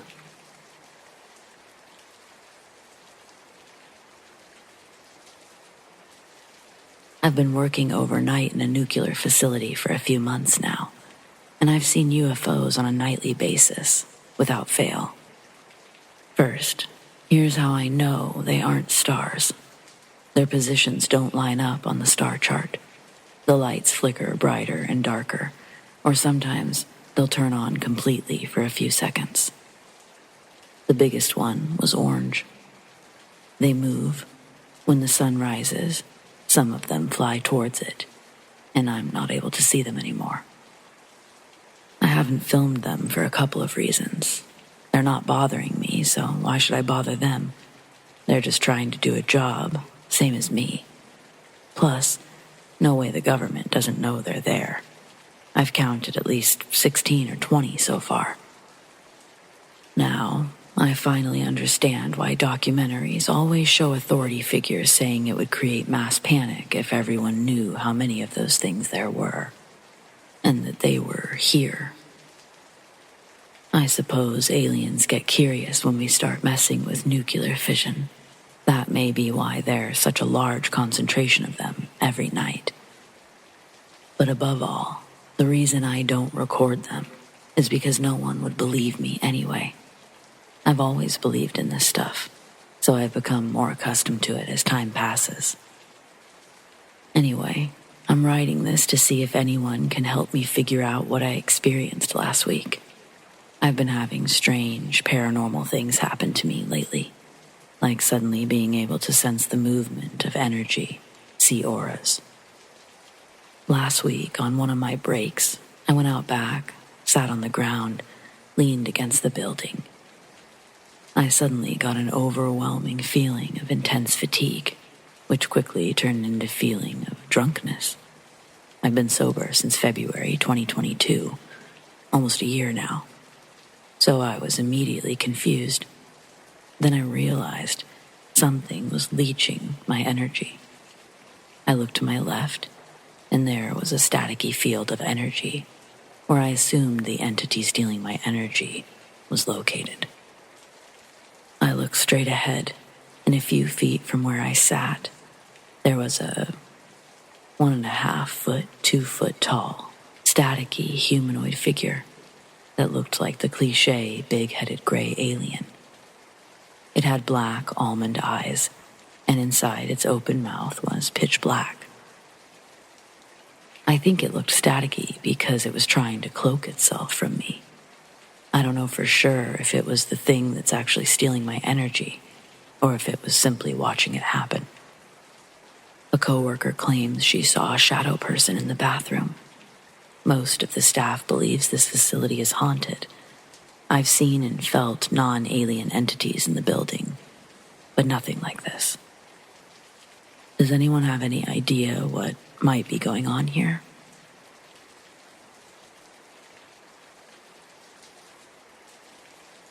I've told this story to plenty of people, and not a single person ever pretends to believe it, so I don't expect anyone here to believe me either. But I still have to share this shit to see if anyone else has had similar experiences. At age 8, I was often sent to my grandparents' house on the weekends. When Grandma ran errands, she would bring me with her.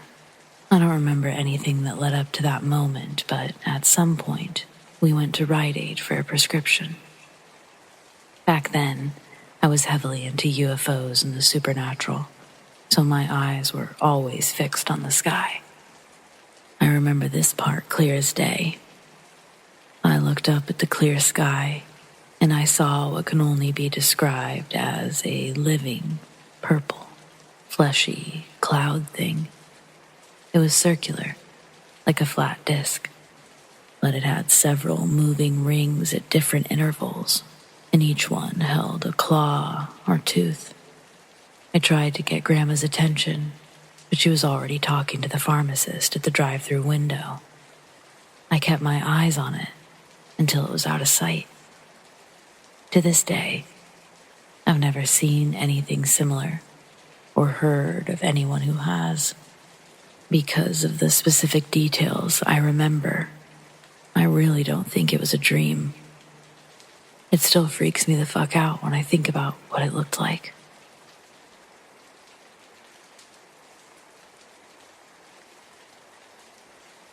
I've done my best to sort these events chronologically. They took place when I was between the ages of 14 and 20. I'm currently 22.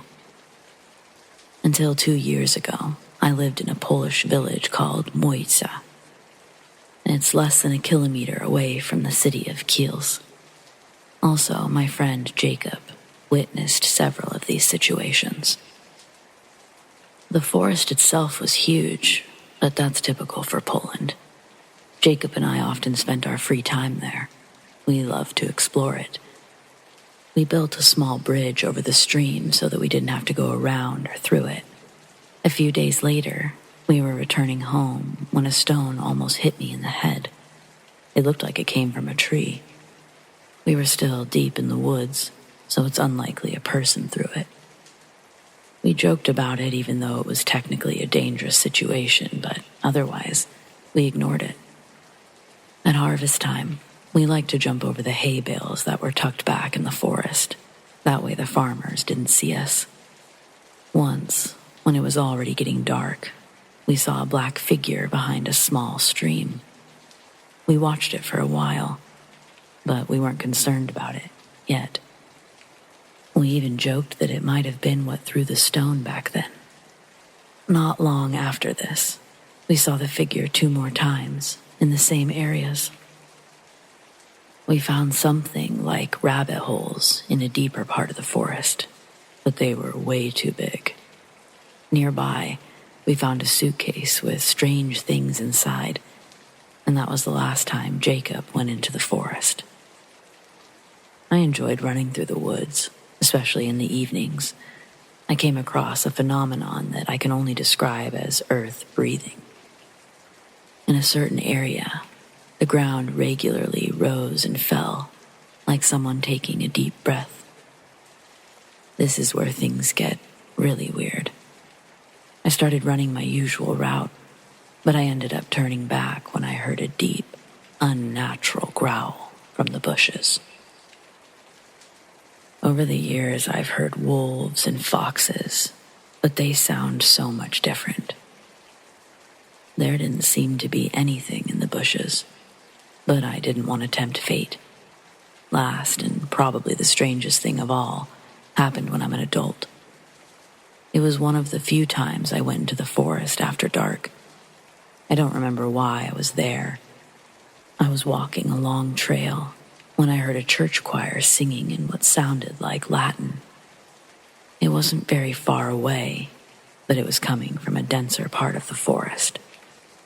Once I turned back, I didn't hear anything anymore. Years later, Jacob and I came to the conclusion that there were probably black masses or some kind of cult out there. We would often see suspicious cars hanging around. I'm not a big believer myself, but who knows?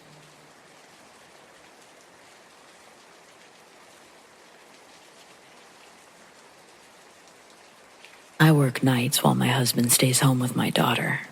I left the house at 10, and at 12:30, my daughter texted me asking if I was home. I said I wasn't. She swore she heard me calling her name when she let the dogs out. It really shook her up. She was crying, and she's normally very level-headed. She never makes up stories like this, so I was freaked out too. I told her to lock all the doors, to have her stepdad look around because I couldn't think of anything else to say. I don't know what could have happened, but she genuinely thought it was me. There's no other women in our neighborhood that know her name. Our house was built in 1900, and we've had many spooky things happen. I'm not saying this is necessarily supernatural, but it's pretty strange. Has this ever happened to anyone else?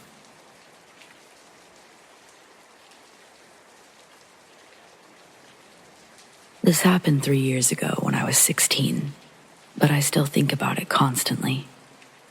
It's probably relevant to know that I was raised Christian, but when this story took place, I was struggling with my faith. Now I'm agnostic, leaning towards atheism. Anyway, I was at the mall glancing into the stores as I walked past and not really paying attention to where I was going.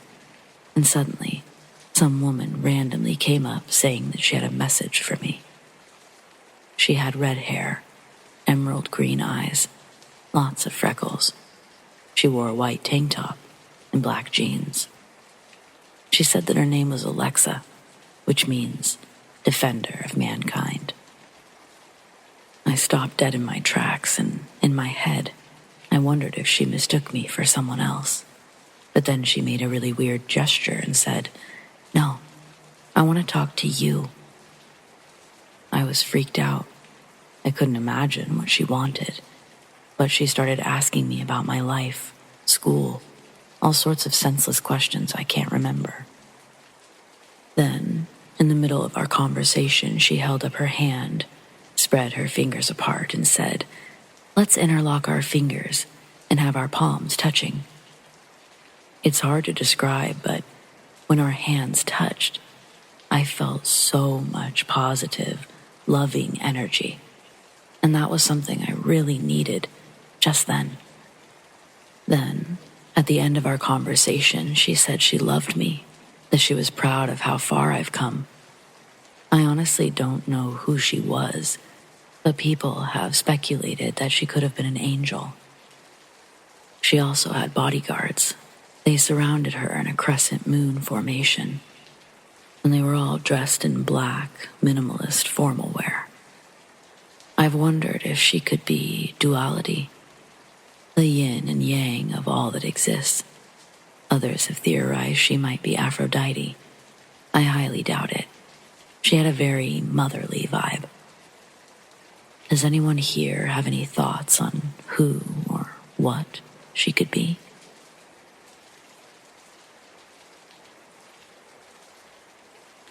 Months ago, I made a post about dreaming of the future, and it recently happened again. I mean things that occur exactly the same, down to the smallest detail.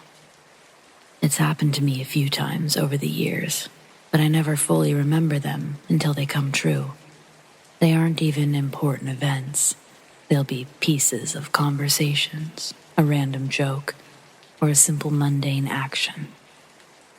One of the most surreal and convincing moments was a vision about eating pie. Someone nearby had commented on something, but I was just so focused on the pie and didn't look up.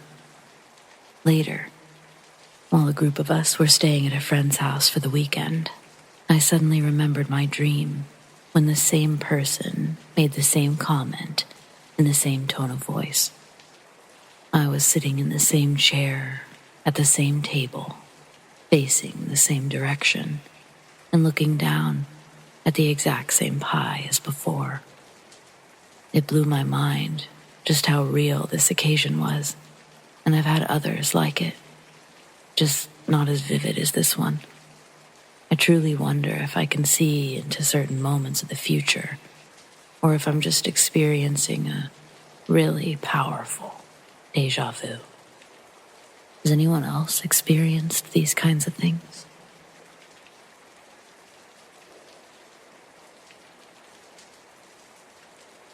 I love paranormal stuff, finding haunted places to explore.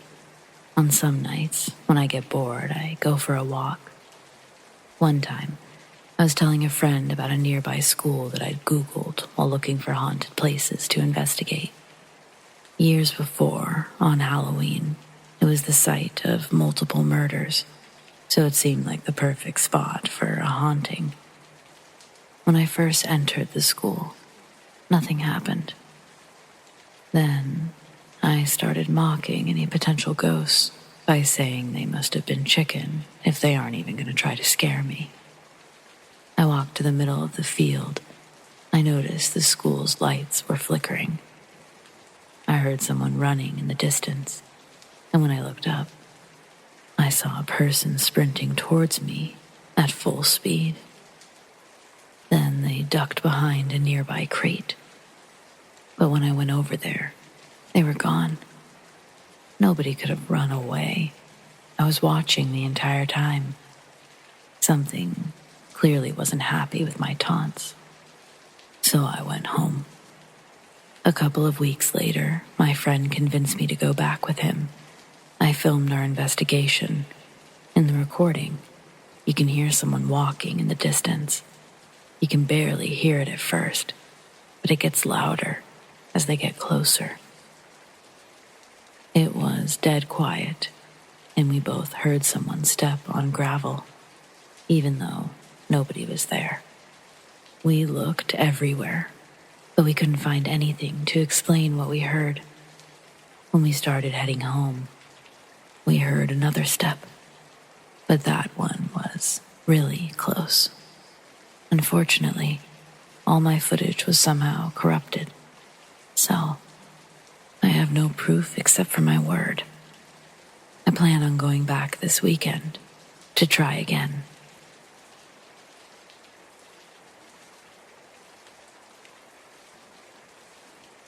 Today, my 4-month-old Malibu started barking for no reason. He normally only barks when meeting new people, but this time he was barking at a table in our living room, and he just wouldn't stop. My family was in the dining room, so my dad tried to call the dog over, but when he still wouldn't stop, Dad went into the living room.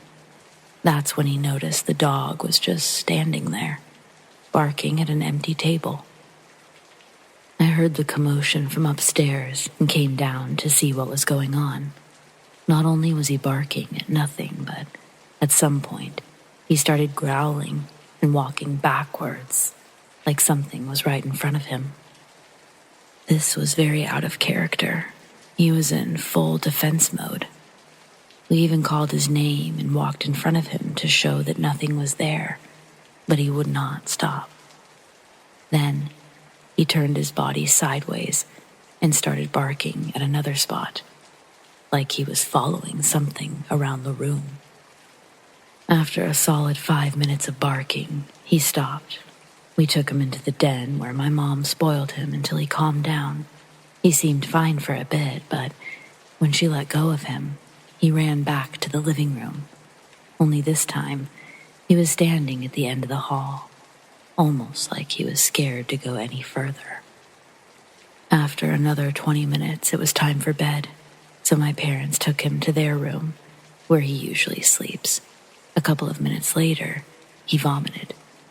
He's only done that once before, and it was right after his first car ride. I just wanted to share this because I found it really weird. He's our first dog, and we've only had him for a little while. But I've always heard that dogs can see things that we can't and sense spirits. I wonder if mine puked from stress from all that barking. Either way, seeing him in his little defense stance had me distraught. It just didn't make sense. I don't want to creep myself out for no reason, but it was a weird thing to witness.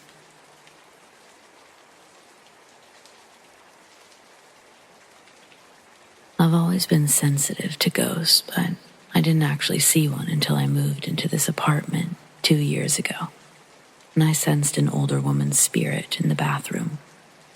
There are holes in the shower wall where there used to be support rods, and I get the feeling that she may have fallen and died in the tub. There's no evidence of it, it's just a feeling. A few months ago, I saw a shadow figure, and I can feel her presence almost every day. She seems to be nice for the most part.